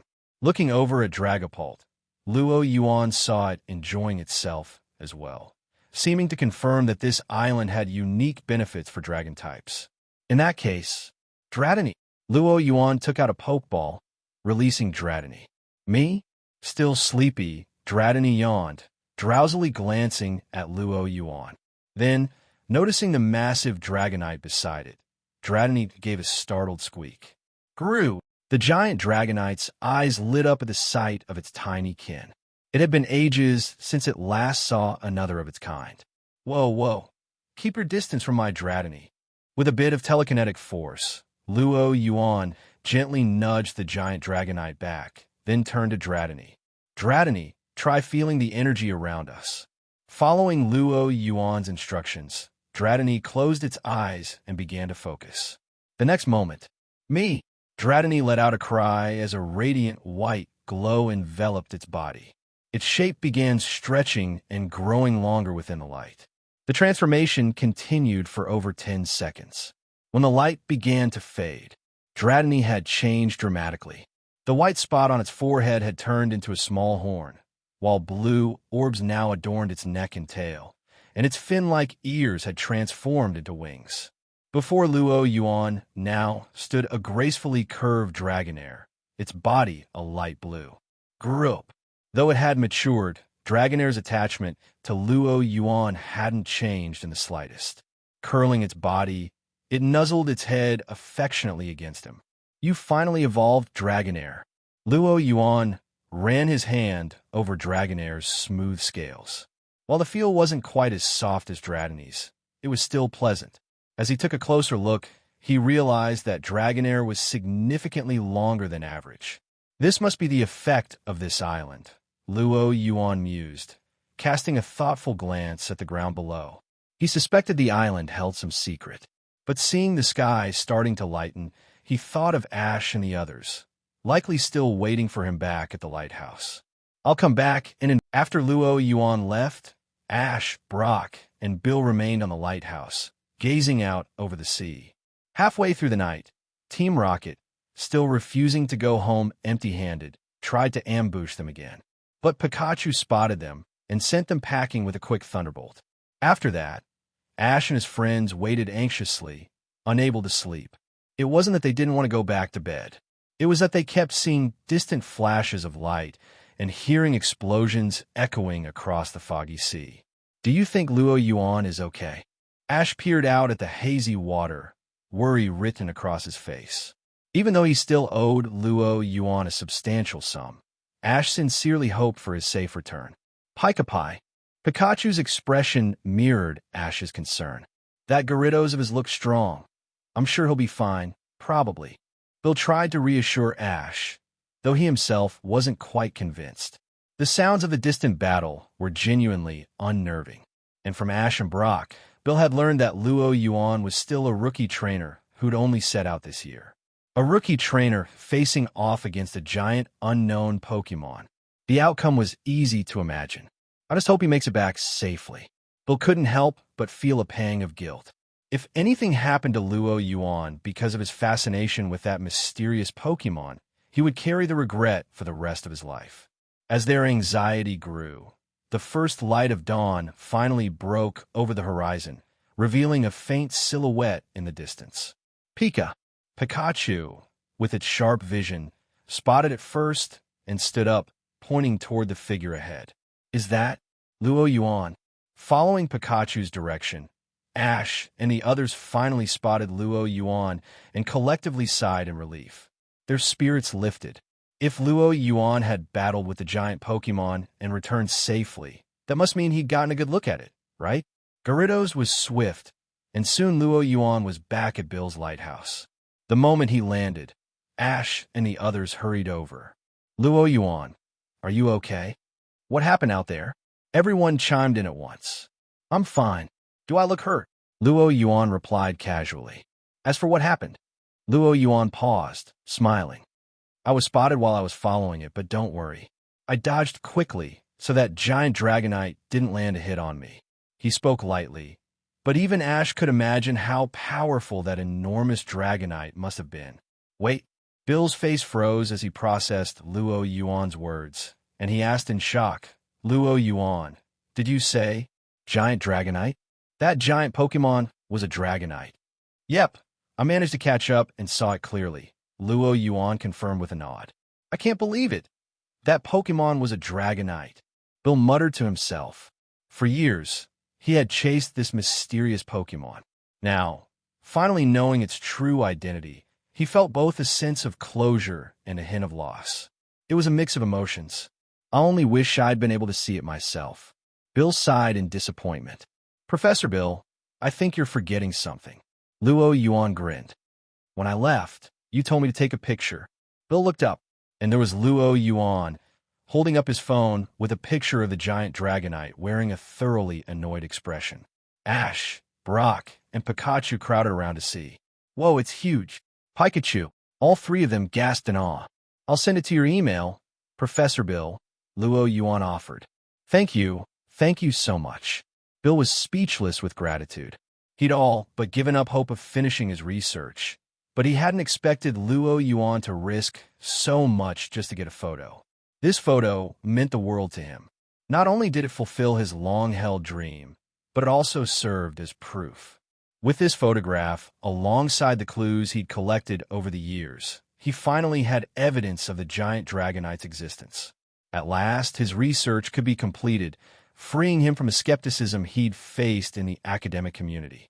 Bill couldn't contain his excitement. He had waited years for this one chance to prove himself, and he owed it all to Luo Yuan. So now came the question, how could he possibly thank Luo Yuan for such a tremendous favor? Money? Bill recognized the brand of Luo Yuan's clothes, custom-made from Hoenn's finest, indicating he wasn't exactly short on cash. A Pokemon? If he'd had a strong Pokemon, he would have gone out to face the Dragonite himself. After pondering it over, Bill decided on a plan. he'd list Luo Yuan as the second author on his paper. When Luo Yuan heard about Bill's decision, he was pleasantly surprised. He hadn't taken the photo expecting anything in return. It had just been a quick snapshot. But Bill's gesture was sincere. As the inventor of the Pokemon storage system, Bill was well respected across the league. His research papers were widely read. Being listed as the second author on Bill's publication would raise rookie trainer Luo Yuan into the league spotlight, giving him valuable visibility and helping pave the way for his future league endeavors. It was an incredibly generous reward. And since joining the league had been Luo Yuan's goal from the start, Bill's contribution would save him a lot of work, an offer he couldn't refuse. Then I gladly accept, Professor. No, I should be the one thanking you. They both laughed at the same time. With psychic powers, Luo Yuan felt his ability to manage time had improved significantly. His energy seemed boundless. While Ash and Brock stayed behind at Bill's lighthouse to catch up on sleep, Luo Yuan returned to Vermilion City atop Gyarados. He hadn't been back long when he received a message from Surge, the SS, and had docked in port. The ship would be here for 5 days, restocking supplies and making preparations. Rocket agents would board over the next few days, maintaining contact through encrypted channels. Meanwhile, a message also came from the Hoenn Shipping Company regarding Luo Yuan's fake identity. As a VVIP client who had booked a luxury suite at a premium rate, he was invited to board the SS and 5 days in advance. It's finally happening. Luo Yuan stretched, relaxing a little. But first, let's use the lottery chance from the Vermilion Gym. System draw. Luo Yuan's eyebrow shot up. Silph Company shares? He was taken aback. He had always assumed his system's lottery only yielded items directly related to Pokemon. Who would have expected it to throw out a prize like this? For those unfamiliar with Silph Company, here's a quick breakdown. As a major manufacturing giant spanning Kanto and Johto, Silph Company revolutionized Pokeball production, transforming it from a small-scale, craft-based process into an industrial enterprise, thus becoming one of the 3 largest Pokeball manufacturers in the world. But it didn't stop there. Silph Company also produced medical supplies for Pokemon, food, and TM products, covering nearly everything a trainer or Pokemon could need. In short, Silph Company was deeply integrated into the lives of every trainer in Kanto and Johto. Shares in a company this big were a fortune unto themselves. So, I'm a billionaire now? Luo Yuan muttered, almost in disbelief. Who would have thought that all it took was one lucky draw to reach billionaire status? Just days ago, he'd been dining out on Rocket's expense account, squeezing every penny from them that he could. Life really did have its twists and turns. Of course, as a high-ranking Rocket executive, Luo Yuan had long cultivated a calm, composed mindset from years of maneuvering around the League and Alliance. He wasn't about to lose his cool over a sudden windfall. Luo Yuan understood that while the wealth these shares represented was significant, the influence they could afford him was even more so. 3% of Silph Company's stock was enough to make him a minor but notable shareholder. After all, Steven Stone had managed to become Hoenn's champion at a young age. It was no secret that his success was supported by both the Stone family and their Devon corporation.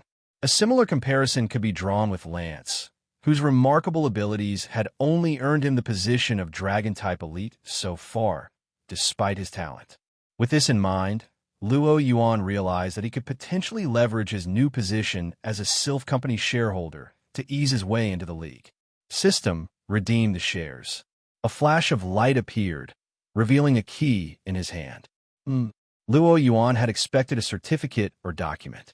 Instead, the system sent a message directly into his mind, clarifying, "Please visit the Pokemon Bank in Vermilion City and access safety deposit box number 30. Following the system's instructions, Luo Yuan made his way to the bank. Under the guidance of a staff member, he unlocked the designated safety box. Inside were a journal and a set of documents. The documents were unregistered stock certificates, but Luo Yuan's interest was piqued by the journal. He flipped it open and skimmed through. The journal belonged to someone named Sawano, an adventurer by trade. The earlier entries detailed his explorations and adventures, But it was only in the latter pages that Luo Yuan found the information he was looking for. May 7th. So, Silph Company went public? I heard the CEO claim no one knows more about Pokeballs than he does. I'm betting everything on their stocks. I'm sure it'll pay off. May 9th. As expected, prices are up. Looks like Silph Company stock will be a solid long-term investment. May 13th. Jackpot. Maybe I can finally buy a new car. May 14th. Drake invited me on an expedition, so I'm leaving the journal here. Here's hoping that when I come back, Silph Company stock keeps climbing. And that was where the entries ended. Luo Yuan glanced at the date written on the last page. 30-some years ago. Seeing the date, Luo Yuan quickly pieced together the story behind these shares. It seemed that this Sawano had likely encountered misfortune during his expedition, preventing his return. Since then, these shares had remained in the safety box, growing in value as Silph Company expanded. Until now, when Luo Yuan's lucky draw had led him to this long-lost key. What a tragedy. Sawano had been this close to becoming a billionaire, only to meet his end on an expedition. Rest easy. I'll make good use of these shares. Luo Yuan couldn't help but wonder which ruin Sawano had ventured into. If he knew, he might have even considered going to pay his respects. He took the unregistered stock documents, stashing them in Jengar's belly for safekeeping.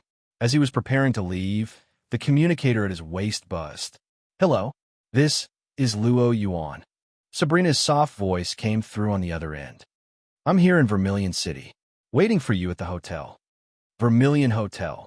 The hotel's name alone hinted at its prestige. Standing at the door, Luo Yuan hesitated, eyeing the room. He wasn't sure what to expect when he walked through that door. Would it be a professional, all-business Sabrina? A gentle Sabrina who had completely forgiven him? Or perhaps a Sabrina quietly waiting to turn him into a collectible? After a brief internal debate, he raised his hand a few times, only to hesitate each time. But his indecision didn't last long. The door clicked open on its own. Sabrina's telepathic voice echoed in his mind. Come in. He'd been so tense, he'd forgotten she could sense his presence through the door. No point in hesitating now. Straightening his shoulders, Luo Yuan stepped inside. After all, he was a man with psychic abilities too. If it came to a showdown, who could say who would come out on top? Yet as he entered, he realized the room was empty. The sound of running water reached his ears. Following the noise, he turned toward the bathroom. And then, through the frosted glass, he caught a glimpse of Sabrina stepping out, fully dressed. His survival instincts kicked in immediately. He had imagined many scenarios, but this wasn't one of them. 10 minutes later, with her purple hair still damp, Sabrina sat across from him, drying her hair as she smiled. So, do you think I'm beautiful? Yes, Luo Yuan replied earnestly. After the scene just now, anyone with normal taste wouldn't deny that fact. Compared to your friend Misty? Although Sabrina's expression remained light, Luo Yuan sensed the dangerous undertone. One wrong answer, and he'd likely find himself aboard the SS and as a living action figure. Thinking quickly, Luo Yuan put on a serious face. Don't listen to Matori's nonsense. Misty and I are just friends, and besides, your figure is leagues better. To be fair, he wasn't lying. Sabrina's figure was indeed exceptional. As he spoke, memories of the recent scene involuntarily came to mind. Judging by his expression, Sabrina could tell exactly what was on his mind and smiled faintly. She leaned forward, her face close to his, whispering in a sultry tone, Really? Her breath tickled his ear, sending a shiver through him. Luo Yuan remained unfazed. As a model young man of great discipline, he wouldn't be swayed so easily. Sabrina raised an eyebrow in response. Ah, she murmured, stretching her arms in a cat-like yawn. Luo Yuan. Did you enjoy that? Sabrina asked with a playful glance. To be honest, Sabrina wasn't as composed as she appeared. She was feeling a bit self-conscious. This idea had been a sudden whim, and she was now feeling unsure of herself. Luo Yuan, ever perceptive, picked up on her shift in attitude, and an audacious idea sparked in his mind. He ran his hand through his hair, leaning in and wrapping his arms around her. Sabrina hadn't anticipated the move. Startled, she tensed up in his embrace, trying to regain her composure as she stammered, "If you ever change your number again without telling me, I won't let you off next time." "Won't happen," he reassured her. Had she said this a few days ago, he might have panicked, but now, her tone carried a very different vibe. Sabrina quickly sensed the lack of authority in her current position and collected herself, turning the conversation in another direction. "By the way, when did you awaken your psychic powers?" Yuan, though momentarily disappointed as the moment shifted, obliged. "You noticed, of course. That day back at HQ, I could feel the psychic energy radiating from you." He paused, then gave a slight nod of understanding. If all the world psychics were ranked, Sabrina would undoubtedly be number one. She was, without question, an authority on psychic power. "It was recent, really. One day, I just sort of awakened it." With a wave of his hand, he summoned a glass of water from across the room. Sabrina observed him, closing her eyes to gauge his abilities. Your strength doesn't seem weak at all." "Well, I did use it to control a Gyarados." "Interesting," Sabrina muttered, smoothing her hair thoughtfully. She raised her hand, and a small pouch floated over to her. After rummaging through it, she pulled out a notebook and handed it to him. "This notebook details my research on using psychic techniques like hypnosis and teleportation.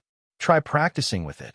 The notebook still held Sabrina's light lavender fragrance, a unique scent that brought a slight warmth to Yuan's nose.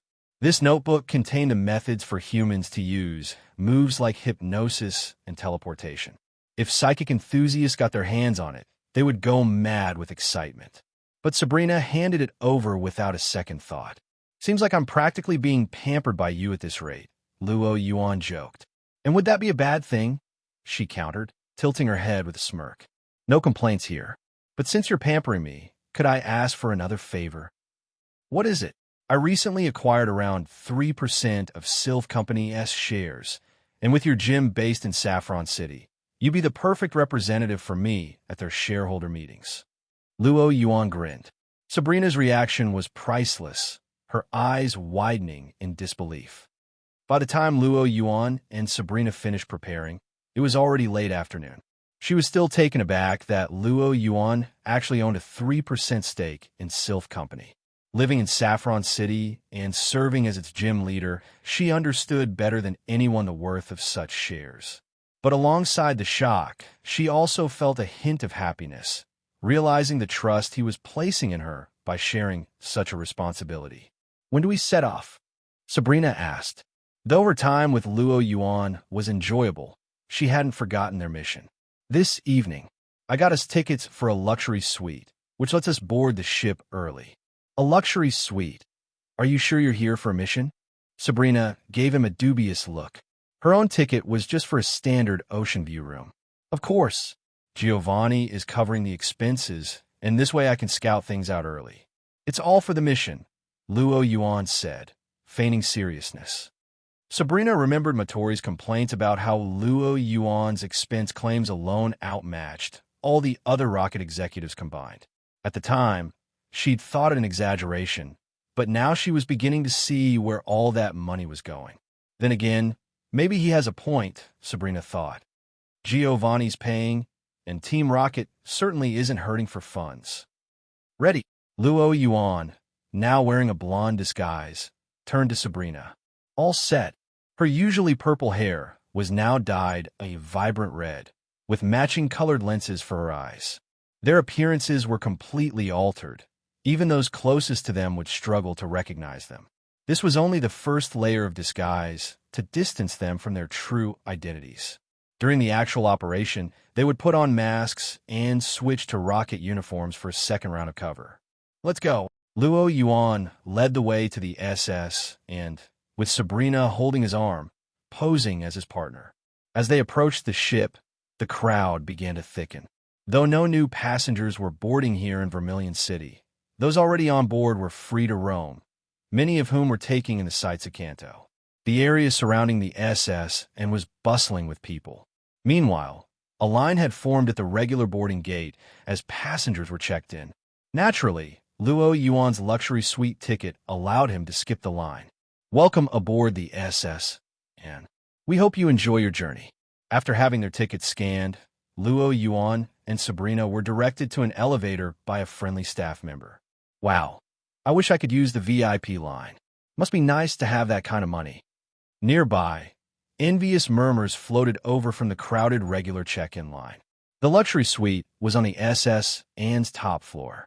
It boasted the best views, a private pool, and from the glass railings, they could look down at the public pool and deck below.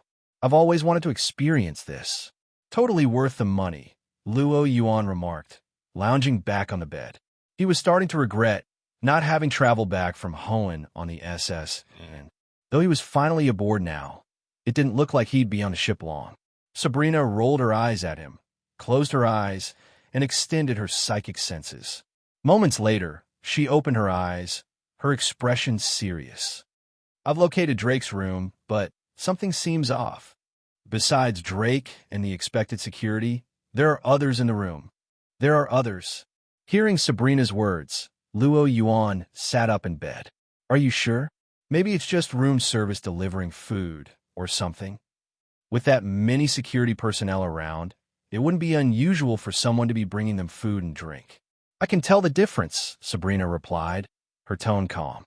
My psychic sensing may not be precise, but I can determine they're all trainers.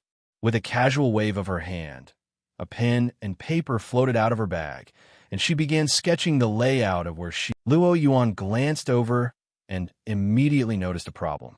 Several people were evenly distributed around the surrounding rooms. If anyone tried to launch an attack, they'd instantly be surrounded from all sides. Could it be that there's a mole in Team Rocket leaking information? The thought crossed his mind, but Luo Yuan dismissed it almost as quickly. The only people who knew the full plan were Giovanni, Mattori, Sabrina, Lieutenant Surge, and himself. Other members would only learn their objectives just before the mission. Any leaks would have to come from one of the higher-ups who knew the full plan. There was no reason for Giovanni to betray his own organization. As for the rest, all of them had proven their loyalty time and again. Their interests were deeply tied to those of Team Rocket. The problem isn't on our side. Maybe that Team Flare woman held back some intel, Luo Yuan speculated. But it was only a guess. He would need to gather more information to be certain. So what do we do now? Call off the mission? Sabrina asked. The situation was unclear, and moving forward would be risky. Let's wait and see. Have Mattori check our network, and as long as there's no more than one elite on board, there shouldn't be an issue. Luo Yuan was confident. With his Jengar and Dragapult, he felt invincible. Those Mega Evolution Stones were as good as his. Seeing his confidence, Sabrina nodded. She knew of Luo Yuan's track record in Hoenn. Together, the two of them could defeat most opponents. Giovanni must have considered this, which was likely why he'd sent them to work together. So, what do you want to do next? Sabrina asked. Prepare for the mission and enjoy ourselves in the meantime. There's a big pool. Aren't you tempted to try it, Sabrina? Luo Yuan teased with a smirk. For days passed in the blink of an eye. During those 4 days, Luo Yuan and Sabrina played the role of a regular couple, enjoying the luxuries of the ship. The SS and was truly a world-class luxury liner, with everything one could possibly need on board. Luo Yuan found himself almost getting used to the lifestyle. Of course, amidst all the leisure, he didn't forget his responsibilities. He diligently prepared for the mission. In the cabin, Luo Yuan and Sabrina were conducting the final pre-mission check. Group 1 is in position. They'll create chaos on board, Luo Yuan confirmed. Group 2 will handle the ship's security forces and secure control of the engine room. Group 3 is assigned to the captain's cabin. The remaining groups 4, 5, and 6 will accompany me in storming Drake's suite. All personnel were in position. This time, Team Rocket had deployed 6 groups, with 20 members each, totaling 120 operatives led by 6 captains, all of them elite. Most of these operatives had previously been tasked with tracking Mew or supporting the Mutwo project. Now that Mutwo's development was in its final stages and no longer needed Muse data, they were free to be reassigned here. Additionally, Lieutenant Surge's men were standing by to provide outside support. This operation was flawless. Midori just got back to me, Luo Yuan added. According to our intel, the new additions to the SSN's crew are investigators from the Kanto League. Why are they involved? Sabrina frowned. The League's investigators were no strangers to Team Rocket. Any trainer who managed to reach investigator rank was no weakling. Moreover, this incident shouldn't have concerned the Kanto League. So why did they send people? It's because of the recent Team Flare incident. Luo Yuan sighed. Team Flare had dispatched a group of cannon fodder to cause chaos in Pewter City, and the League managed to capture them. Ordinary cannon fodder wouldn't have mattered much, but someone loose-lipped spilled information about Team Flare's plan to attack the SSN. So, the League sent agents to assist Drake, intending to apprehend the Team Flare operatives. But didn't you already capture Team Flare's people? Sabrina asked. After capturing Team Flare, Giovanni had ordered a thorough sweep of the area under Team Rocket's control to confirm there were no other Team Flare operatives in Kanto. That's true, Luo Yuan replied. But the League doesn't know that. They think Team Flare members are still lying low. This entire situation is pure bad luck, he grumbled. Luo Yuan's jaw clenched. Team Flare couldn't have chosen more dependable operatives? Even Cannon Fodder knew the details of the plan, and then they went and blabbed the whole thing, dragging Team Rocket down with them. How had Team Flare even managed to survive this long? Sabrina remained silent. She hadn't expected things to turn out this way, either. The League thought they were up against Team Flare, but what they were actually dealing with was a fully prepared Team Rocket force, far stronger in numbers and skill. So what's the plan now? Sabrina asked.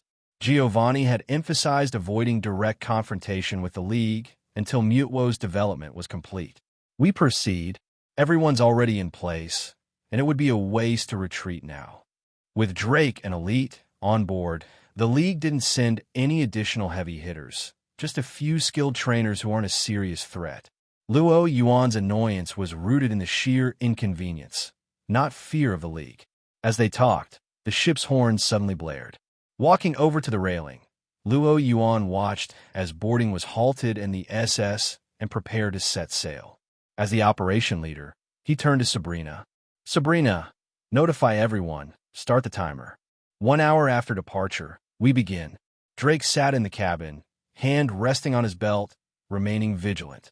5 days earlier, when the SSN first docked, he'd received a warning from the Kanto League. They'd learned that Team Flare was planning to steal his Evolution Keystone and Megastones. Drake hadn't believed it at first. After all, he was the formidable dragon-type elite of Hoenn. Thinking Team Flare could swipe something under his nose seemed like a joke. But when the Kanto League agents arrived and uncovered a few Team Flare operatives planted within his security detail, Drake had broken out in a cold sweat. 2 of the exposed spies were, shockingly, key members of his security team. Had he been unaware, Team Flare might have actually succeeded. To thank the Kanto League for their assistance, and to settle matters himself, Drake decided to join forces with them to capture Team Flare in one clean sweep. Yet now, sometime after departure, Team Flare had yet to make an appearance. Faint noises of commotion drifted in from outside. Uneasy, Drake picked up his radio. What's the situation out there? All clear, Elite Drake. The response crackled over the radio. All right, keep on guard. Drake relaxed slightly as he put the radio down. Then, without hesitation, he grabbed a pokeball. Altaria, Dragon Pulse. His Altaria, body fluffed by wings as soft as cotton clouds, appeared in the room. With a high-pitched cry, Altaria released a violet dragon pulse straight at the door. Boom! The door through the splintered wood. A mook stationed outside the door took the full force of the attack, slamming into the wall and losing its ability to fight. We've been discovered. Behind her mask, Sabrina glanced at the unfortunate mook, a flicker of surprise in her eyes. She hadn't expected Drake to pick up on their presence. What's going on? Elite Drake, League trainers stationed nearby, heard the commotion and rushed toward Drake's room. Before they could even reach the hallway, the The waiting Team Rocket operatives burst into the rooms, catching the League trainers off guard. Listening to the sounds of battle echoing from the surrounding rooms, Drake's expression darkened as he recognized his attackers. Team Rocket. It wasn't Team Flare, as he'd been led to expect, but the infamous Team Rocket, a Kanto organization he knew was in a different league from Team Flare. And they'd managed to slip in this close without him noticing. What happened to my security outside? He had stationed guards beyond the cabin door. How had no warning reached him? You mean these two? A distorted voice came from behind Sabrina's mask as she gestured to her alakazam. Its spoon twitched, and two hypnotized League trainers stumbled forward. I'm curious, though. How did you figure out something was off? We made sure to keep quiet, Sabrina asked. They're my crew members. They always call me Captain, not Elite Drake.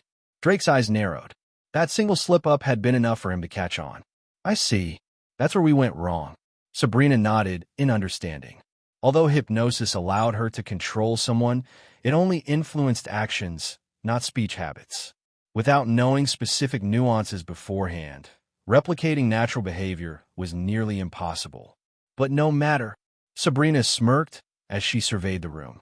While she'd been chatting with Drake, the Team Rocket elites, almost double the number of League trainers, had overwhelmed those stationed in the surrounding rooms.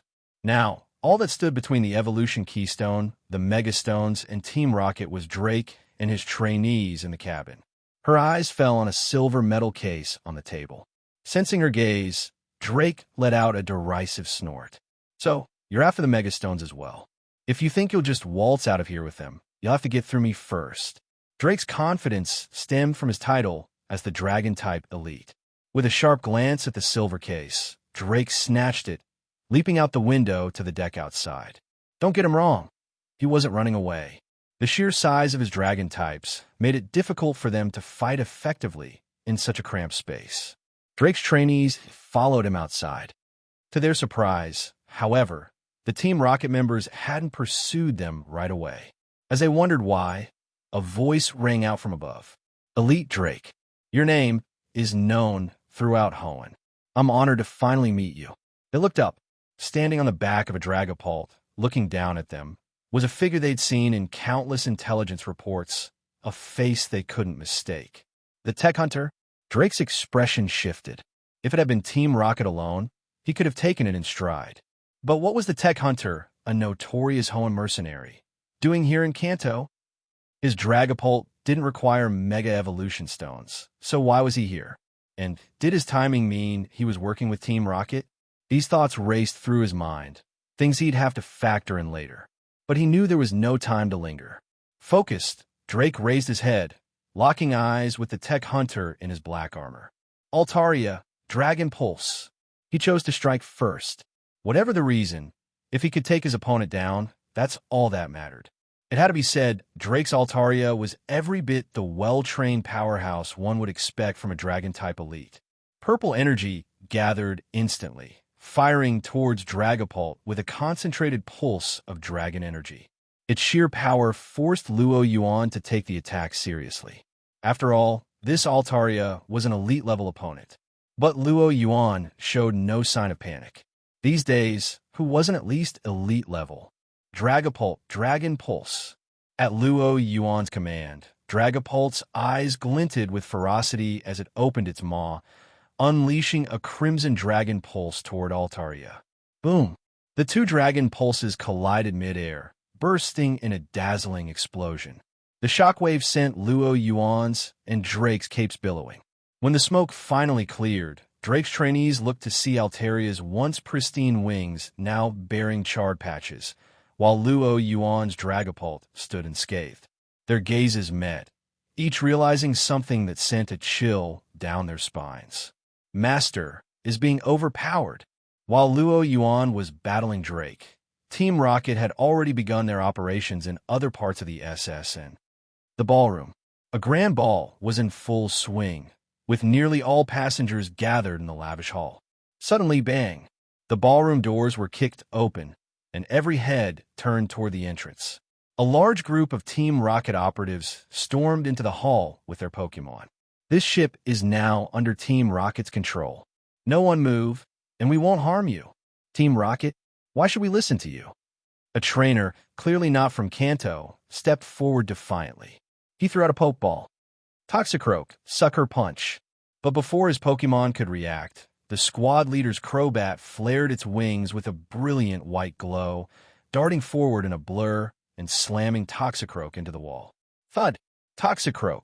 The trainer barely had time to call out before Crobat's wings struck him as well, knocking him out cold.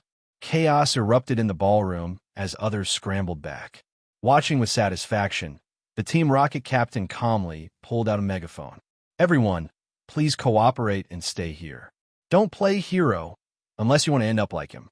Below deck, a squad of Team Rocket operatives crept toward the SSN's engine room, treading lightly. This area was heavily guarded, with most of the ship's security stationed here. The team leader peered through the glass in the door, surveying the room, then nodded to the team behind him. One of the operatives stepped forward, cracked the door open slightly, and rolled a Pokeball inside. Huh? What's that?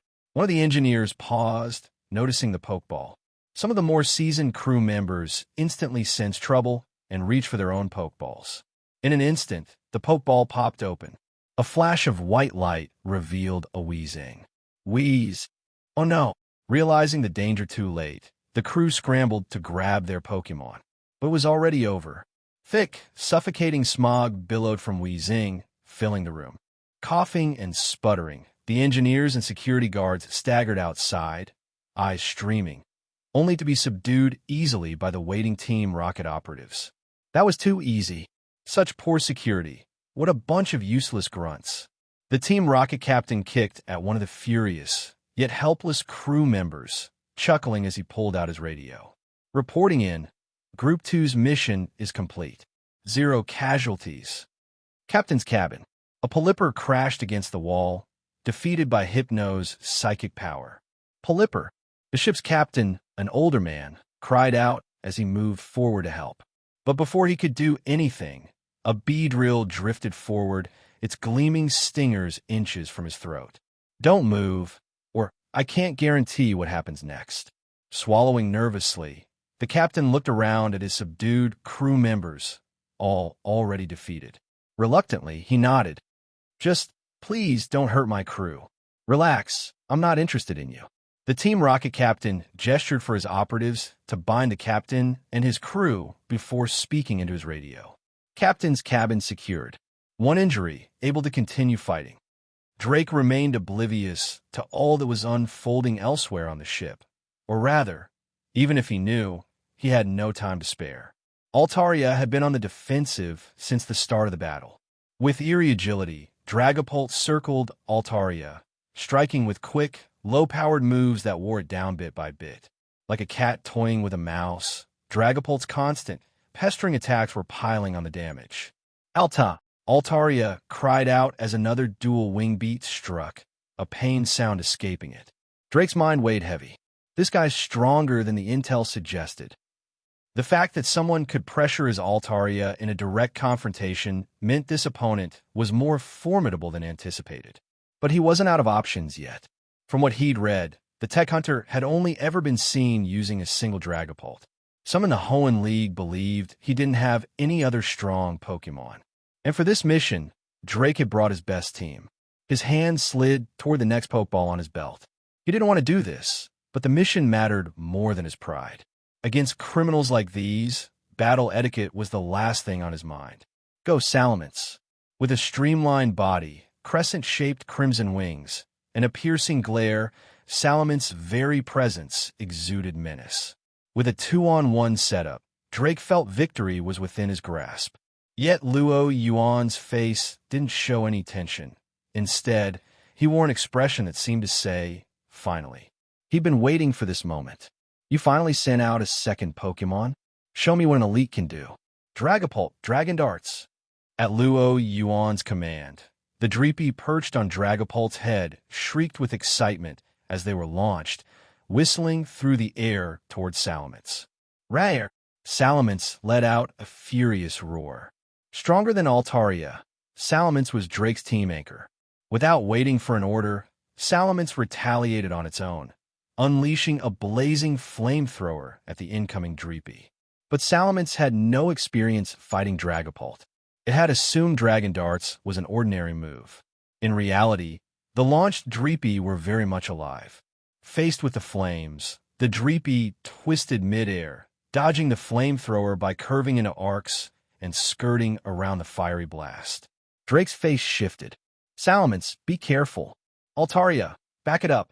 Salamence raised its wings in defense, and Altaria fired a Dragon Pulse to intercept the incoming Dragon Darts. Only one Dreepy was deflected by the Dragon Pulse. The other shot straight through, hitting Salamence squarely on the wing. Grayer! Salamence let out a pained howl, barely out for 3 seconds, and was already injured. Salamance's injury made Drake realize this fight might not be as straightforward as he'd hoped. Still, a single setback didn't mean the battle had shifted in Luo Yuan's favor. Altaria, Dragon Breath. Salamence, Dragon Pulse. Altaria supported, while Salamence led the charge, the two Pokémon synchronizing their attacks perfectly. With both pressing the offensive, Dragapult couldn't afford to take any risks and had to swiftly dodge in midair. Now that's more like it. Drake's apprentices, watching from the sidelines, breathed a sigh of relief. Sure, there'd been a minor setback, but the advantage still lay with their teacher. Going 1-on-2 is pushing it, and there's barely enough room to maneuver, Luo Yuan thought, directing Dragapult's evasive maneuvers as he assessed the situation. Drake's Altaria and Salamence were coordinating expertly, leaving Dragapult little opportunity to counter. Taking advantage of the openings as Dragapult dodged, Altaria even began to set up a Dragon Dance. Luo Yuan's eyes narrowed. Enough was enough.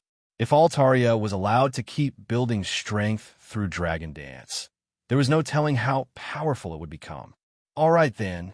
Luo Yuan's gaze flicked to a corner of the deck, and he signaled with a quick gesture. Go! Drake frowned, catching the odd movement. What? The next moment, a Jengar materialized from a shadow behind him, a wicked grin stretching across its face as it launched a shadow ball straight at Drake. One of the simplest ways to win? Knock out the opposing trainer. Master! Drake's students spotted the Jengar, shouting a warning. Drake sensed the danger immediately, rolling to the ground without a second thought as the shadow ball hurtled past, grazing him. Boom! The wooden deck splintered under the blast, sending shrapnel flying. A cold sweat broke out on Drake's forehead. Now he understood what Luo Yuan's signal had meant. If that hit had landed, he'd be looking at weeks in the hospital, at best. Disappointed his attack missed, Jengar frowned. But it didn't launch a second shadow ball, as Altaria had immediately ceased its Dragon Dance and taken to the air, furious at the threat to its trainer. Altaria! With a piercing cry, Altaria streaked through the air with aerial ace, diving toward Jengar at an incredible speed, the residual energy of Dragon Dance leaving only a blue-white blur in its wake. Yet Jengar wasn't fazed at all. In fact, it grinned wider. Jengar, with a wave of its stubby arms, two shadowy claws emerged from the ground, reaching up to intercept Altaria.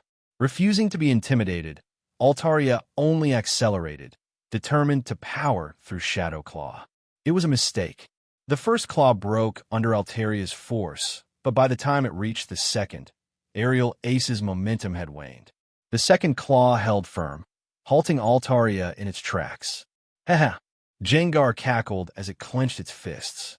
The spectral claws followed suit, gripping Altaria's feathers to hold it in place. Altaria, use agility to break free. Drake called, sensing imminent danger. Altaria instantly obeyed, pulling away with a burst of speed. It was the right choice. Moments later, another shadow ball whizzed past where Altaria had just been. 1 second slower, and it would have taken a direct hit, and the results would have been devastating. While Altaria narrowly evaded Jengar's critical shadow ball, the distraction was all Luo Yuan needed on his end to seize an opening. Dragapult, Phantom Force. Seizing the moment as Salamance's attack missed, Luo Yuan commanded Dragapult, then leapt off its back and landed on the deck.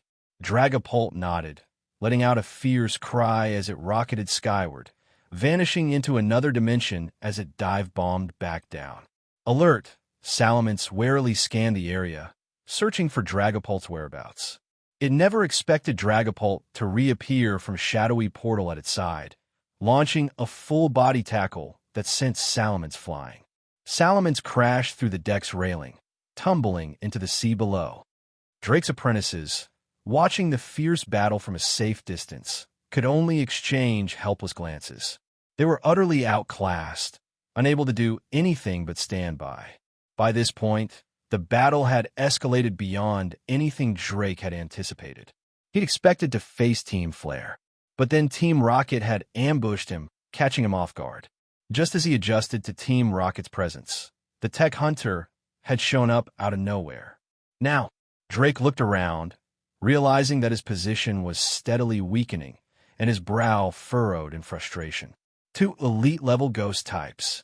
Just who is this guy? Drake could count the number of ghost-type elites on one hand, and none of them were men.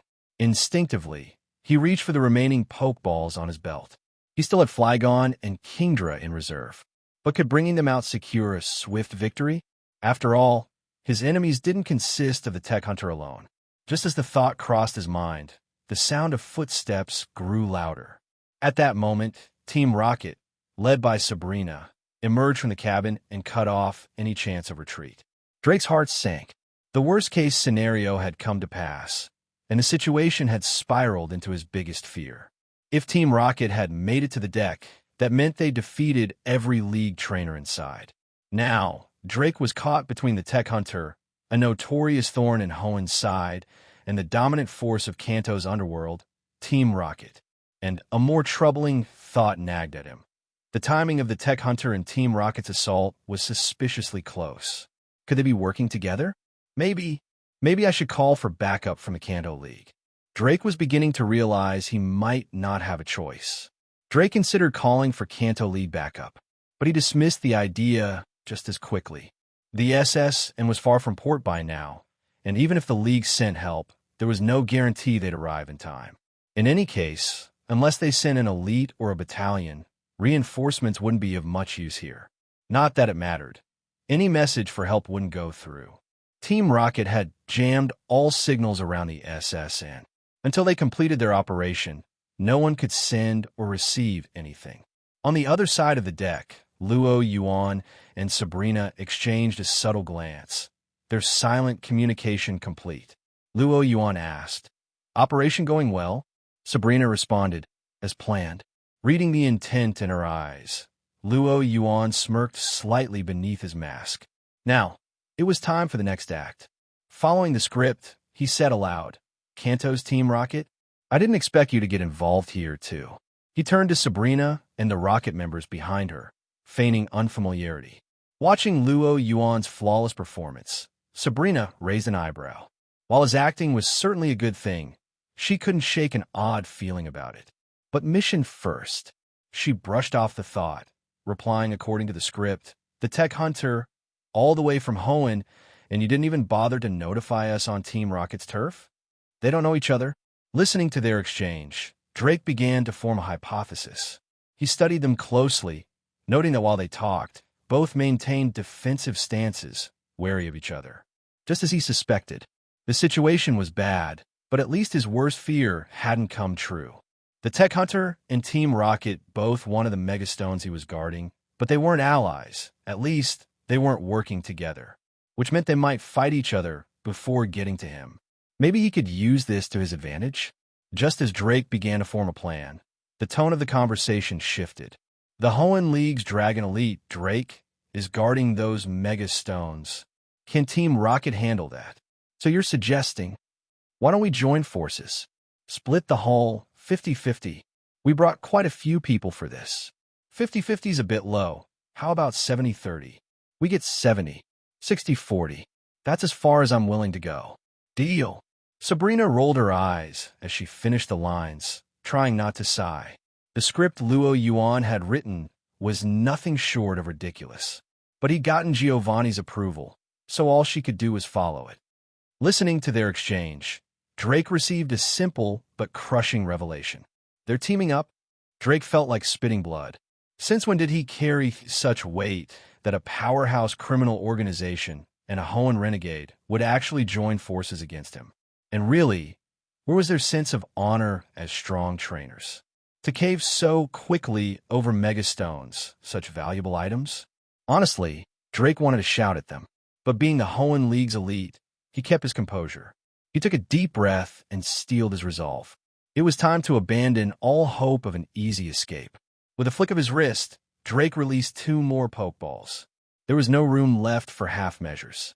Salamence, Altaria, Flygon, and Kingdra now stood in a protective formation around him, facing off against Luo Yuan, Sabrina, and the elite Rocket Squad. If you want to fight, come get it. Drake didn't attempt to flee, not out of pride alone, but because he knew from earlier that his Pokemon couldn't outrun Dragapult.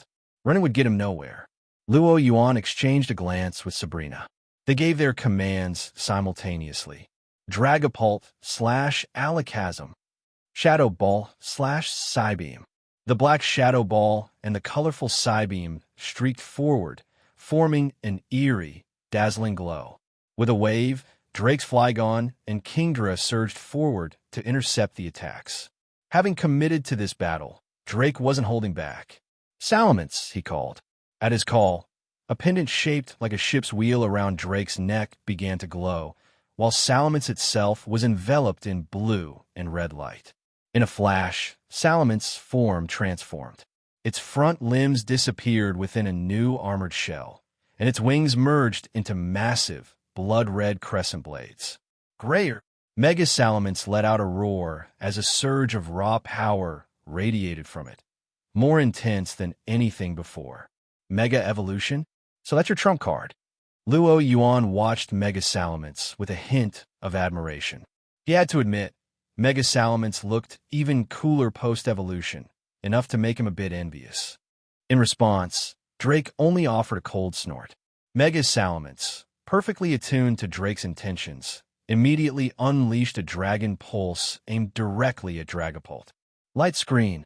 A wall of light materialized in front of Dragapult. Crack. Dragon Pulse hammered the barrier, fracturing it, threatening to shatter completely. Much stronger than before. Previously, Dragapult's light screen could withstand Dragon Pulse, but now, boom, the light screen crumbled with a thunderous crash. However, with that brief moment of defense, Luo Yuan and Dragapult had shifted position, leaving Dragon Pulse to harmlessly hit the deck. Impressive, but what can a single Mega Salamence do? From the sidelines, Sabrina's Alakazam twirled its spoon, generating a massive wave of psychic energy that surged toward Mega Salamence. Dragapult didn't hesitate either, firing off a Dragon Darts, the same move that had injured Salamence's wings earlier. Meanwhile, Jengar threw a Shadow Ball, intercepting Altaria, which was trying to cover from Mega Salamence.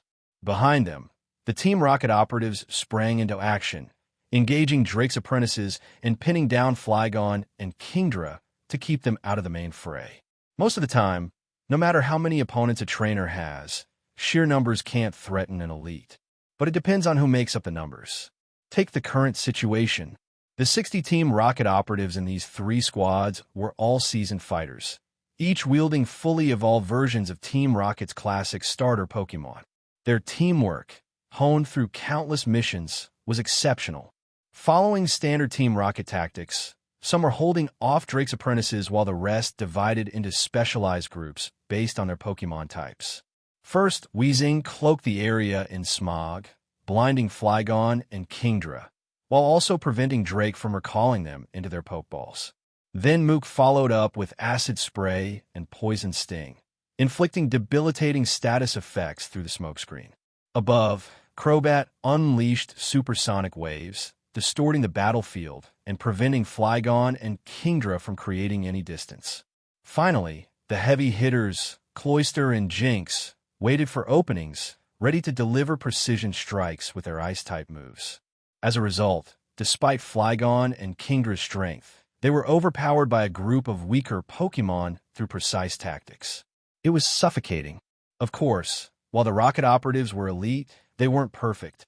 Now, and then Flygon and Kingdra would manage to blow away the smoke, seizing on weak points to launch a counterattack. But just as they would strike, Team Rocket's operatives would deploy the classic strategy of self-destructing electrodes, causing controlled explosions that would tilt the scales back in their favor, often worsening Drake's situation. As time passed, Flygon and Kingdra, unable to break free, grew increasingly exhausted, their stamina draining rapidly. The poison and supersonic's effects worsened, pushing them to the brink. Desperate, Flygon and Kingdra let out cries of frustration. Meanwhile, Altaria was faring no better than the other two.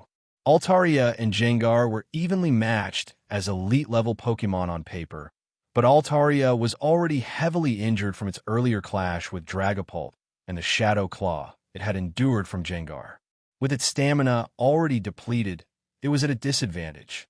Adding to its troubles, Gengar's underhanded tactics, using Curse to stack debuffs, Dart Pulse to control the field, and sneaky Phantom Force attacks, had Altaria struggling to hold its ground. Haha! Holding a Shadow Ball in one hand and Shadow Claw in the other, Gengar eyed the battered Altaria like a predator cornering its prey. Bang!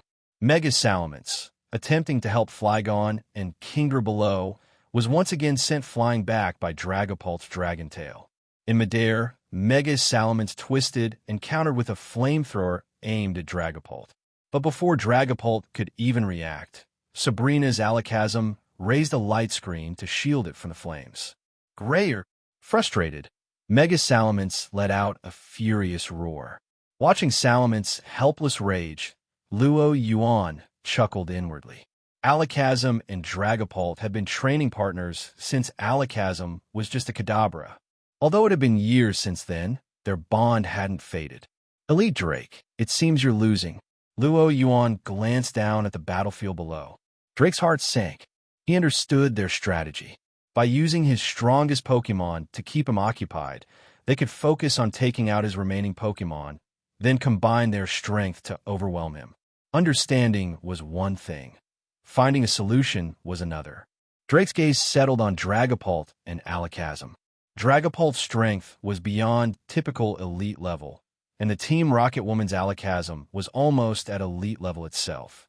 Essentially, he was facing a champion level and an elite level Pokémon simultaneously. Even with Mega Salamance's enhanced power, it couldn't overcome this kind of pressure alone, and he could only Mega evolve one Pokémon at a time. Waiting any longer would only mean a slow death. There's only one way. Drake made a decision befitting an elite. He signaled to Salamence, "Use Draco Meteor." Mega Salamence understood at once, launching a flamethrower at Alakazam to break free from its restraint. With a roar, Salamence soared high into the sky. Then, in a powerful dive, it gathered blue energy around itself, creating a dragon-shaped aura at the tip of its head. A last-ditch Draco Meteor? Let's block it. Use Protect, Yuan ordered, opting for the safe play. After all, this was a battle he could win just by holding out. Dragapult's tail glowed as it conjured a shimmering blue barrier before it. In the real world, Protect couldn't block every move, but against an opponent of similar level, it was still the ultimate defense. Boom!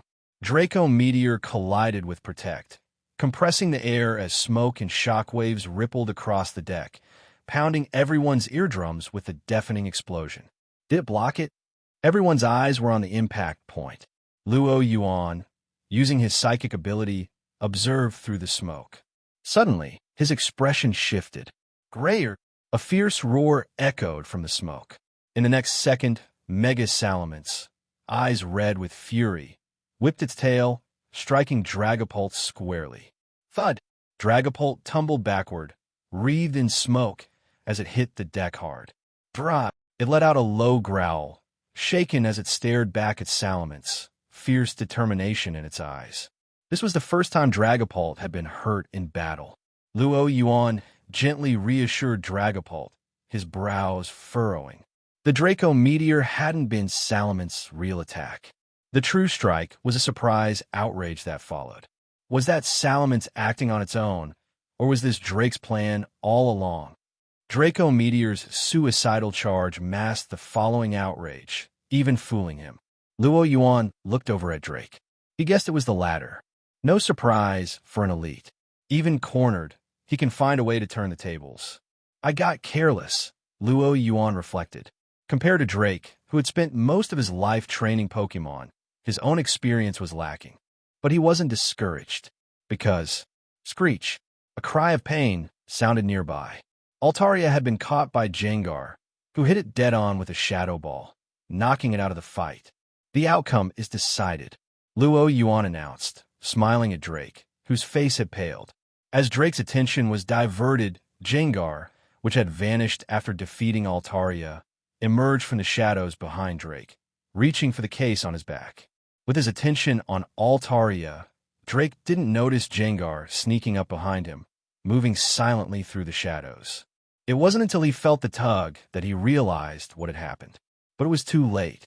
Gengar's Shadow Claw easily sliced through the strap, securing the case. With a gleeful grin, Gengar snatched the case and flashed a mischievous smile at Drake, whose face contorted in fury as he commanded Salamence to lunge for it. Unfazed, Gengar opened its massive mouth, stuffing the case inside. Erp! Gengar even let out a loud belch. Drake was seething.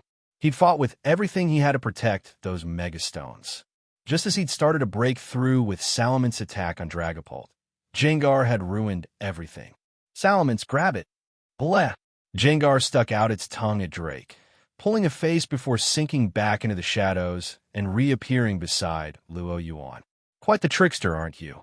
Yuan said, looking at Drake's expression of mounting frustration before glancing down at Gengar. Gengar struck a proud pose, hands on its hips. But there was no time for chit-chat. Drake's attack was coming in fast, as Mega Salamance's flamethrower roared toward Gengar. Now's our chance for payback.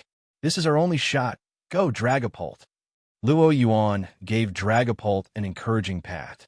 Eager to strike, Dragapult unleashed a Shadow Ball to intercept the flames. Then, with a quick follow-up, Dragapult launched a Dragon Pulse that tore through the weakened Shadow Ball and followed the flamethrower's path back towards Salamence. Boom! The blast seared Salamance's chest. Its armor blackened and charred as it skidded back across the deck, breaking through the railing. Yuan watched the wounded Salamence, but held off on pursuing it further. With a grin, he shared a look with Sabrina. Picking up Gengar, Yuan tucked into his shadow before hopping back onto Dragapult. Where do you think you're going? What about Team Rocket's share? Sabrina demanded as planned. You're all a bit naive, aren't you? Whoever grabs it keeps it. Yuan gave a casual wave. So long, everyone. Whoosh! With a silent leap, Dragapult shot into the sky, then sped off into the horizon, vanishing in an instant. Damn it, Sabrina snarled. It was only then that Salamence, dazed and still shaking off the effects of Dragon Pulse, was able to regain its footing. But it was too late to give chase. Drake could only watch as Yuan disappeared. The Megastones were lost. With a grim expression, Drake turned to the other culprit in this attack, the Rocket agents, who were preparing to retreat. If not for Team Rocket, the Tech Hunter would never have had an opening. He resolved to bring every last one of them down. Without the Tech Hunter's Dragapult and Gengar, Team Rocket was no match for him. However, Sabrina and Yuan had anticipated this. Sabrina calmly smoothed back her hair and addressed the irate Drake, who was preparing to attack. Rather than waste your time on us, perhaps you should be worrying about the SSN. What do you mean? Drake paused, his brow furrowing. Exactly what it sounds like. We've planted 20 electrodes under the ship, and in about 20 minutes, they'll start self-destructing one by one. So instead of going after Team Rocket, you might want to handle them first. With that, Sabrina turned on her heel and began leading her operatives away. Drake's expression shifted from anger to indecision. In the end, he didn't pursue Team Rocket. As an elite, his duty was to protect the SS and its passengers, not to capture Team Rocket. Lamprecht Resort Hotel. Inside the luxurious suite, Yuan and Sabrina met up again after departing from the SSN. All taken care of, Luo Yuan asked casually, hanging up the phone as Sabrina walked in. She eyed the phone, feeling something strange, but dismissed it. All operatives are en route to the base on New Island by submarine, she replied. Drake didn't chase you. He was too busy hunting down those electrodes to worry about us. Luo Yuan chuckled. There actually had been electrodes planted beneath the ship. However, instead of 20, there was only one, intended to create a minor leak at most. He wasn't a fan of involving innocents, and risking innocent lives wasn't his style. The plan was simple. If Drake doubted the threat, Sabrina would detonate the single electrode to prove it was real. But Drake had taken them at their word, so no electrode had to explode at all. Well, I'd call that a complete success. Luo Yuan gestured to Jengar, who promptly spit out the case. After confirming there were no tracking devices, Luo Yuan opened it. The megastones were neatly arranged inside, each one labeled with its corresponding species. Luo Yuan scanned the case, noting that legendary megastones and those for certain rare Hoenn Pokemon were missing. And, as expected, the slots labeled for Altaria and Salamence were empty. Seems Hoenn didn't leave empty-handed after all. Luo Yuan chuckled. Sabrina's eyebrow twitched.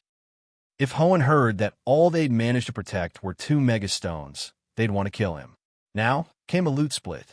First, the megastones for Beedrill and Kangaskhan would be set aside for Giovanni, as those were non-negotiable. Luo Yuan pocketed a Gyarados, Gengarite, Charizardite X and Y, and Aerodactylite. Aren't you worried Giovanni will notice some stones missing? Sabrina asked as he picked through the case. We worked so hard on this mission. Isn't it fair we keep a few for ourselves? Luo Yuan replied, perfectly at ease. Giovanni knew him well. If he'd been chosen for this mission, Giovanni was likely already prepared to lose a few megastones. Sabrina blinked, then nodded. It made sense. Luo Yuan then pulled out an Alakazite, Gardevoirite, and Slowbronite, handing them to her. These are for you. I only have an Alakazam. What do I need megastones for Gardevoir and Slowbro for? Maybe you don't have them now, but who knows? Just like I don't have an Aerodactyl yet. Besides, these are all psychic types. Consider it a backup plan. Sabrina accepted the megastones without much hesitation. After all, by Team Rocket standards, she had earned the right to her share of the loot for being instrumental to the mission. Are you coming with me to the base? Sabrina asked Luo Yuan. No, thanks. I'm still a trainer, you know. Luo Yuan pointed to the badges sewn into the lining of his jacket. I'll stay in Perchie for a few days, then head to Saffron City. To challenge my gym? Sabrina raised an eyebrow, looking amused. What? I'm not welcome. If you want a badge, I'll just give it to you, she replied. Like Lieutenant Surge, Sabrina didn't see the point in Luo Yuan jumping through these hoops.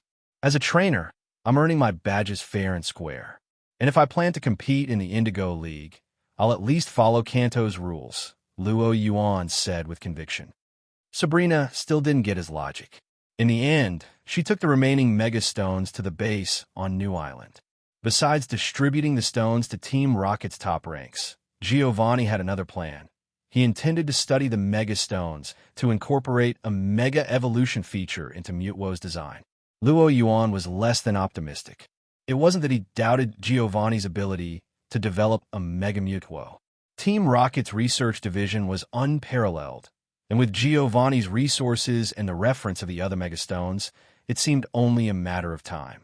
What he doubted was Giovanni's ability to control Mutwo. In countless timelines of the Pokemon world, Mutwo eventually escaped Giovanni's grasp, without even needing to Mega Evolve. Adding a Mega form would only intensify that risk, whether it was Mega Mutwo X or Y. And if Team Rocket's billion-dollar Mutwo project were to backfire, it would inevitably send shockwaves through the organization, possibly even impacting him as a Team Rocket executive. But there was little he could do to prevent it. Giovanni was set on his path, and any objections from him wouldn't matter. All I can hope is that the losses aren't catastrophic. Perchie, a coastal resort city in southern Kanto, boasted a mild, comfortable climate. With a group of girls around him, Gary Oaks strolled along the beach, looking for a quieter spot to enjoy his holiday. Sun San and Luo Yuan. Catching sight of a familiar figure, Gary quickly pulled down his sunglasses. He spotted Luo Yuan lounging on his Dragonair and called out, "Luo Yuan."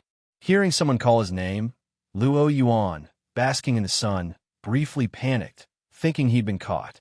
He was about to grab a Pokeball when he recognized Gary. "What are you doing here in Perchie?" he asked, casually moving his hand away from his Pokeball. Blissfully unaware of the close call with Dragapult's Dragon Pulse, Gary replied, "I heard my grandpa's coming to town to judge some kind of beauty contest, so I thought I'd come check it out." "But, Luo Yuan, your Dratini evolved into a Dragonair? So soon?"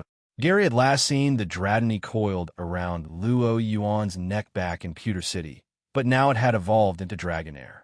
Seeing it lying next to Luo Yuan, Gary looked on enviously. After all, every Kanto native had a special fondness for Dragonite.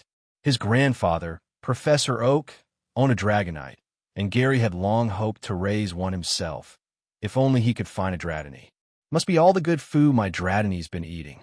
Luo Yuan petted Dragonair, slipping it a poke block. Dragonair gave a satisfied purr. "Good food." Her main diet is poke blocks, with berries added in for balanced nutrition. Gary's mouth fell open, at a loss for words. He'd heard of poke blocks before, but the machine needed to make them was incredibly expensive, and the cost of berries for the same amount of poke blocks was 10 times the price of even the best store-bought Pokemon food. Impressive. Gary gave him a thumbs up, realizing that, as wealthy as he was no match for Luo Yuan's extravagance. Not that Gary would know Luo Yuan was spending Team Rocket's budget with zero remorse. "Luo Yuan, how about a battle?" After wrapping up the topic of Dratini, Gary's competitive spirit was rekindled. Since becoming a trainer, Luo Yuan had been his greatest rival, and he'd never given up on challenging him. Luo Yuan raised an eyebrow, surprised by Gary's guts after seeing his Gyarados last time. Could be he'd caught some new Pokemon? But regardless of whatever new additions Gary had, Luo Yuan wasn't worried.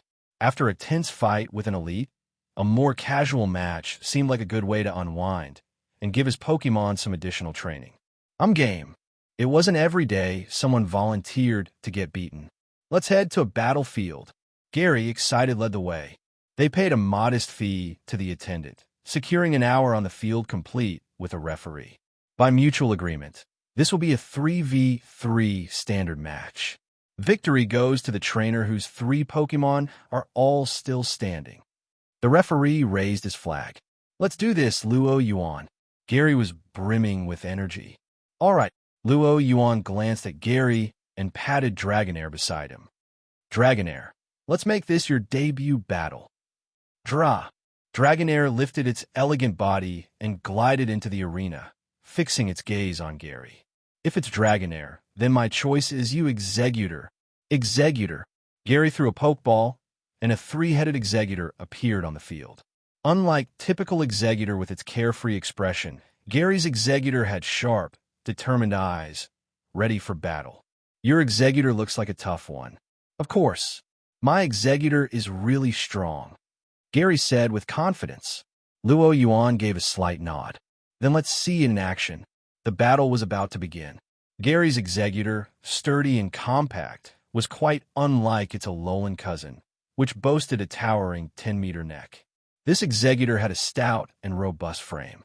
Facing it, Dragonair moved with elegance, its body undulating gracefully in the air, as if in harmony with some mystical rhythm, captivating everyone watching. Soon, a small crowd of trainers gathered around the battlefield. After all, it was rare to see a Dragonair in action, and Gary's Executor looked equally formidable. This was bound to be an interesting match. "Executor, use Confusion," Gary commanded, starting the battle. A wave of psychic energy shot toward Dragonair. Many trainers might have tried to tank the attack, but Gary wasn't up against just anyone. He was facing Luo Yuan. As a psychic himself, Luo Yuan could see the trajectory of Confusion with perfect clarity, noting that Executor was aiming straight for Dragonair's head. Dragonair, drop down, skim the ground. Dragonair obeyed, instantly lowering itself and gliding along the ground toward Executor. Executor and Gary looked momentarily stunned as Dragonair deftly dodged confusion. Gary quickly recovered, though. Bullet Seed. The central head on Executor opened its mouth, unleashing a rapid-fire volley of seeds aimed at the approaching Dragonair. This time, Dragonair dodged on its own, weaving left and right as the seeds narrowly missed, kicking up small clouds of sand its wake. So agile, Gary muttered in awe. The crowd murmured in amazement as well. Despite its size, Dragonair moved with impressive grace, truly the power of a Dragonair. Executor continued its seed machine gun, trying to keep Dragonair at bay, but the gap between them was already too small. Now use Dragon Rage, Yuan called. Dragonair came to a sudden stop, hovering in place as it raised its head. A blue energy blast formed in its mouth, then shot out as a beam straight at Executor. Gary's face tensed. Dodge. No, it's too fast. Brace for it, Executor. Dragon Rage was faster than Gary had expected. With no time to evade, Executor could only take the hit. Executor hesitated, but then, at the last second, reacted. While Executor was known for lacking limbs, in moments of crisis, it could wield its most adept move, Confusion. All three heads' eyes glowed blue as a light screen materialized in front of Executor. Crack! Dragon Rage slammed into the light screen, causing it to shudder and crack. Though strong, Executor was clearly at a disadvantage compared to Yuan's Dragonair. The light screen held only briefly before shattering. Boom! Dragon Rage struck Executor directly, exploding on impact, and the battlefield was obscured by smoke. Did Dragonair win? With Dragon Rage, Executor should be able to withstand it. Not necessarily. It depends on how strong that Executor is. The spectators whispered, each guessing the outcome. But Yuan, as a psychic, could sense that Executor hadn't been knocked out. It was still hanging on, and something was brewing. A sea breeze blew, clearing the smoke, revealing Executor with a slightly charred trunk. Still standing, huh? Looks like it's got decent defenses. But even so, there's no way it can win against such a power difference. Gary's situation looked bleak to the bystanders. Sunny day, Yuan murmured, his eyes narrowing slightly. Exactly. My Executor's ability is chlorophyll, Gary announced, his expression triumphant. He had picked this tactic up from his grandfather's notes, refining it through practice, all for a surprise just like this. Executor, let's go. At Gary's command, Executor lunged forward. Chlorophyll was a common ability for Executor, doubling its speed under intense sunlight. In games, this meant doubling its speed stat. Though it wasn't as precise in reality, Executor's speed had increased significantly. With Dragonair briefly caught off guard, Executor closed the gap in an instant. Power Whip. Two vines shot from the leaves atop Executor's heads, striking toward the airborne Dragonair. Looks like you've learned a few things. It's faster, sure, but speed alone can't make up for the power difference. Dragonair, Yuan called. Dragonair nimbly dodged Executor's first power whip, weaving in the air. It heard Yuan's voice, and without waiting for the vines to strike again, it twisted its body, and the orb at its neck began to glow. In the next moment, clouds rolled in from nowhere, covering the sun. In an instant, the bright sky turned cloudy. When it comes to weather control, Executor still has a ways to go. After all, Dragonair's weather-manipulating abilities were its specialty, well documented in the Pokédex. With the sky darkened, Executor's chlorophyll ability deactivated, and its speed dropped dramatically, as if someone had pressed slow motion. Thrown off by the abrupt shift, Executor hesitated, visibly disoriented. Taking advantage of this, Yuan gave a swift command. Dragonair, use Dragon Tail to finish it off. Draw. With a high-pitched cry, Dragonair endured a grazing blow from Power Whip, then dove down from above. Executor, dodge it, Gary called desperately. But Executor, still recovering from Dragon Rage and without its speed boost, was unable to move fast enough. All three heads watched Dragonair approach, helpless. They exchanged one last, determined glance, ready to brace themselves. But the difference in power was too great. The blue barrier of Endure materialized around Executor for a brief moment, but it shattered under the force of Dragonair's glowing white tail. Wham! Dragonair's dragon tail struck Executor like a car at full speed, sending it flying. Thud! Executor crashed into the ground, unable to get back up. Executor is unable to battle, the referee declared. Executor was down. So, what's your second Pokemon, Gary? Luo Yuan asked, patting Dragonair, which had glided back to his side. After losing the first round, Gary's face turned a bit somber. Executor was a recent capture, yet it had already become one of his core team members. He hadn't expected Dragonair to take it down so easily. The surrounding trainers sighed sympathetically. Dragonair was, after all, a Dragonair. Most of the spectators were average trainers. To them, Executor was already considered a strong Pokemon that they'd be lucky to catch. And yet, it was no match for Dragonair. The bystanders' thoughts didn't bother Gary. While he was disappointed, his many defeats against Luo Yuan had toughened his resolve. Go Arcanine! Gary threw his Pokeball, and an enormous Arcanine appeared before him, its size towering over Gary himself. Arcanine! At the sight of the majestic Arcanine, the crowd's sympathy for Gary evaporated. While Arcanine wasn't quite as rare as a Dragonite, it was still an extremely prized Pokemon. Aside from Officer Jennies in each city using Growlithe and Arcanine as police dogs, encountering a wild Arcanine was almost unheard of. It made sense, after all. Who else but a well-connected trainer could show up with an Arcanine? Seeing Gary's Arcanine, Luo Yuan realized something. Both Execute evolving into Executor and Growlithe evolving into Arcanine required evolution stones. In other words, with the right stones, they could evolve regardless of experience level. Spare no expense, huh, Gary? Luo Yuan remarked. It seemed Gary was truly determined to surpass him, going to such lengths. Of course, after losing to Luo Yuan last time, Gary had reevaluated his approach, obtaining a Growlithe from his father along with the money for a Firestone. This gave him both Arcanine and Executor, all for the sake of defeating Luo Yuan. Executor might have lost, but Arcanine was his strongest Pokemon. I'll at least take down that Dragonair. Gary's confidence, Luo Yuan only smiled. If Gary thought Arcanine alone could win, then how could Drake, who'd fought him for so long without winning, face him again? At the referee's signal, the battle began.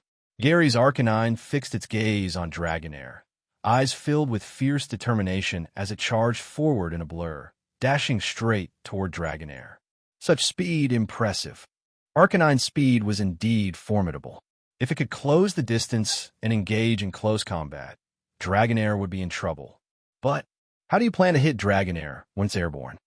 Luo Yuan gave his command. Dragonair, use Dragon Breath. In response, Dragonair lifted itself higher, hovering well out of Arcanine's reach. Coiling in midair, it launched a blue Dragon Breath directly at the charging Arcanine below. A blue beam shot downward, aimed at Arcanine. Luo Yuan had chosen Dragon Breath specifically for its chance of inflicting paralysis.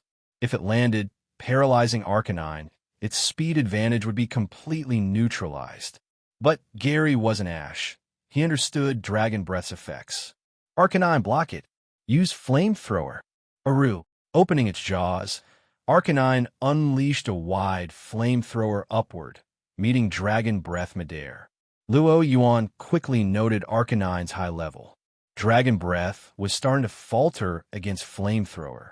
Even factoring in the power differences between the moves, it was clear that this Arcanine wasn't much weaker than Dragonair.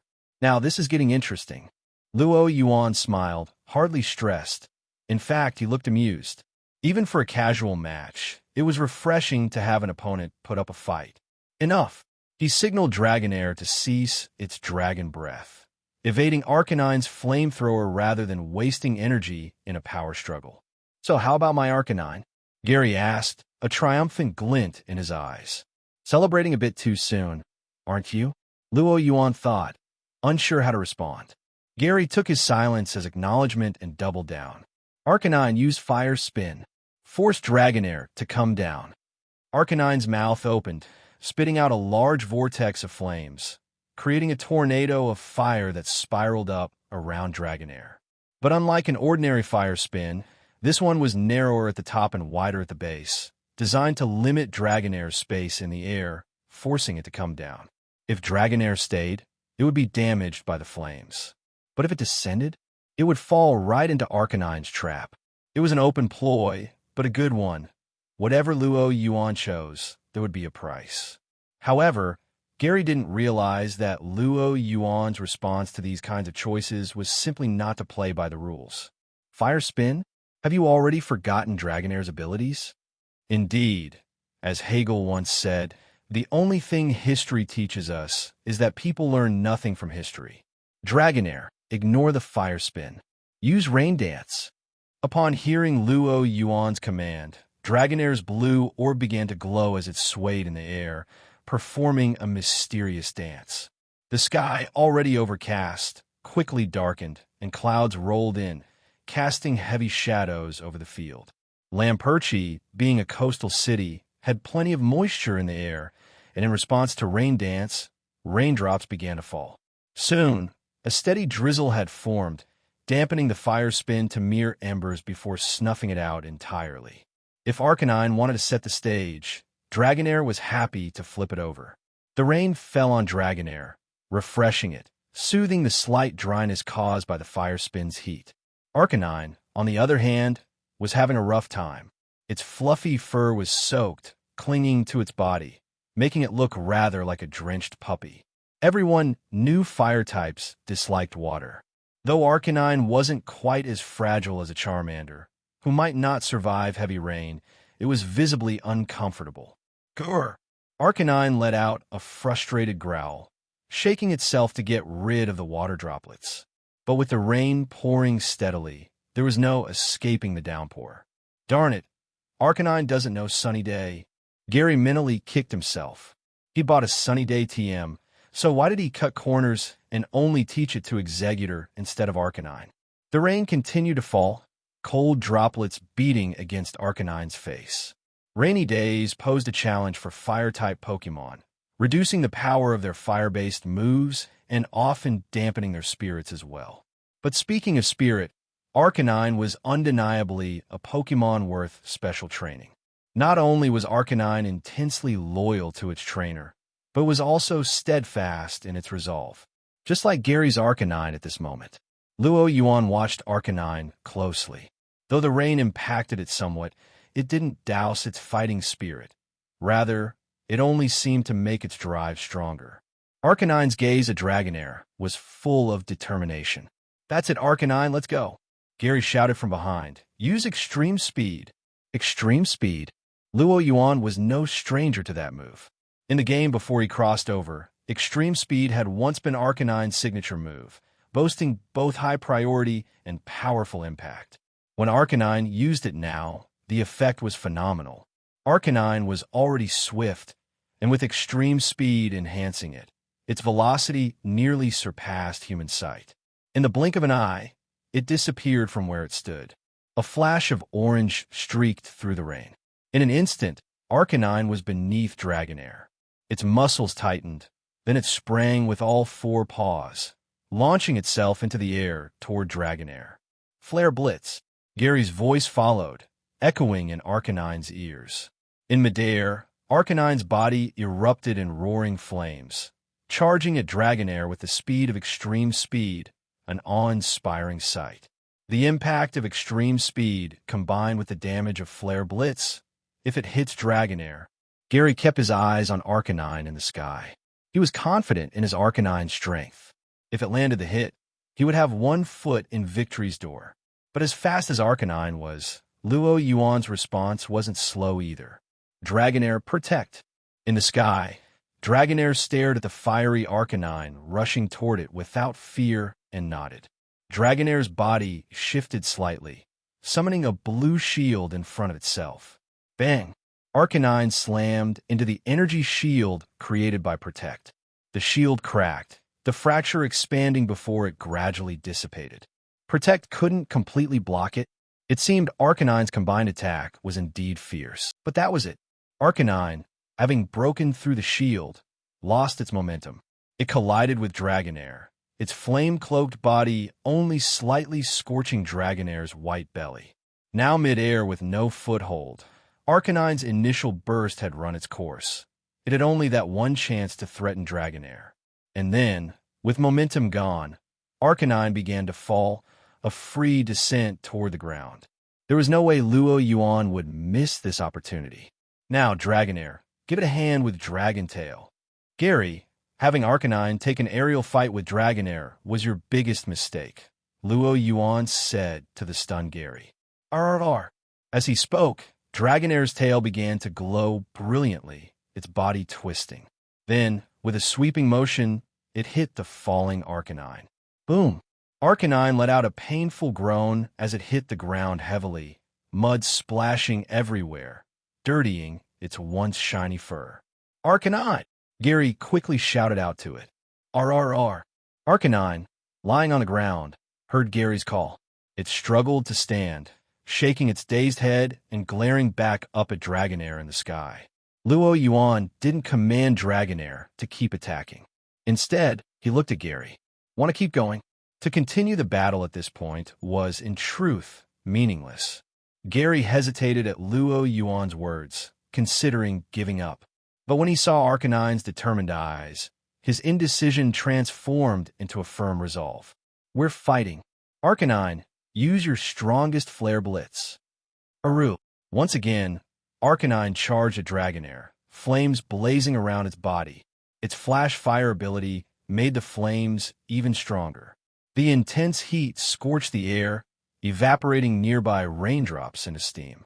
Seeing Arcanine's head-on attack, Yuan decided against evasion this time. If you want a direct clash, then Dragonair. Dragon Pulse. With a wave of his hand, the blue beam of Dragon Pulse collided fiercely with Arcanine. Boom! A deafening explosion echoed through the field. Aside from the owner of the field, who was now calculating how much the repairs would cost, everyone's eyes were on the smoke-filled battleground. When the smoke cleared, Arcanine lay on the ground. Arcanine is unable to battle. The referee raised the flag. Gary lost. Gary's cheerleaders looked disappointed. The onlookers, however, were hardly surprised. They weren't as clueless as Gary's cheerleaders. Anyone with even a basic understanding of Pokemon battles could see that from the moment the weather changed, the scales had tipped in Yuan's favor.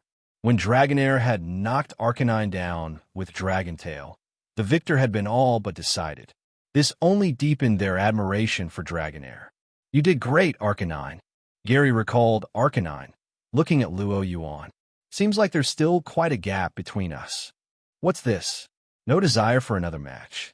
Yuan asked, waving to signal Dragonair to clear the rain. Was Gary surrendering? Arcanine's my strongest Pokemon. All I've got left are Wartortle and Pidgeotto. Might as well call it. In a 3v3 match, he was down 2 Pokemon already, with only 1 remaining. If he couldn't seriously harm Dragonair with a 2-on-1, a 1-on-3 was futile. There were times when bravery was warranted. Reckless persistence wasn't bravery, it was stubbornness. Just as he finished, Yuan's communicator rang. He answered it. Hello, Misty, you've arrived? I'll be right over to pick you up from the airport. He'd invited Misty to vacation here at Perchie, and she'd finally arrived. Hanging up, Yuan was about to excuse himself when he noticed Gary's odd expression. You're going to the airport too? Also. The word also felt oddly suggestive. That's right. My grandpa just messaged me, saying he's at the airport with Ash's mom, Gary replied. It sounded normal enough, but something about Professor Oak and Ash's mom being together had a strange undertone. Perchie Airport. Yuan waited by the arrival's gate, where Misty soon appeared. New outfit today? Yuan asked, curious. Misty's usual look was a sleeveless yellow tank top with blue denim shorts, but today she wore a white top and light blue shorts. Hearing him bring it up, Misty sighed with a hint of exasperation. My sisters made me change. They say that as the gym leader, I'm the face of Cerulean Gym, so I need to present myself properly. Ah, I see. That sounded exactly like the Cerulean sisters, known for their popularity as water ballet stars. While their skills as trainers were pretty lacking, they certainly knew how to think strategically. They turned Cerulean Gym into a brand, with Misty as its spokesperson. Even if her battle skills weren't quite up to gym leader standards, her improved image might prevent Cerulean Gym from facing league cuts. That said, you look pretty stylish like this. Yuan nodded at Misty. If her previous look had been a bit youthful, her current one was more sophisticated. Really, Misty's reluctance instantly shifted to delight at his compliment. Yep, though it could be perfect with a coat. We could check some out at the mall later, he suggested. Sure. Misty nodded enthusiastically. At that moment, Gary suddenly tapped Yuan on the shoulder. Yuan, my grandpa's here. Only now did Misty notice that someone else was with Yuan, and she immediately recognized Gary, the famous trainer with a harem of girlfriends who'd battled Yuan at Pewter Gym. And when Gary mentioned Grandpa, Misty instinctively turned to look. To her surprise, she saw Professor Oak approaching, walking alongside Ash's mom, Delia, both smiling as they chatted. Professor Oak? Misty gasped, surprised that the mild-mannered professor was actually Gary's grandfather. Or maybe it was more surprising that Professor Oak's grandson was such a flirt. Gary, Yuan, what are you two doing here? Professor Oak looked surprised to see Yuan, especially since his progress was supposed to be ahead of Ash and Gary's. Vacationing, of course, Yuan replied, nodding toward Misty. Oh, Professor Oak chuckled knowingly. Who hadn't been young once? By the way, Professor Bill called me recently and had nothing but praise for you. Oh, I just helped him out a little, Yuan replied modestly. Don't be so humble. Bill added your name to his research paper. That says it all, Professor Oak said with a grin. It'll be published next month, so keep an eye out for it. Of course. Gary listened to the exchange, looking utterly stunned. A research paper? Co-author? Professor Bill? Was Yuan already operating on such a high level? He felt as if Yuan was leaving him farther and farther behind. Meanwhile, Delia, having heard Professor Oak mention Yuan's name, smiled brightly once their conversation ended. Yuan, I've heard Ash talk about you. Thank you for looking after him, she said warmly. It was nothing. Honestly, the most he'd done was lend Ash some money for a bike. And in the original storyline, the bike got repaired in the end, so Ash didn't even have to pay it back. Technically, Ash had lost out on the deal. By the way, Gary, didn't you say you saw Ash here in Perchie? Where is he? Professor Oak asked. At that, Gary's astonishment faded, and he grinned. Oh, him. He's working right now. Professor Oak, Delia, Gary, and the others set off to find Ash. Yuan, however, didn't join them. Besides, he was more interested in helping Misty shop than witnessing James's cross-dressing horror from the original plot. Strictly speaking, Misty was actually ditching work. She'd left her duties at the gym to her sisters, so she could come vacation in Perchie with Yuan. Will the gym be all right? It's fine for now, Misty replied. According to the latest reports, the league inspectors won't be visiting gyms for a while. Plus, I trained a few Pokemon for my sisters, and they're getting the hang of things. A bit more training should set them up nicely. Yuan nodded. Oh, by the way, what brings Professor Oak here? Misty asked. She'd only ever seen Professor Oak on TV and poetry segments. Meeting him in person was a first. Apparently, it's a vacation, but he's also planning to hold a beauty contest. A beauty contest? Misty blinked in confusion. She couldn't wrap her head around the idea of Professor Oak, a respected Pokemon researcher, hosting a beauty contest. Yep. As for why, even I'm not sure. Even knowing the original storyline, Yuan found it a bit weird. Ash got into trouble, Professor Oak and Delia just happened to be nearby with the beauty contest paperwork in hand, and Delia ended up winning the whole thing. But looking at the scenario without Ash's involvement, Professor Oak and Delia traveling to Perchie together to hold a beauty contest, with Delia taking the crown? It was an interesting situation. Shaking off the thought, Luo Yuan led Misty to the entrance of a high-end boutique from the Galar region. This place looked a little pricey. Misty hesitated. It was well known that imported goods were expensive, and fashion in the Pokemon world didn't come cheap. Think of it as my gift to you.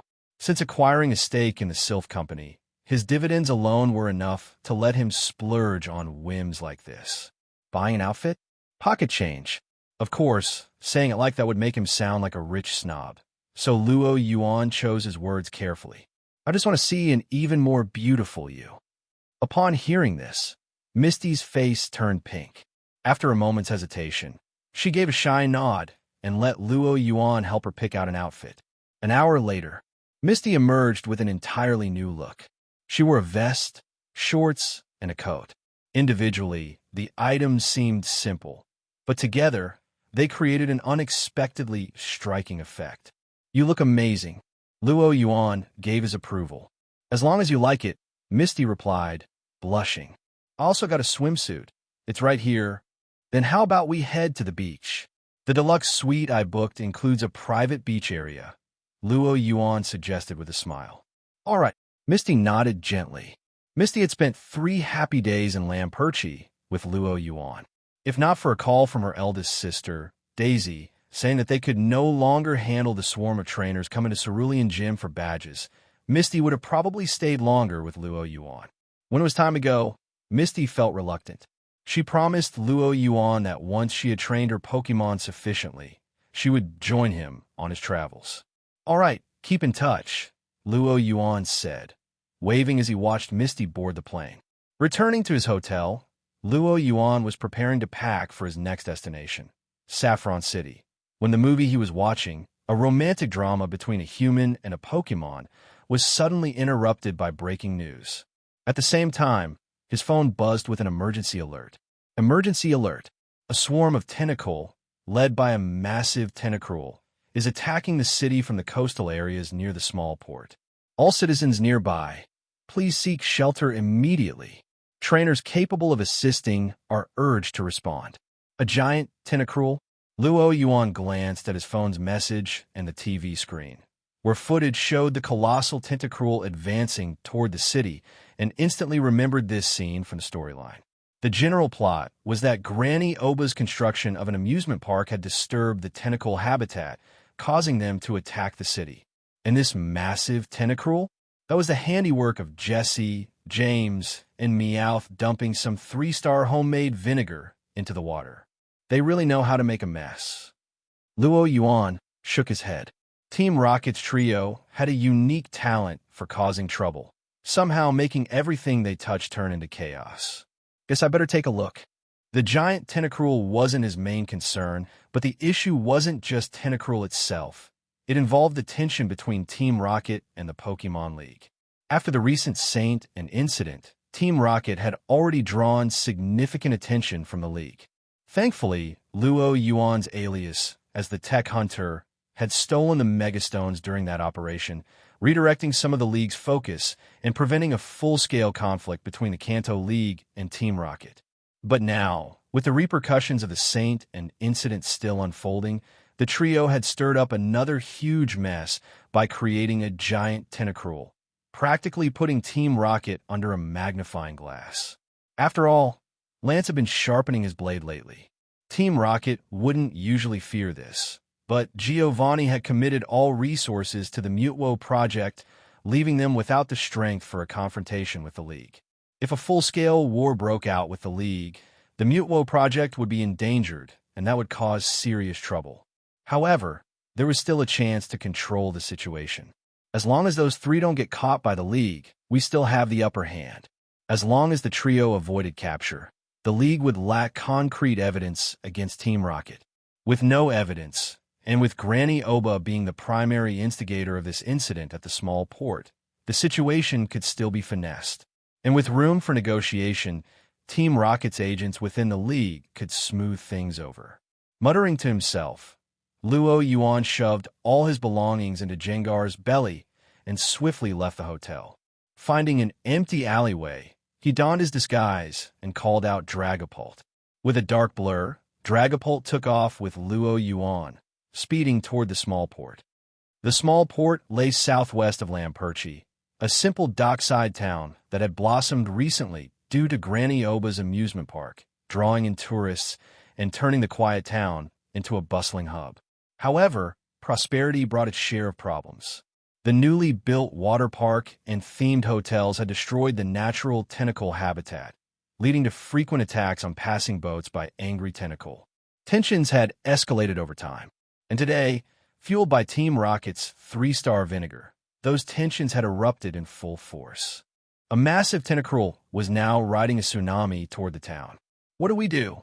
Ash, watching from the rooftop as the huge Tentacruel approached through the glass, felt utterly helpless. It was gigantic. A single swing of its tentacles could crush a speedboat with ease. It was practically a monster. His Pokémon wouldn't stand a chance against something like that. Only that giant Dragonite Yuan tracked down could probably take it on, Ash thought to himself. Officer Jenny at the small port was equally distressed. The seawater had already started flooding parts of the city. It was clear that this attack would cause massive losses, yet she could do nothing. The thought of the casualties made her scalp prickle, and she unconsciously tightened her grip on her Pokeball. But as a trained officer, Officer Jenny quickly pulled herself together, and with a strong, clear voice, she addressed the panicked crowd. Everyone, stay calm. I've already requested assistance from the League. Trainers will be here to help soon. Hearing her words, the crowd, though still anxious, managed to maintain some semblance of order. And as for who had it worst after Tentacruel's emergence, it was undoubtedly Team Rocket's trio. Ever since Tentacle had transformed into the giant Tentacruel, it had been holding Jesse, James, and Meowth in its tentacles. No matter how hard they struggled, the tentacles wouldn't budge. Let us go. Somebody save us. Help Meowth. The trio cried out desperately, though they knew it was probably useless, just venting for their own peace of mind. As they drew closer to the city, they were ready to give up all hope. Just then, a voice reached their ears. I heard your cry for help. Before they could react, a voice rang out from the sky. Dragapult, use Dragon Pulse.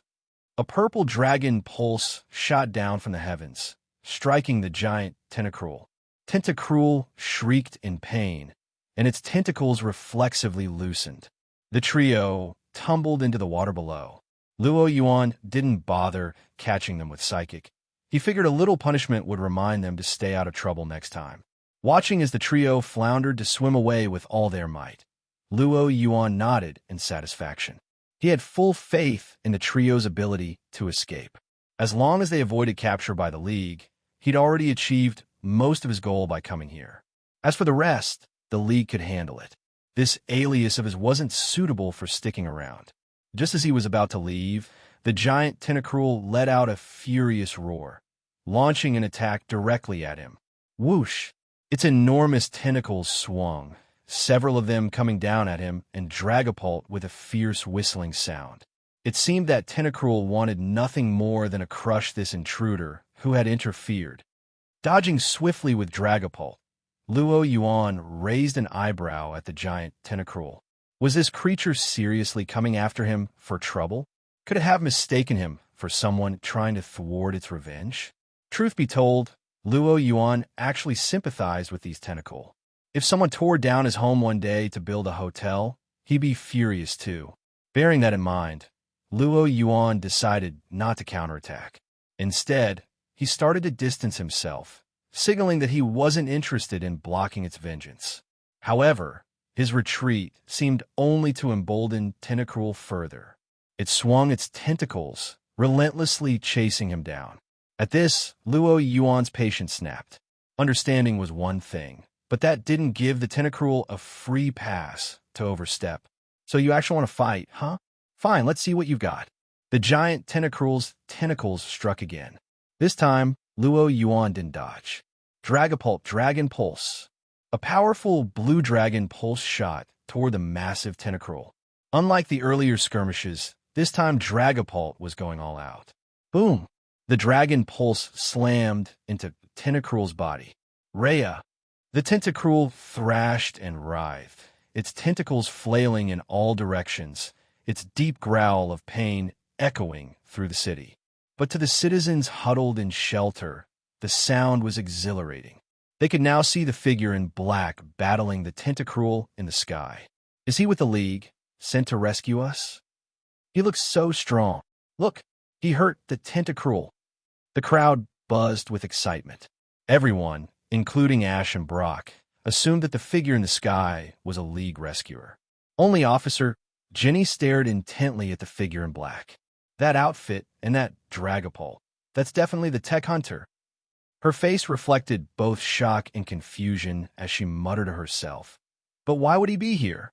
Officer Jenny, what did you say? Isn't that guy from the League? Hearing her muttering, Ash and Brock looked over. Jenny snapped back to attention and shook her head. If I'm not mistaken, that's the tech hunter, an international fugitive wanted by Interpol. He's attacked major tech companies in Hoenn before and just recently raided the Saint Inn. I have no idea why he's here. As she spoke, Dragapult fired a shadow ball at Tentacruel, knocking the massive creature back into the ocean and sending up a huge splash. But he's helping hold off the Tentacruel. He doesn't seem like a bad guy, one of the nearby port residents commented, watching the fierce battle from afar. This statement drew murmurs of agreement. If that giant Tentacruel had been allowed to continue its rampage, the whole city could have been destroyed. To these locals, Luo Yuan was nothing short of savior for stopping it. Go, Tech Hunter! Defeat that Tentacruel! Someone in the crowd started cheering for Luo Yuan, and soon others joined in, their voices resonating and reaching outside through the glass. Jenny watched the scene unfold, her mouth open as if she wanted to point out he was a criminal. But in the end, she stayed silent. The tech hunter may have been a League-wanted criminal, but he had protected the people here. And as a League officer who hadn't managed to protect the residents' lives and property, who was she to criticize him? Luo Yuan, busy directing Dragapult against the giant Tentacruel, suddenly heard the cheering coming from the city and paused in surprise. For a split second, he almost let his guard down, giving Tentacruel an opportunity to strike.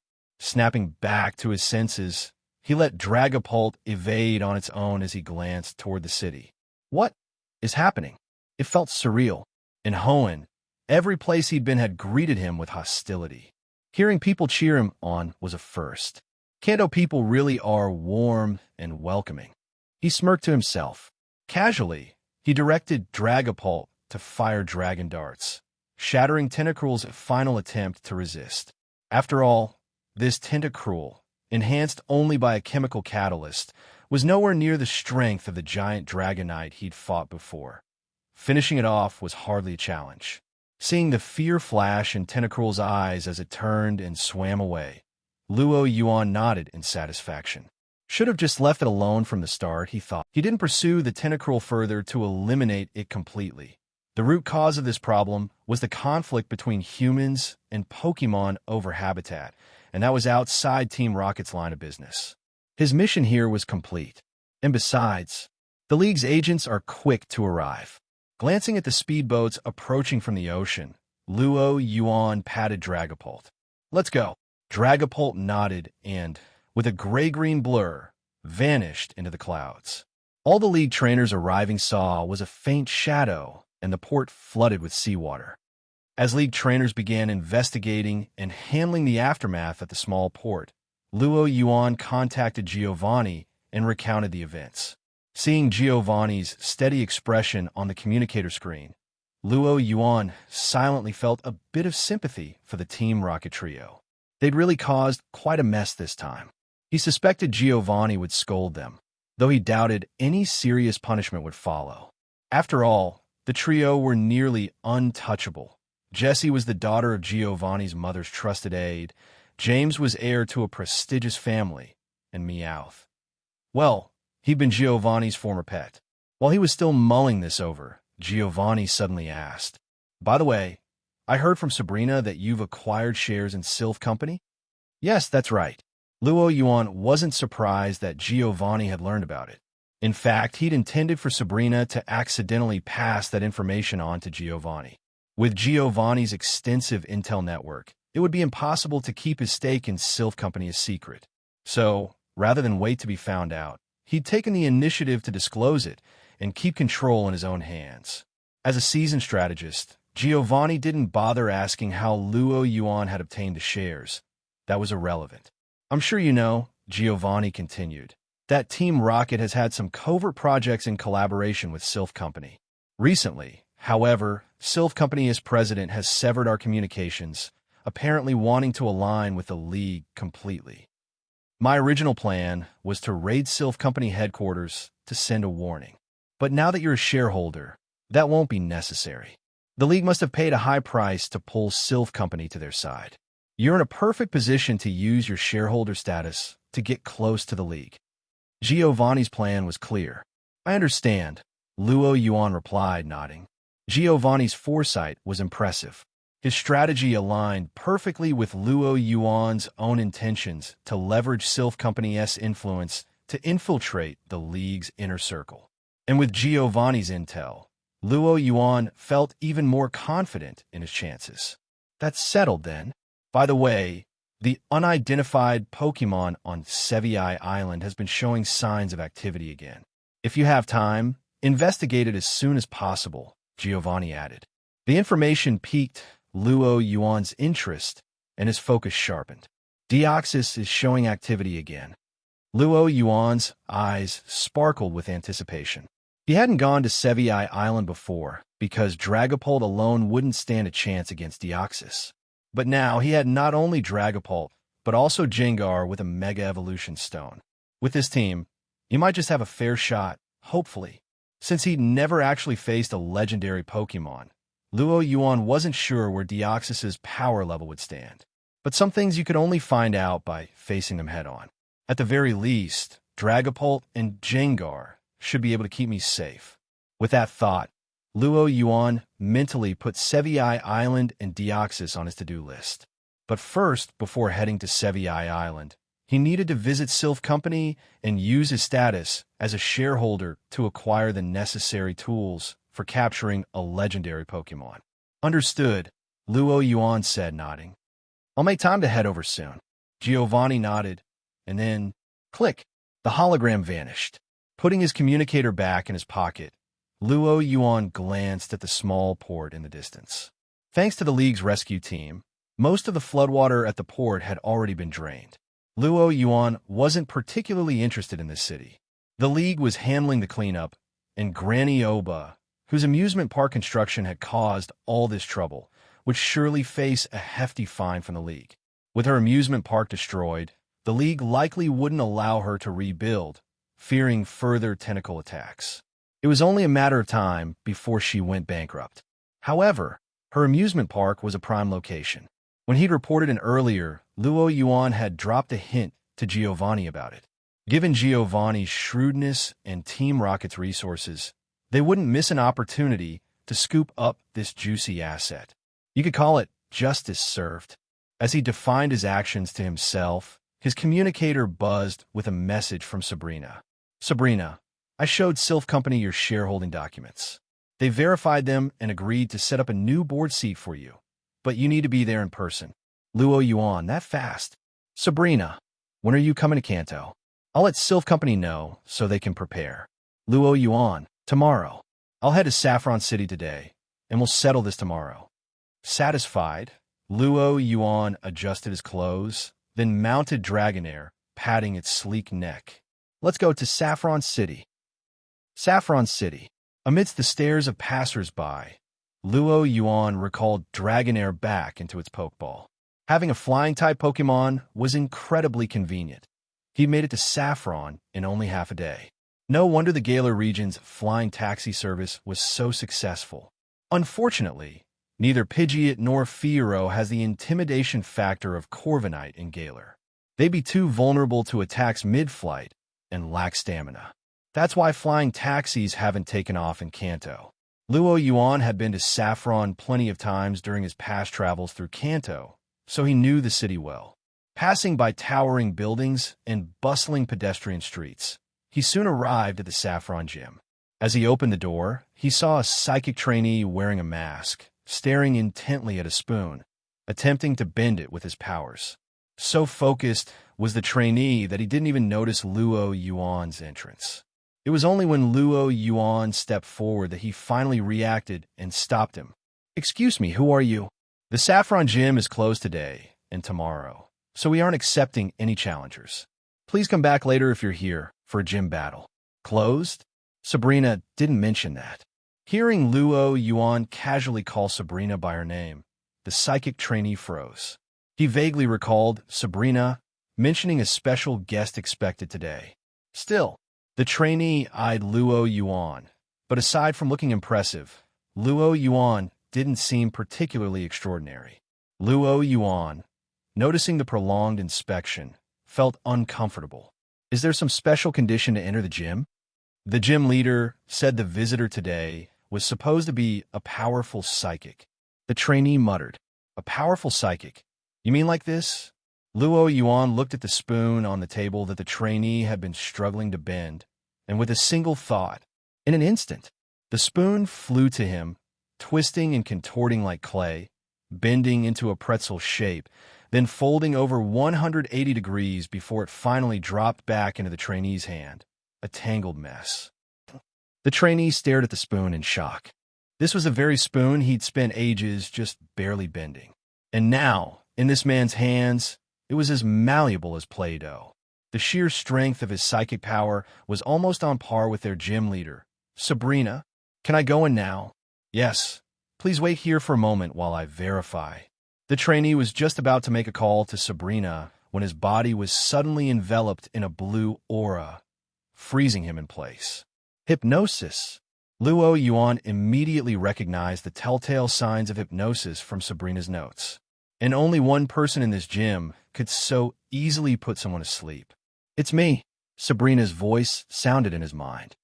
"This guy was stalling too much, so I just put him under hypnosis. Go ahead and follow him in." "Telepathy, huh? This way, please."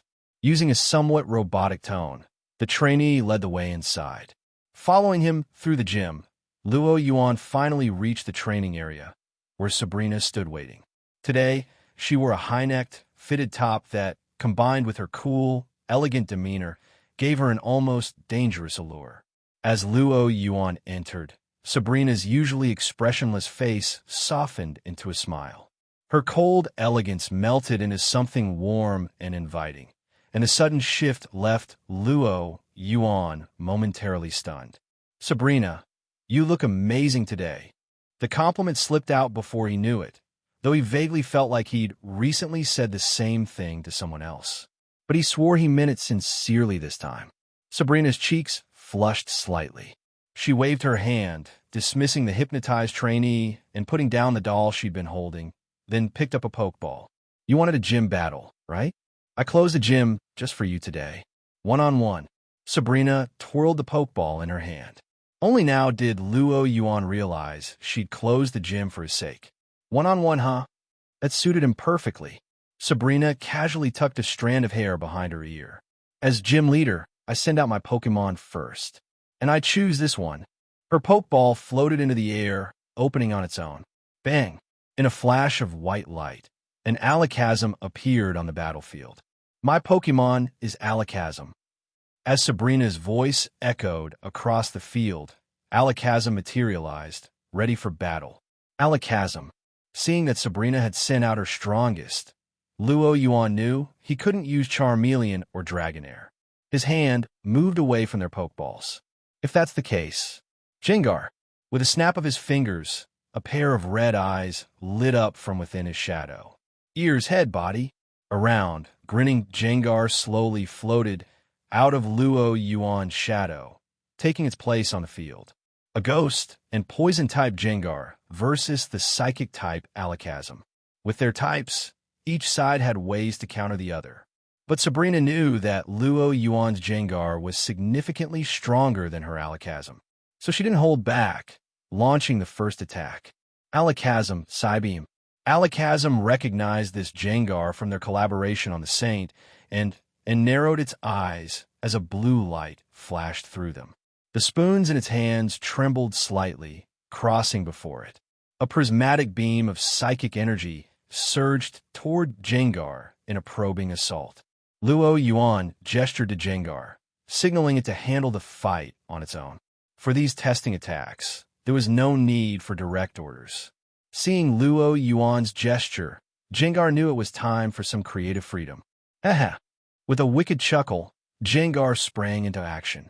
Whoosh! A dark blur zipped past. Despite its round shape, Jengar moved with speed that seemed almost impossible for its form, dodging the Psybeam in an instant. When it reappeared, it was already at Alakazam's side. One stubby hand held a shadow ball, brimming with dark energy, which it hurled at Alakazam. Whoosh! Boom!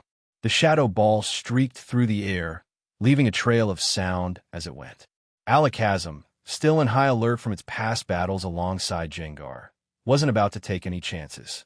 Its spoons twitched, and Alakazam used teleport to appear at the other end of the field, dodging just as the shadow ball exploded where it had been standing, leaving a crater several meters wide.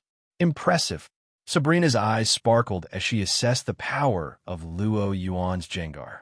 No wonder it could take down Drake's Altaria without Luo Yuan even needing to give direct commands. Jengar was undeterred by the miss, cackling as it quickly charged up a second shadow ball, aiming it at Alakazam again.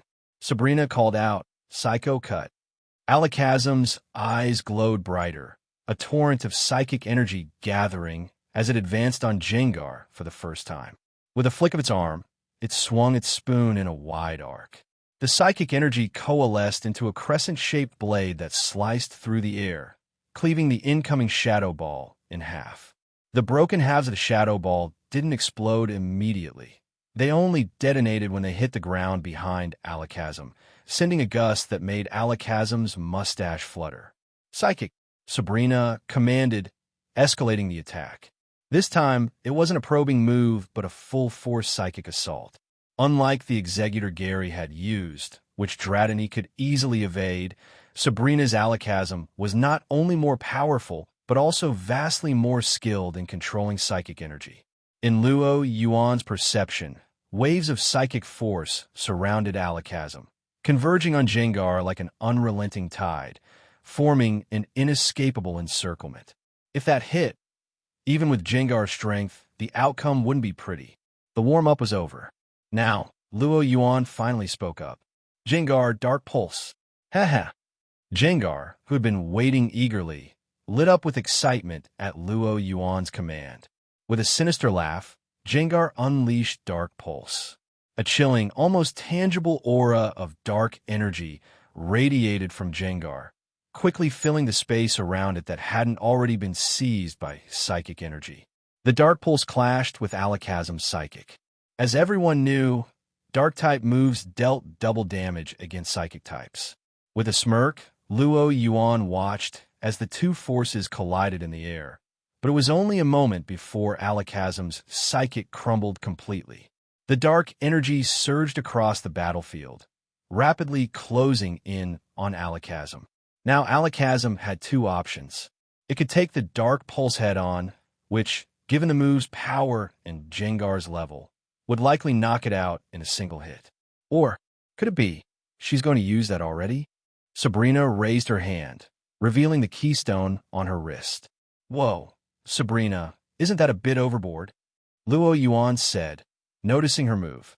This was just a gym match. Surely she didn't need to go all out with Mega Evolution? Sabrina flashed a rare smile, casually brushing a strand of hair from her face. Think of it as a practice match to test out a new ability. Her eyes glowed blue. In Luo Yuan's perception, he saw Sabrina's psychic frequency sync with Alakazam's, connecting them completely. She raised her arm. Mega Evolve Alakazam. Flash! A brilliant light flared from the Mega Stone on Sabrina's bracelet. Simultaneously, Alakazam crossed its spoons, and golden and brown rays burst from its chest, intertwining with Sabrina's light, enveloping it entirely. Boom! The intense glow repelled the Dark Pulse, casting back the dark energy field. Overhead, the symbol of Mega Evolution appeared and then faded away. In its place, Alakazam now floated cross-legged in midair, cloaked in a purple robe with 5 spoons hovering around it. Its expression was serene, as though it had seen through all worldly illusions. Powerful psychic waves radiated from Mega Alakazam. The sheer strength of its psychic energy must have doubled, if not more. Yuan felt a growing sense of challenge. Sabrina had synchronized her psychic energy with Alakazam's, amplifying its power beyond that of Drake's Altaria during the Saint and incident. Was he about to lose here? No, there's no way I'm going down. If he lost here, how would he get his reward? Sabrina had brought out Mega Evolution, but so could he. The bond between him and Gengar was nothing to scoff at. Yuan reached into his pocket, pulling out his wristband embedded with his Mega Stone. Gengar. At Yuan's call, Gengar understood instantly, pulling a purple Mega Stone out of its mouth. Strapping on his wristband, Yuan's fingers brushed over the keystone. Gengar Mega Evolve. Hee. A dazzling light enveloped Gengar. As the light faded, Gengar's form had changed dramatically. It now lay flat against the ground, its entire upper half gleaming white, with a reddish hue spreading near the floor. Bonus chapter: Gengar's Mega Evolution was a success on the first try. There was no embarrassing failure to evolve, which likely meant Yuan and Gengar's bond had met the conditions for Mega Evolution. His Charmeleon already had a strong connection with him. Once it evolved into Charizard, it would probably meet the Mega Evolution requirement as well. The only question was his Gyarados, which he'd captured along the way. It was time to start working with Gyarados to strengthen their bond for Mega Evolution. On the other side of the field, Sabrina stared in surprise at Gengar's new white form. Your Gengar is a shiny? You're only realizing that now. Yuan had thought she'd already noticed. Sabrina was speechless. How would she know? Normal Gengar did have color variations based on their development and age, so Sabrina had just assumed Yuan's Gengar was a slightly darker shade. It wasn't until it evolved into Mega Gengar that she realized it was a shiny. A white Gengar. It's actually quite beautiful, she admitted. Though she appreciated the aesthetic, Sabrina didn't hesitate to continue the battle. Despite the friendly nature of this match, it had come too far for either of them to hold back now. Alakazam, Psybeam. With a swift gesture, Sabrina repeated her earlier tactic. The red gemstone on Alakazam's forehead glowed, and the 5 spoons floating above it spun in unison. 5 beams of psychic energy converged into a single, multicolored wave, far stronger than before. Facing the oncoming Psybeam, Gengar didn't flinch. Though Mega Evolution had cost Gengar its levitate ability, its lower half now merged with a shadowy dimension, granting it new power and an enhanced ability. Shadow Claw. 2 shadowy claws emerged from Gengar's form. Compared to when it used Shadow Claw on the Saint, and Gengar's attack was now larger, its energy more intense. Whoosh! The shadowy claw lunged forward, gripping the Psybeam and crushing it into glimmering particles before swiping toward Alakazam. Alakazam didn't flinch, its eyes gleaming with blue light as its spoons rotated. 5 psychic blades shot out, slicing Gengar's Shadow Claw into fragments that dissipated into dark energy before continuing their trajectory toward Gengar. While Mega Gengar was faster than before, it had lost some agility, making dodging more challenging. Those are powerful psycho cuts, but it's pointless. Gengar into the shadows. Close in, Yuan commanded. Even without levitate, Gengar had other ways to maneuver. Now, it could traverse the shadows even faster than before. As for getting up close, no one knew Mega Alakazam's weaknesses better than he did. Mega Alakazam was vastly different from its unevolved form. Though its psychic strength had skyrocketed, it had come at a price. Mega Alakazam lost all its non-essential traits, including muscle. Even in its base form, Alakazam wasn't known for physical power or durability. After evolving, Mega Alakazam had converted all its muscle strength into psychic energy. Thus, competing in an energy duel wasn't Yuan's first choice. Instead, he aimed to engage Alakazam in close combat. Shwoom! With a sinister grin, Gengar blurred and melted into a shadow, vanishing from sight. In seconds, A dark shape darted along the ground toward Alakazam. Alakazam fly. Put some distance between you and Gengar. As Alakazam's trainer, Sabrina was well aware of Mega Alakazam's physical vulnerability. Mega Alakazam's ability had changed to trace upon evolution, copying Gengar's levitate ability and boosting its agility. Under normal circumstances, it would have no trouble evading Gengar's ambush. However, Alakazam had barely risen when it abruptly stopped in place. Seizing the moment, Gengar appeared behind it, fist cloaked in dark energy, and struck Alakazam with a powerful shadow punch. Alakazam hastily raised a reflect barrier, designed to deflect physical attacks. But Gengar's Ghost-type move was super effective against Psychic types. The reflect shattered almost instantly. Bam! The punch landed squarely, sending Alakazam flying. Even 3 of its 5 spoons were knocked to the ground. Mega Alakazam grimaced in pain, clearly severely hurt. Alakazam, Psychic. There was no time to wonder why Alakazam had stopped. Sabrina issued her command to buy time for Alakazam to use Recover. But Sabrina's thoughts were not lost on Luo Yuan. Seeing through her intentions, he ignored the psychic assault entirely. Gengar, Phantom Force. Whoosh.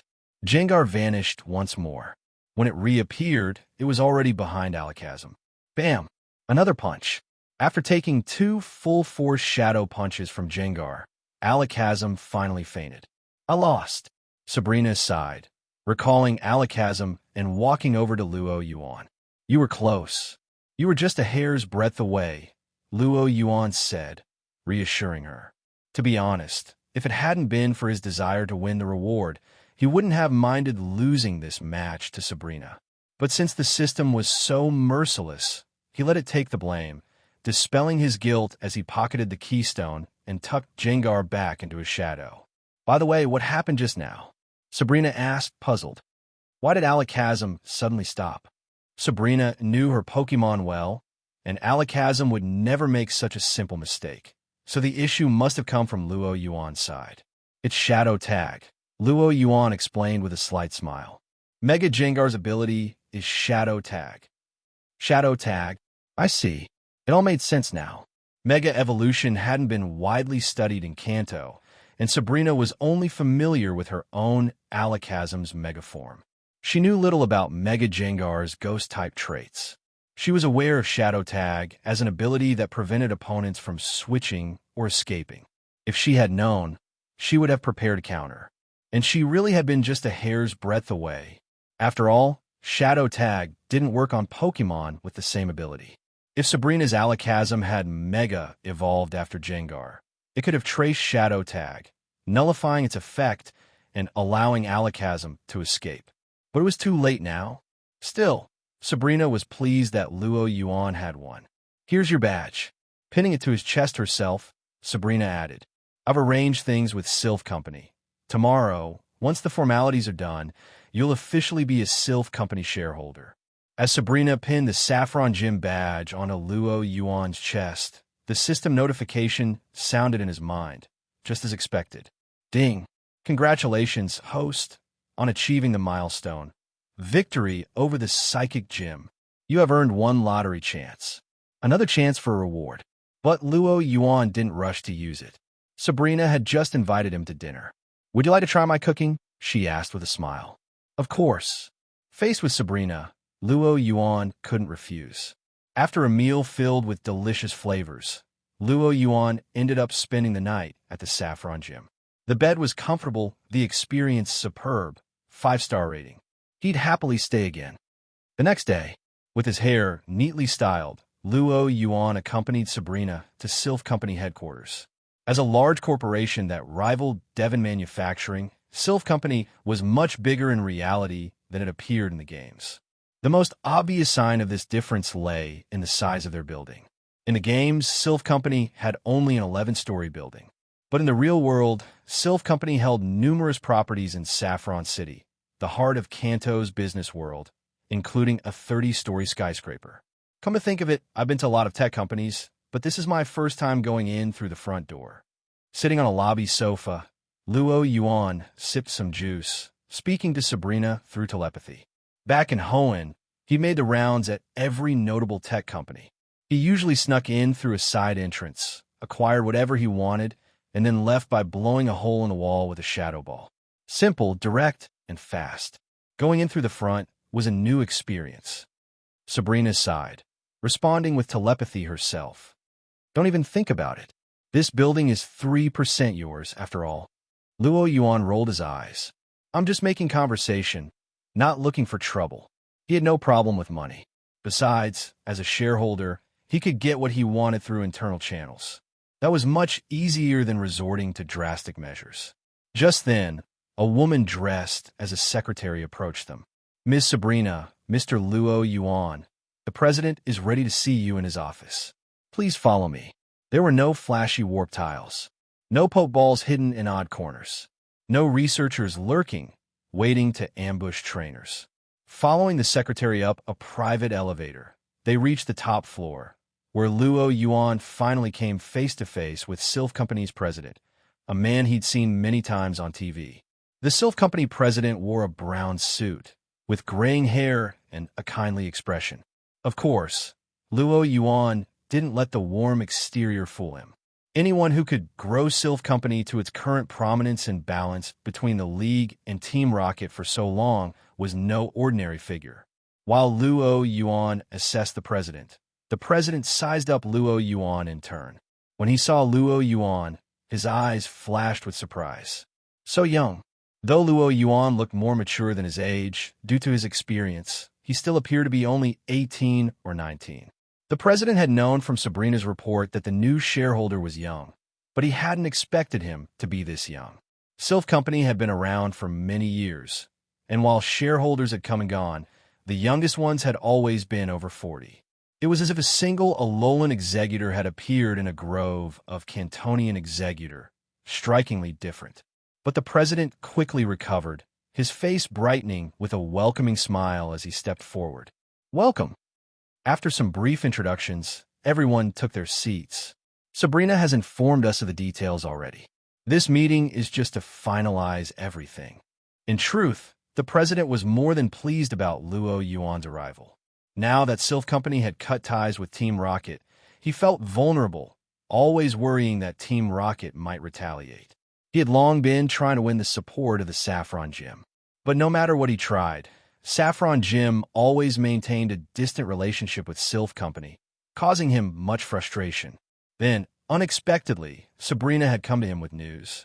She'd informed him that someone had acquired shares in Silph Company, and that she would serve as their proxy, representing them when they were away. This was a huge relief for the president.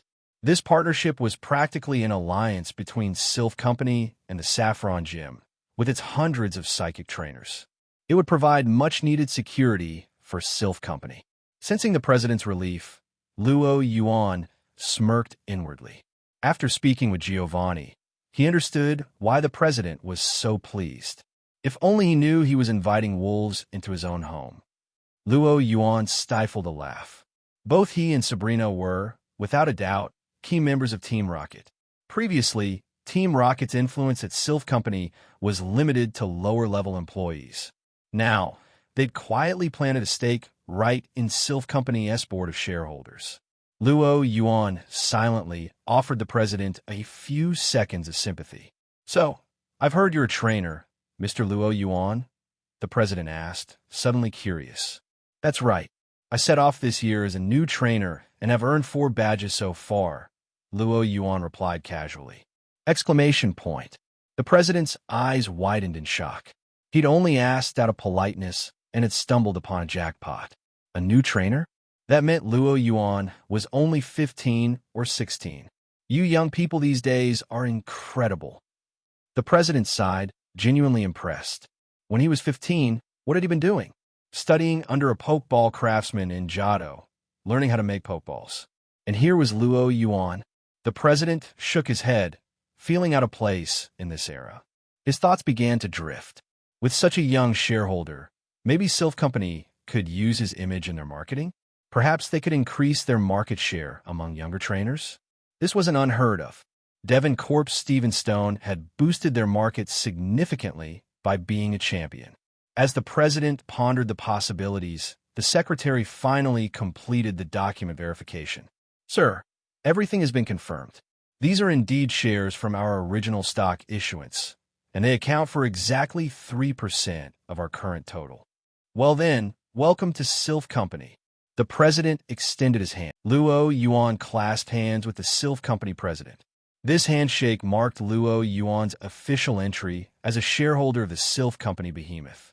It also meant the accumulated dividends from these shares were deposited into his account, instantly making him a billionaire. With you on board, I believe Silph Company will have an even brighter future, the president said warmly. However, he didn't immediately share his previous ideas for promoting Luo Yuan. He wanted to observe Luo Yuan a bit more before moving forward. Luo Yuan just smiled. Flattering words were rarely worth much. After all, even he didn't know what value a rookie trainer could bring to Silph Company. By the way, President, could I ask you a favor? Oh, go right ahead. The president was curious. What could this new shareholder need? I plan to capture a rare Pokemon, but ordinary Pokeballs won't work. I'll need a Master Ball.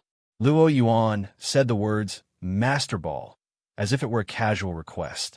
A Master Ball? Certainly. You can purchase one on our internal platform. Surprisingly, the president barely hesitated before agreeing, leaving Luo Yuan stunned. Seeing Luo Yuan's expression, the president chuckled wryly. Master Balls aren't actually that rare. They seem scarce mainly due to their high manufacturing cost and the league's strict regulations. For one, the league limits their distribution because Master Balls bypass the bond between trainer and Pokemon, which doesn't align with the league's ideals of harmony between people and Pokemon. On the other hand, they're prohibitively expensive. Manufacturing a single Master Ball costs as much as 1,000 Ultra Balls. And like regular Pokeballs, they're single-use. The price is so high that only a handful of trainers can afford one, and there's rarely a reason to use it on a common Pokemon. With a sigh, the president continued. Honestly, creating the Master Ball was one of Silph Company's biggest business missteps. Developing it drained a massive amount of company resources, and we still haven't recouped our costs. If not for Devon Corporation and the Kalos-based Pokeball factories joining the race to develop their own models, Silph Company might not have recovered. So that's how it is. The story was fascinating.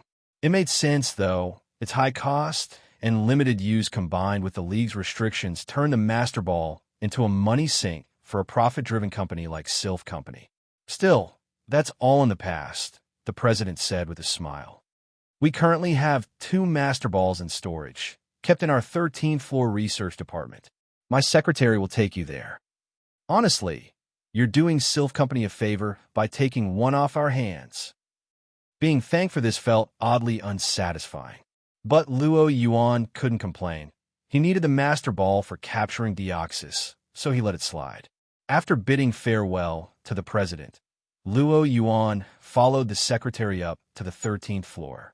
As they stepped out of the elevator, Luo Yuan spotted a familiar figure. Professor Bill, he called out to the man in a lab coat, who was poring over a document. Hearing his name, Bill looked up in surprise, noticing Luo Yuan and Sabrina behind the secretary. Luo Yuan, what are you doing here? Bill was visiting Silph Company to discuss his research funding, so he hadn't expected to run into Luo Yuan. I own a few shares in Silph Company, so I needed to drop by. A few shares in Silph Co. Bill was speechless. Having worked with Silph Company for a long time, he understood how the company operated. For someone with just a few shares, coming to headquarters in person was unnecessary. It hadn't crossed his mind that Luo Yuan was actually a major shareholder. Thinking back to when he'd considered rewarding Luo Yuan with money, Bill felt a pang of embarrassment. Thankfully, he hadn't gone through with it. It would have been mortifying. Are you here because of your paper, Professor Bill? Luo Yuan. The paper is nearly finished. It'll be published soon, so keep an eye out. Bill beamed at the mention of his research. As for my visit to Silph Co., I'm actually here to secure funding for my next project. What project? Luo Yuan asked. It's about swapping the consciousness of humans and Pokemon. Luo Yuan was starting to feel that Bill had a knack for getting drawn into bizarre research. What practical use was there in swapping minds with a Pokemon? Maybe Giovanni would be interested? After all, Mutwo was about to be completed. Then again, even Giovanni probably wouldn't want to swap minds with Mutwo. Well, if it makes you happy. Whatever Bill chose to research was his own choice, and Luo Yuan didn't intend to interfere. The royalties from his Pokemon storage system patent were already enough to support Bill for several lifetimes. After parting ways with Bill, Luo Yuan followed the secretary to a large vault. The secretary spoke briefly with the two guards, then unlocked the vault with a combination of password, fingerprint, iris scan, voice recognition, and a blood-based DNA check. The half-meter-thick alloy door slowly opened. Inside, various rare and unique devices were neatly stored in rows. These are all products Silph Company developed, but couldn't mass-produce due to cost or other limitations. So, they're kept here until production becomes viable, the secretary explained. And the Master Ball is over here. In the center of the vault, the secretary unlocked a glass case, took out a box, and opened it to reveal a purple and white ball with a bold letter M emblazoned on it. Taking the Master Ball from the secretary, Luo Yuan noted its heavier-than-usual weight and slight coolness. As he examined the ball, the secretary offered a gentle reminder. Mr. Luo Yuan, please use the Master Ball with care. While it's theoretically capable of capturing a legendary Pokemon, no one has yet succeeded in doing so. Luo Yuan raised an eyebrow at the secretary's warning. Did he really look like the type who'd use a Master Ball on just any legendary Pokemon? Granted, he was planning to capture Deoxys with it, but his skills and purpose set him apart from the usual trainer crowd. Of course, Luo Yuan didn't explain himself. What others thought didn't matter as long as he knew his own intentions. After completing the payment, the secretary withdrew the Master Ball's cost from his account. He pocketed the Master Ball, casting one last glance at the remaining ball in the glass case. With no reason to linger, he and Sabrina left Silph Company. Back at the Saffron gym. So what's a Master Ball for? Sabrina asked. Luo Yuan hadn't mentioned the Master Ball plan before their visit. Oh, the Master Ball? You remember that unknown Pokemon that was spotted near the Sevii Islands, right? Boss Giovanni has asked me to investigate, and I think this Master Ball will come in handy. With Sabrina, there was no need for secrecy. At his response, her brow furrowed. Sabrina knew Luo Yuan was more than strong enough to handle a typical capture with an Ultra Ball, so a Master Ball seemed excessive. Are you saying that mystery Pokemon might be a legendary? Luo Yuan couldn't exactly tell her that he already knew it was Deoxys, a Pokemon from space. So, he replied in a speculative tone. Our high-speed cameras can only capture a faint blur of its movements. It's likely. He wasn't lying. Giovanni had shown him a video, and Deoxys' speed was blindingly fast, even slowed down 100 times. The footage hinted at a speed from Deoxys. Sabrina nodded thoughtfully. Even if the cameras weren't top of the line, they were capable of capturing an Arcanine using extreme speed. For them to record only an afterimage meant this wasn't any ordinary Pokemon. However, another question arose. If it is a legendary, do you think you can handle it? She looked at him with concern. The Silph Company secretary had warned that no one had ever used a Master Ball to capture a legendary Pokemon. As a gym leader, Sabrina was aware of certain restricted league files. Over the years, plenty of trainers had tried using Master Balls to capture legendaries, and met grim fates. Even with Giovanni's plans to control Mutwo, the Master Ball was far from his first choice. It's not a worry. I'll just scout the islands first, see the situation, and move only if the chance is right. In this, Luo Yuan was cautious. The idea of capturing Deoxys was tempting, but he valued his life. Without certainty, he wouldn't act rashly. Sabrina thought for a moment, then met his eyes with quiet resolve. If you're going to the Sevii Islands, I want to come with you. Her strength might not match his, but with her mega-evolved Alakazam, she could still be of help. Appreciating her offer, Luo Yuan smiled and nodded. If I go, I'll be sure to bring you along. With the Master Ball now in hand, Luo Yuan wasn't in a rush to leave Saffron City. Aside from wanting to spend some time with Sabrina, he planned to stay and polish up his team's skills. In the private training area of the Saffron Gym, Luo Yuan stood on the edge of the battle arena, watching Gyarados and Dragonair's sparring match, occasionally offering his feedback. Dragonair, focus on the subtle changes in your opponent's movements just before they attack. Try to predict what's coming based on that. Also, tighten up your form when using Dragon Pulse. Make your movements as compact and precise as possible. And you, Gyarados, pay attention too. Most importantly, don't lose your head in battle. Learn to harness your rage as a weapon, rather than letting it rule your actions. Throughout the match, Luo Yuan continued correcting mistakes and refining their technique. Over the days, he worked on ironing out these minor yet important habits in his Pokemon's battle approach. While the raw power of their moves didn't see a huge boost, refining their battle style greatly enhanced their effectiveness in real situations. As Gyarados and Dragonair's match progressed smoothly, Luo Yuan turned to Charmeleon, who was practicing moves on a steel dummy. Unlike Gyarados and Dragonair, Luo Yuan's training approach for Charmeleon was different. This wasn't because Charmeleon was any less valued.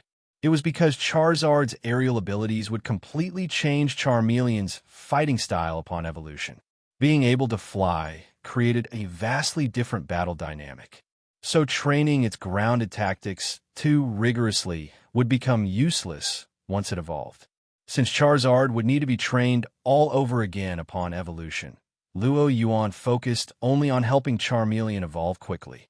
Charmeleon's sole task was to advance as fast as possible. Its training involved using every bit of its fire energy to attack a steel target until exhausted. During this process, Luo Yuan continuously supplied Charmeleon with fire stones to replenish its energy.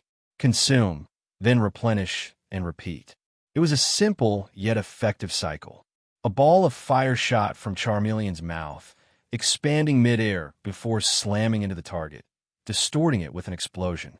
Panting slightly, Charmeleon prepared for another attack.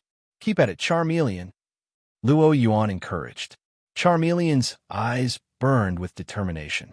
After a short rest to recover with the Fire Stone, it repeated the cycle. Luo Yuan wasn't worried about wearing Charmeleon out.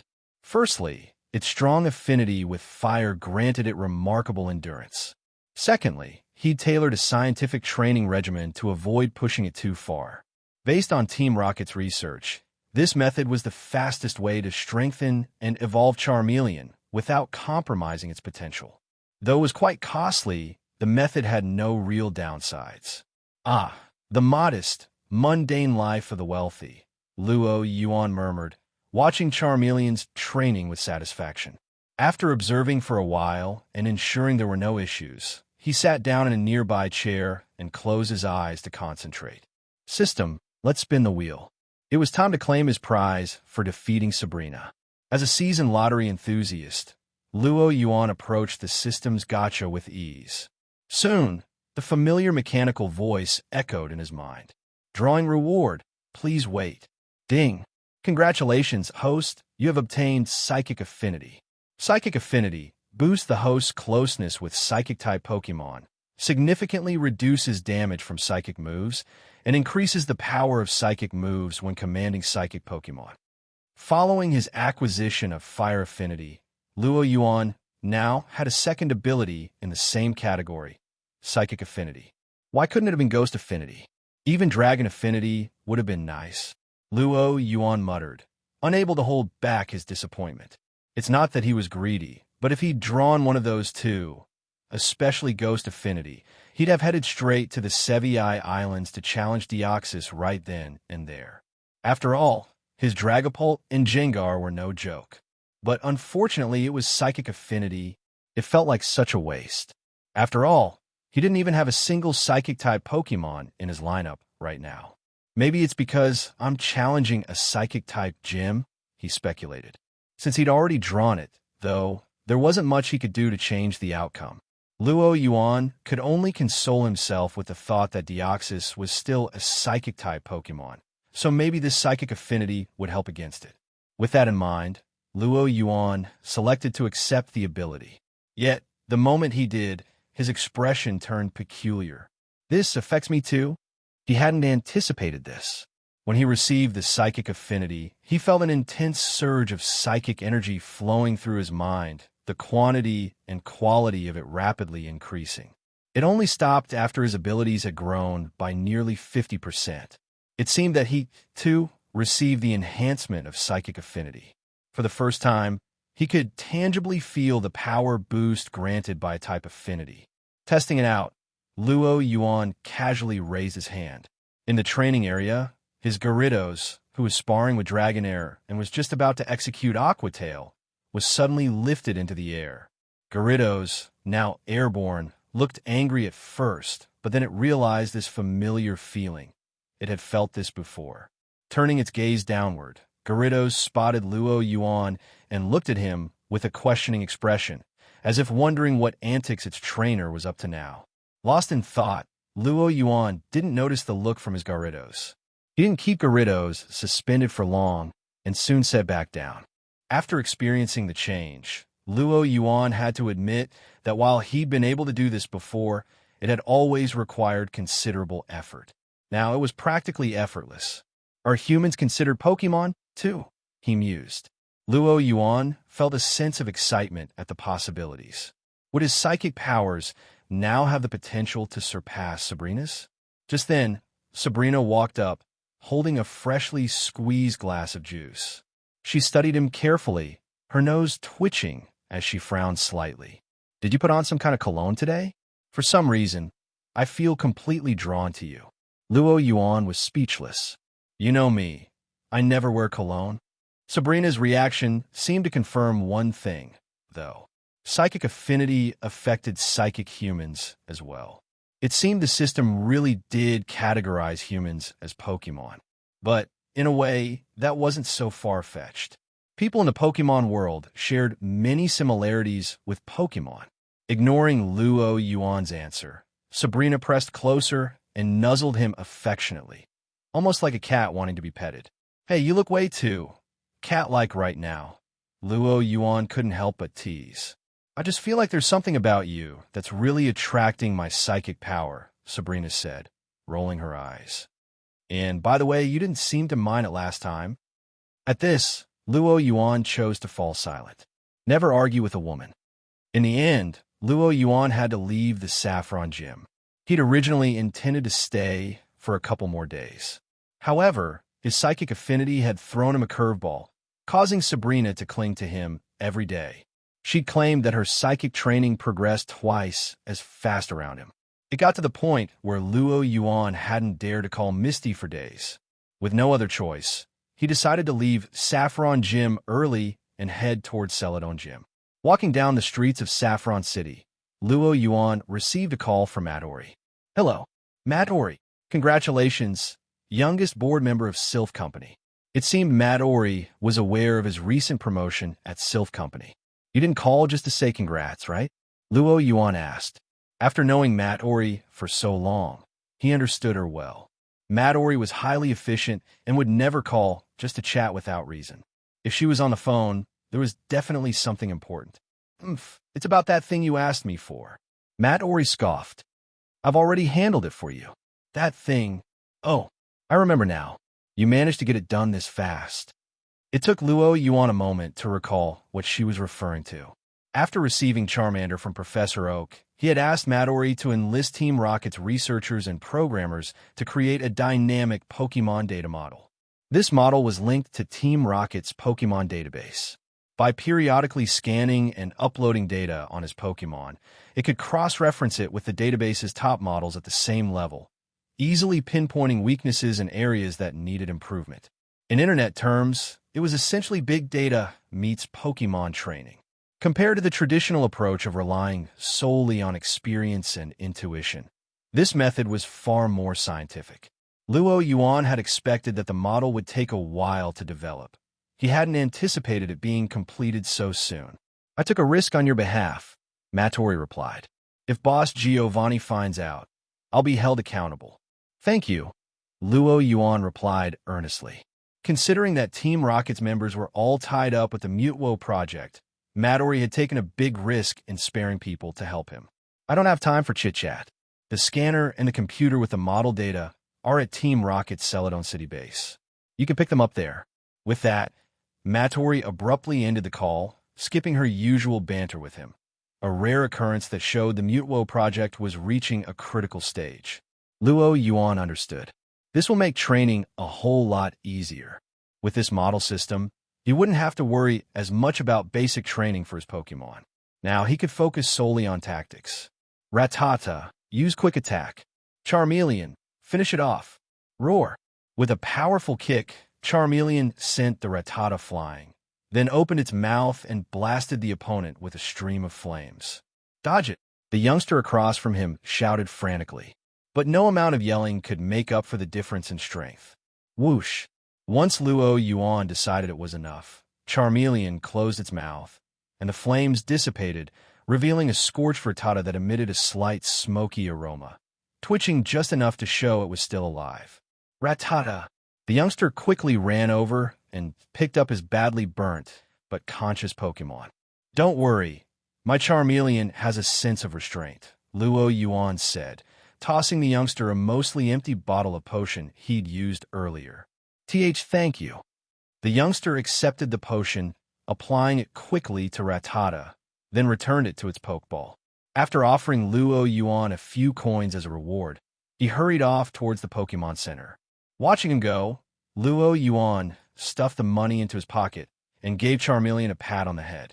Next time, remember, against opponents at this level, don't go using Flamethrower. It's costing me more than I'm getting back. Yes, Yuan had lost money on this battle. Since becoming a board member of Silph Company, Yuan had swapped out everything he could for the company's products. The potion he'd just handed over was top-quality Silph merchandise, and even with only a little left, it cost more than what he'd won from this battle. While his goal in facing these youngsters and hikers wasn't necessarily to make money, but rather to make a name for himself as a rookie trainer, it still hurt a bit to lose out. Grown, realizing his mistake, Charmeleon hung its head. It's fine. I just want you to start gauging your strength in battles, Yuan said, not scolding Charmeleon further. Recently, Charmeleon had developed a habit of using powerful fire-type moves from the get-go, often ending battles with a single hit. While it wasn't a bad habit per se, knowing how to control power is a critical skill for any strong Pokemon. Yuan didn't plan to alter Charmeleon's battling style, but it was definitely time to teach it to measure its attacks. Roar! Charmeleon gave a confident growl, spitting a small flame skyward as it patted its chest in assurance. Yuan laughed. All right, let's go. Celadon City was the second largest city in Kanto. The city boasted Kanto's biggest commercial area, with the famous Celadon department store at its center and Beauty Street, which set the fashion trends for the entire region. It was also home to Kanto's renowned Celadon University, where several distinguished professors, including Professor Oak, had once taught. Erica, the Celadon gym leader, was a faculty member here as well. The university produced over 1,000 talented graduates each year for Kanto. However, Yuan's destination wasn't either of these places. The Celadon Game Corner. It served as both a rocket base. From what Yuan knew, the Celadon Game Corner generated nearly $1 billion in annual profits for Team Rocket, even surpassing some of the team's other large-scale ventures. Of course, that was just a front. Beneath the Game Corner lay the second-largest Team Rocket base in Kanto, second only to the Viridian city headquarters. After a quick disguise, Yuan walked into the massive gaming hall. Inside, the atmosphere was lively, almost reminding him of a casino in Macau. He didn't linger by the slot machines, though. As a Rocket executive, he was well aware that these games were meticulously designed. Some might get lucky and win a bit, but Team Rocket always came out on top. After all, Team Rocket was no charity. He made his way to the prize exchange counter and presented a VIP card to the two Team Rocket members dressed as attendants. The attendant hesitated for a second, then took the card and swiped it. Upon seeing the information displayed, her expression shifted to one of respect. It was clear the card revealed Luo Yuan's status as a high-ranking rocket executive, a big deal for these attendants. "Welcome, VIP customer. Is there anything we can assist you with?" one attendant asked discreetly. "I'm here to pick up something that was left for me. You should have been informed." Luo Yuan paused, then added, "Also, do you still have any Porygon? I'd like one. Make sure it's the best you've got." After retrieving his order from Team Rocket, Luo Yuan returned to his hotel. Along with the item he'd asked Matador to prepare, he now had a new addition to his team, a Porygon. Porygon, the virtual Pokémon, was an artificial Pokémon created by the Cinnabar Island Pokémon Lab.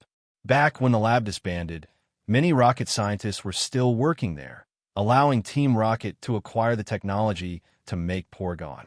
Now, the virtual Pokémon was one of the Game Corner's top prizes. Until recently, Luo Yuan had been too busy with Dragapult's training and his Rocket duties to request one from Giovanni. But now he felt it was time.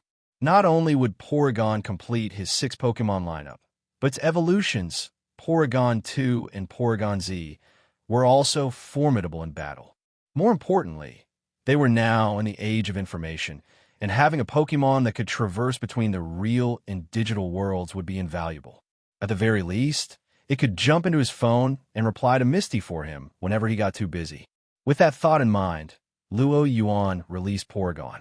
"Porygon, nice to meet you," he said, extending his hand to the Pokémon, which looked up at him with a curious expression.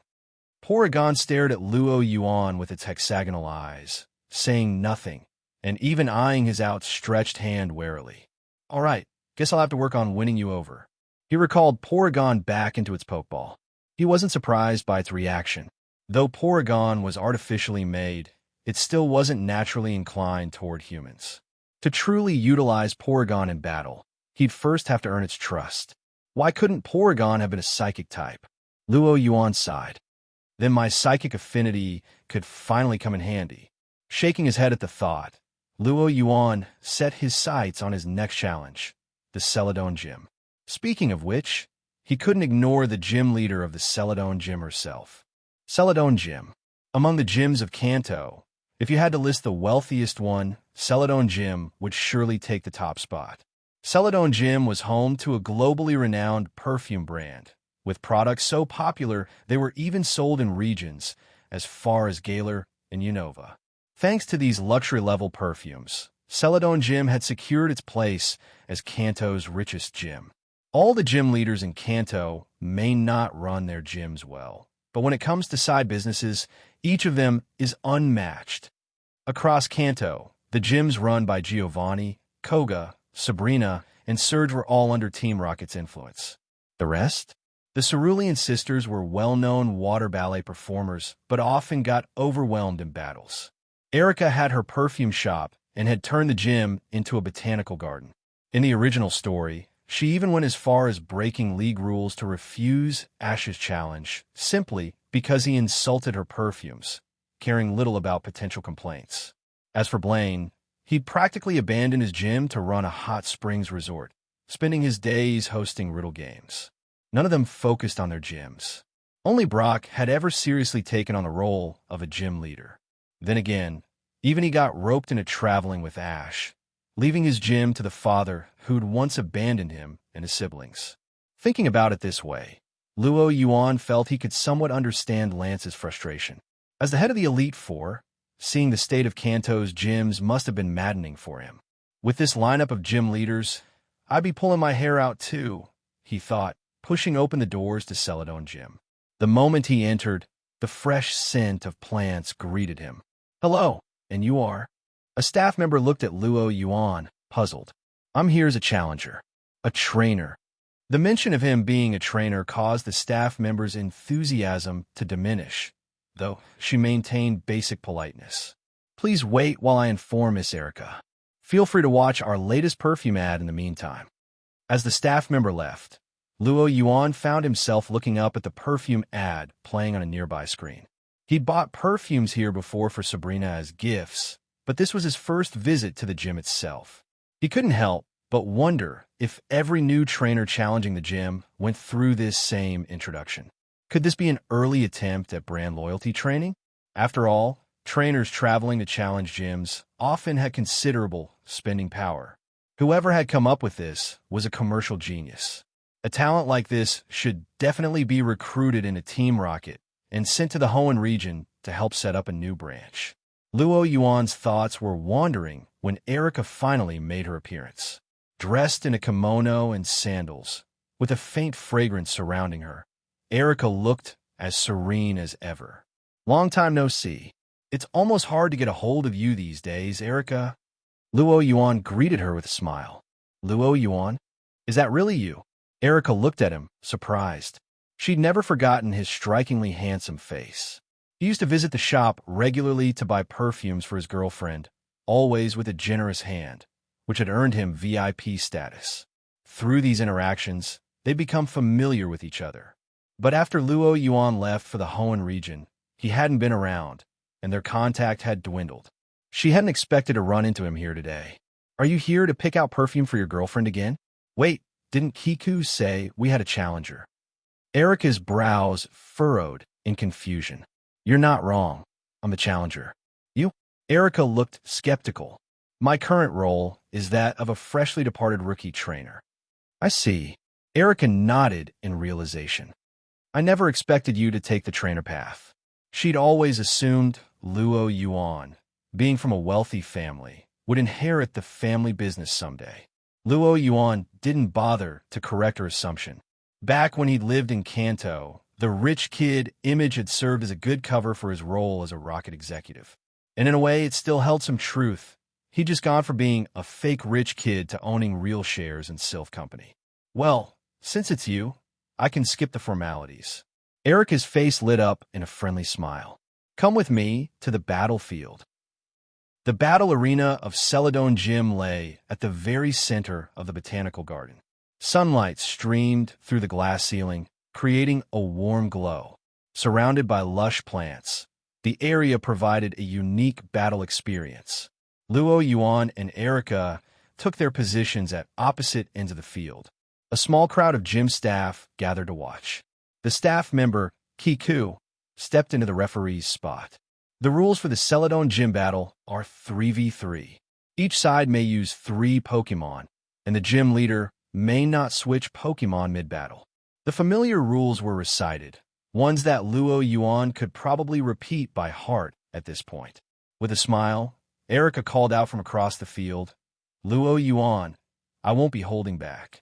Of course, she meant that relative to a typical rookie trainer. And I'll give it my best, too, Luo Yuan replied. Though he was confident that even using just his Charmeleon would be more than enough to beat Erica, they were friends, and he didn't want to ruin that. It was only polite to show some restraint. With these unspoken thoughts between them, let the battle begin. Kiku swung her flag. Luo Yuan and Erica released their Pokeballs almost simultaneously. Go, Tangela/Dragonair. Luo Yuan chose not to use Charmeleon, given that Charmeleon still wasn't fully in control of its attack power, and one stray blast of flames could set the entire garden ablaze. A mess he did not want to deal with. The sight of Dragonair's appearance drew gasps from the surrounding onlookers, including Erica. Dragonair? It's really a Dragonair. So beautiful. The moment Dragonair took the field, the gym staff, and Erica herself were all momentarily stunned. Weren't rookie trainers supposed to start with a starter Pokemon or a regional bird?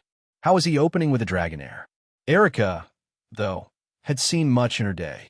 She only let her gaze linger for a moment on Dragonair's elegant, sleek form before smiling. It seems I underestimated you. Against a Dragonair of this caliber, her Tangela was at a disadvantage. But the battle had to proceed. If she kept her previous mindset, she'd lose miserably. Erica resolved to bring her true skill to the field. Tangela, time to get serious. Use Vine Whip. Tangela nodded in response. It's blue, vine-covered body launching forward with 2 thick vines outstretched. Swish! 2 blue vines cracked through the air, reaching straight for the coiled Dragonair. Tangela's blue vines whipped out toward Dragonair. Why were Tangela's vines blue rather than green? Luo Yuan figured it was simply due to Tangela's naturally blue-tinted body.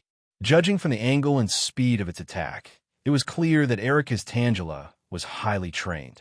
This level of skill put Erica leagues ahead of the Cerulean sisters.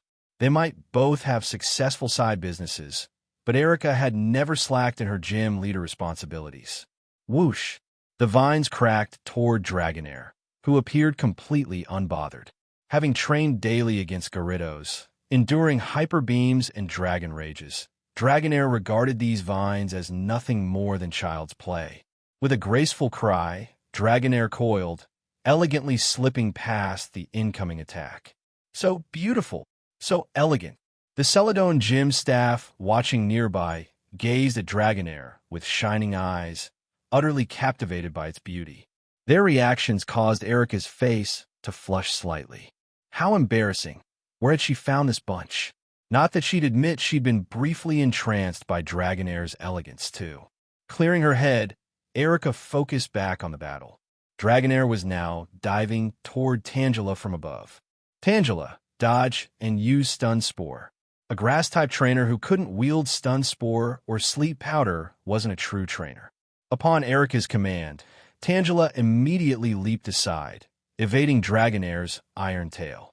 Boom! Dragonair's tail slammed into the ground, leaving a crater and sending debris flying.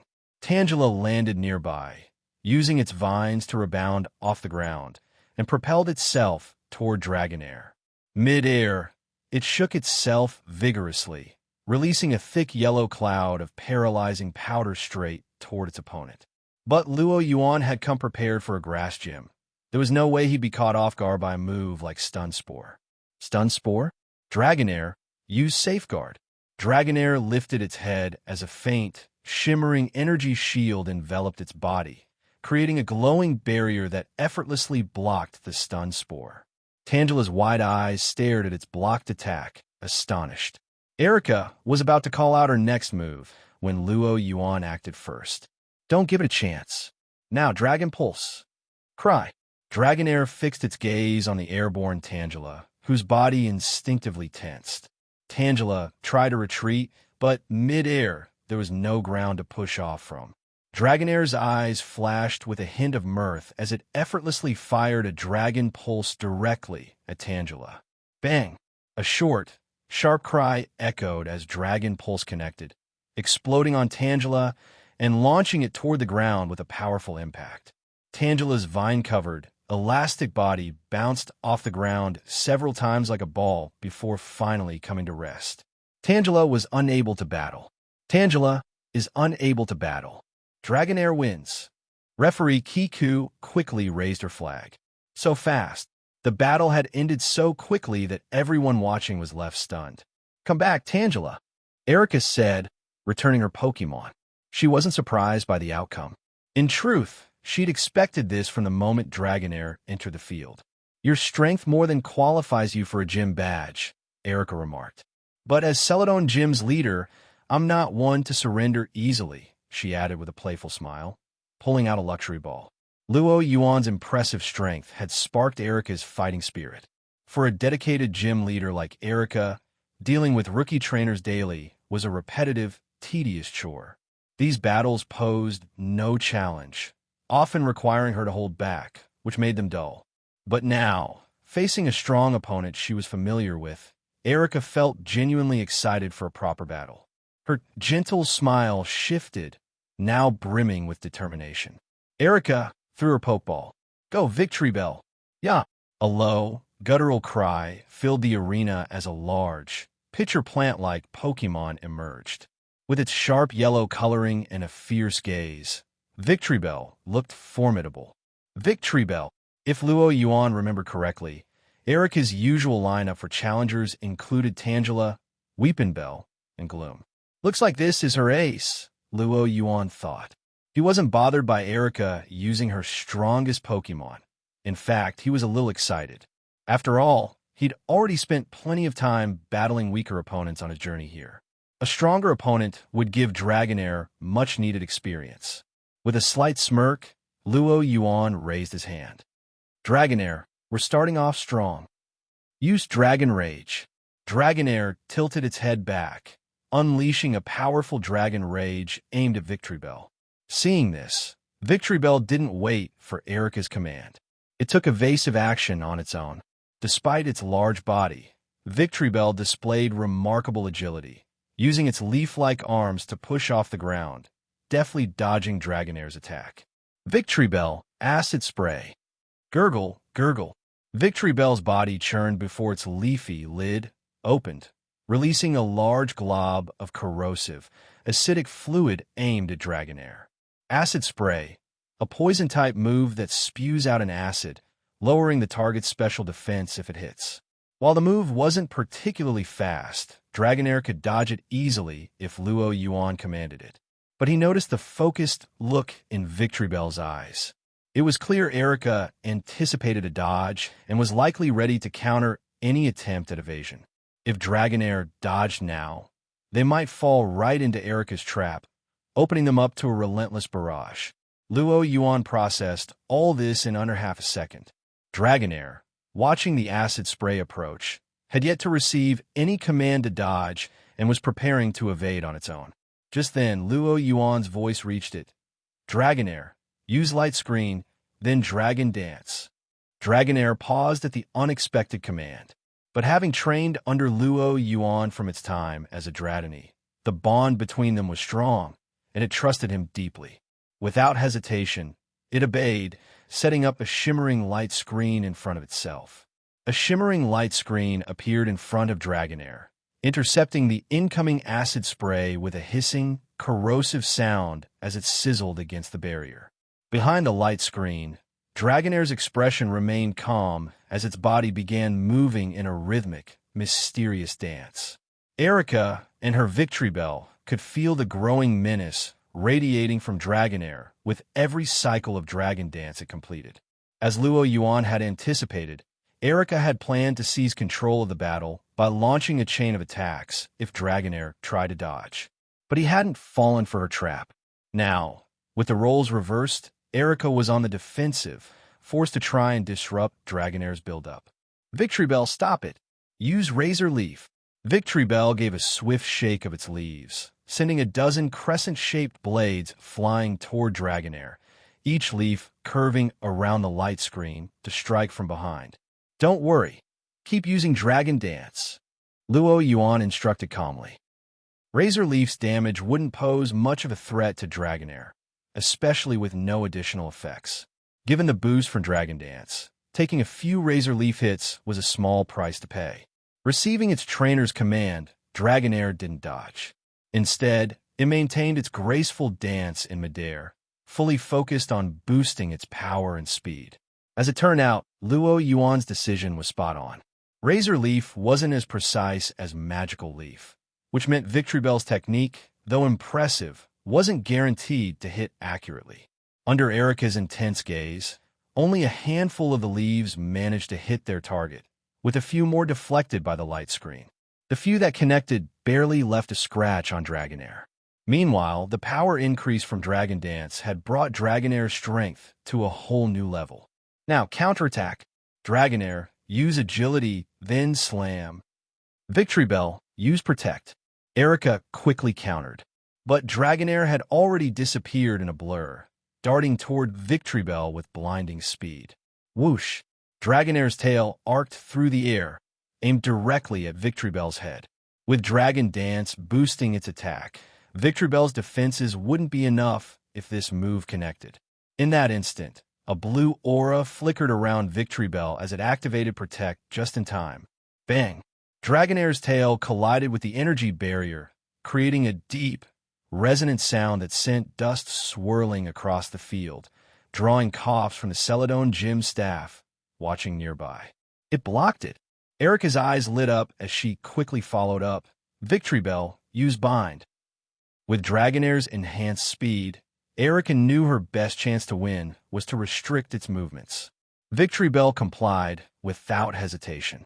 At such close range, it would be difficult for Dragonair to escape.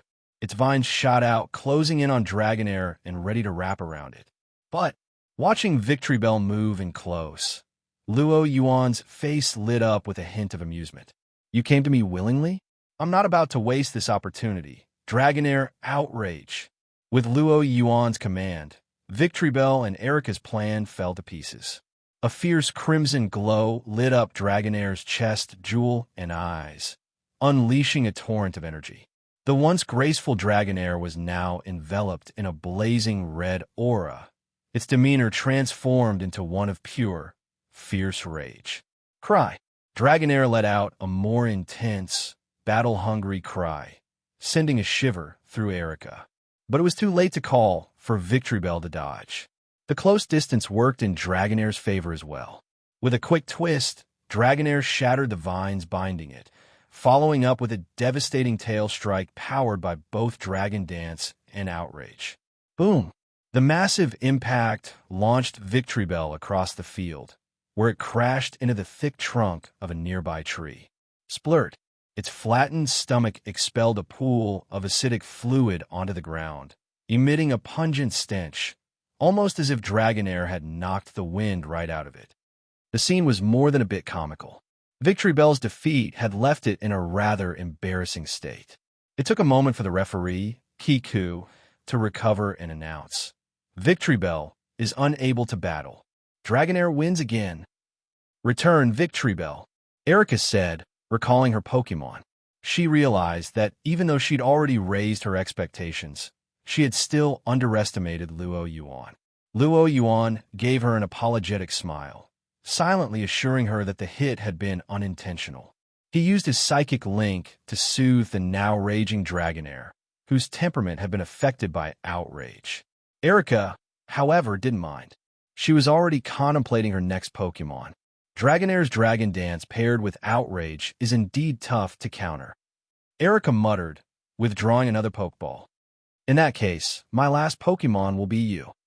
She threw her Pokeball into the air. Boom! Labu! Vileplume! Vileplume, Erika's signature Pokémon and her ace, took its place on the battlefield.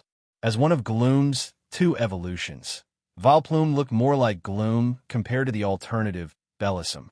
With the same indigo body and an enormous, umbrella-like red-spotted flower, Vileplume was essentially Gloom's supersized counterpart. However, unlike Gloom's drooling, sleepy-eyed appearance, Vileplume stood confidently, its small eyes open and alert.